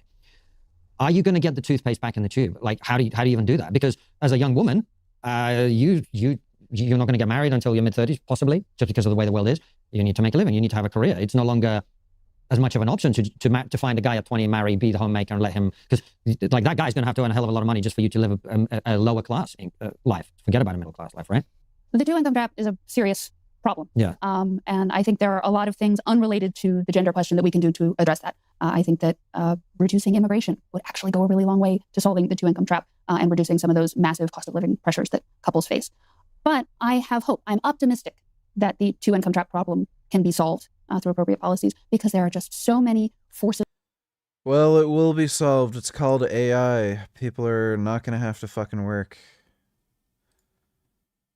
And it's not like, again, it's not like that's going to solve the birthing issue. Again, with infinite free time and no motivation to have kids, like, you're going to see people who either just spend their free time fucking and accidentally have kids, or people just aren't going to have kids because they're going to be smart enough to know how to use contraceptives. Of gravity pulling against it. Mm-hmm. Even now, when it's, you know, there are so many pressures for women to stay in the workforce, even when they have kids, even with all of those things, most women still tell surveys that they prefer to work part-time or to drop out of the workforce for a few years while their kids are young. So that's what women still want. And the women whose husbands do earn enough tend to do exactly that. Even really accomplished women, women with law degrees or medical degrees, most of them go part-time at some point in their careers. Yeah, it's because they don't want to work. They're just lazy. That's all there is to it. They choose to have children. So there really are a lot of deeply... They're just lazy. Again, there's plenty of single fathers that work and raise their kids. It's not difficult. It's just women are lazy and they want an excuse not to work. Seated human forces of gravity pulling in the direction of the mode of family that we've had for millennia. So the two-income trap does make it harder, but I think if we make it even just a little bit easier, people will... Nope. Nope. People have tried this. Europe, there's some European countries that have given like crazy lenient good maternity leave benefits. People still won't have kids. I think some countries have tried giving like $15,000 kickbacks for having children, did not increase birth rates at all. People just aren't having kids because there's just no obvious benefit to having kids. There's only drawbacks. So why would you have kids when there's only drawbacks? Has nothing to do with the two-income trap and, you know, both couples needing to work. Has nothing to do with that. It's entirely because there's just no obvious benefit and only downsides. But, you know, what do I know? I'm not stupid and I got a vasectomy. Oh.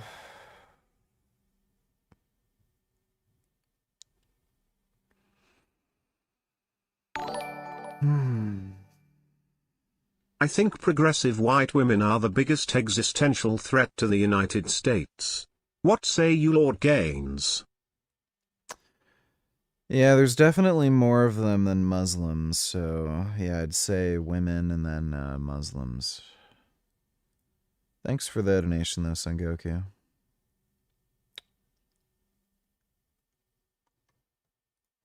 It's me, Matt. Thanks so much for joining. And someone who's had trigger time on both the C7A2 and the British L85A2, I do have my personal thoughts on this change, which, by the way, if you're curious of how the C7A2 stacks up against the L85, you can check out a previous video where I've compared those rifles. Firstly, though, a quick disclaimer, this video is not It's basically like a weird AR. Now, as a soldier myself who actually owns a now banned Colt Canada SA-20, which is the civilian semi-auto C7A2, and someone who's had trigger time... That's so fucking stupid. Dude, I just cannot express in words how much I fucking hate the liberals. Oh my fucking god, I hate the fucking liberal government. Hope an asteroid fucking hits Parliament while only the liberals are in it. Time on both the C7A2 and the... Oh yeah, and the NDP. The NDP suck too. Just hope an asteroid just destroys the Liberal and NDP party. Fucking cocksuckers. British L85A2. I do have my personal thoughts on this change, which, by the way... suppressors are banned in Canada. If you're curious of how the C7A2 stacks, and I'm excited to see the CAA4 in all honesty, and I'm very hopeful I'll get a chance to do a bit of a hands-on review of it in the future, fingers crossed, but nothing's confirmed yet. I did reach out to certain individuals through... So it looks like a goofy AR, just with like a floating barrel, and looks like it's coming standard issue with modern optics. Unclassified sources, and I'm offering my honest, unfiltered perspective if I can have the opportunity. I don't know if it's... There's no way they did a caliber change. It's 5.56, right? Oh, no. Yeah, they're moving to the 6.8. Oh, wait, no. No, yeah, 5.56. Yeah, they're sticking with 5.56. To take a look at this rifle and showcase it first and foremost to my community and to those around the world for a specific gun under which the new rifle will be platform with a monolithic upper receiver and an M-lock accessory slot instead of the old Picatinny quad rails. Monolithic upper means the upper receiver and handguard are one solid piece, which makes it sturdier and less prone to shifts. This is great for maintaining zero on optics. And the M-lock slots, a system developed by Magpul, means accessories like grips, lasers... M-lock is really fucking great. Especially for military use, too. If you're going to be replacing optics and attachments. And flashlights can be mounted. They're actually... M-lock is so much better for laser sights, too. Yeah, well, that's a decent upgrade. I don't know if we'll be helping the U.S. invade Venezuela anytime soon, but not bad.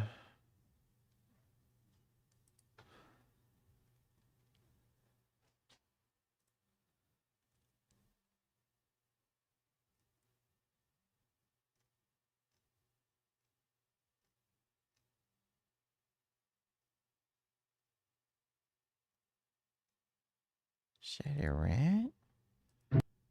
Oh my god, does that rat have a pancake? Oh, it looks like that rat has a big fluffy pancake. Oh my goodness.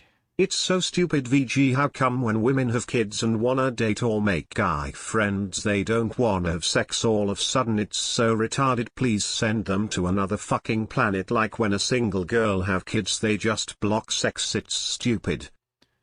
Well, as soon as they got their claws sunk into you, they don't have to try anymore. Women get extraordinarily complacent. Thanks for the donation, Strong Green. Somebody should give maple syrup to that rat so he can have maple syrup with his pancake. Oh my goodness. Oh, rats love pancakes. Oh, yes, they do. Is that a pillow pancake? Is that an actual pancake or a pillow?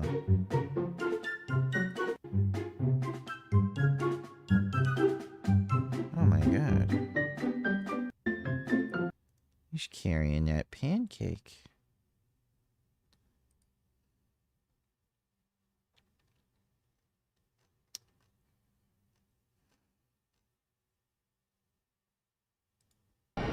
That robot is heading towards the city. I have to go. Wait, Nanao. Where do you think you're going? I have to go home to Grandma. She wasn't feeling well. I don't know why anybody would like this boring bitch. She's so plain looking and she has no tits or ass. So she stayed in bed. I have to save my grandma.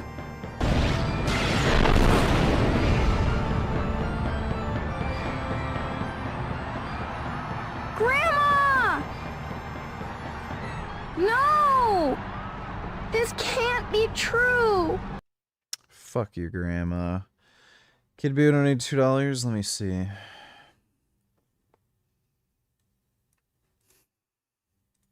Physically defend themselves. I don't give a fuck what anybody says. I box. I train. I go to the gym. Shut the fuck up, bitch.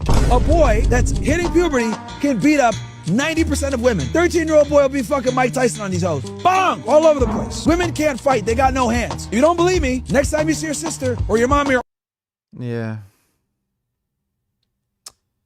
Yeah, he's right about that. Thanks for the donation, Kid Boo. What's hilarious, too, women are the most vulnerable gender. They can't fight, can't defend themselves. They constantly fucking say, oh, it's so dangerous. There's so many men that are like catcalling me and creeps and weirdos who want to rape me. I don't feel safe.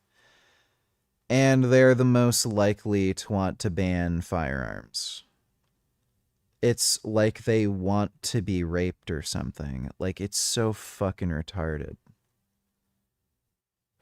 Women are so fucking stupid. Thanks for the donation, Kid Boo. My goodness. Oh. Oh, that's a nice rat. Oh, I love rats. Rats are so nice. Oh. What kind of burb is this?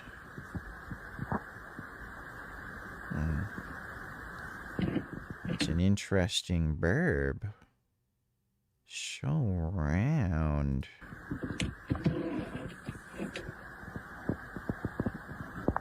It's a pretty nice burb. Oh. Oh, it's a rat eating a grape. Oh, looks like he's enjoying that grape. Oh my goodness, that's a good grape.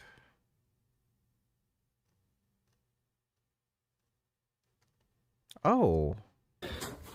Oh my goodness. Oh, they're getting vegetables. Oh my goodness. Think that's some tofu and broccoli and peppers and think that's either corn or peas. Oh my god. Oh, look at them eating their vegetables. Oh, rats love vegetables. Oh, yes. Oh, those are some good vegetables. Oh my goodness, look at them munching. Oh, those are good rats. Oh, I love rats. Rats are so good. Who doesn't love rats? Rats are so good. Oh, I love rats. Those are good rats. I'm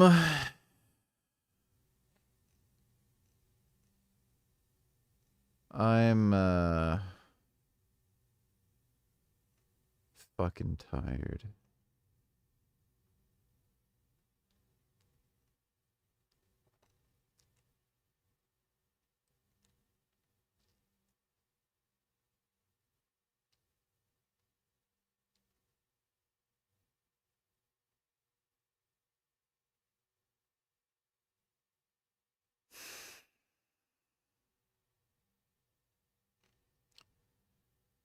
I can no longer continue. I am too tired to keep streaming. I didn't have a nap. Didn't have a nap and I did a long workout. So I want to go to sleep.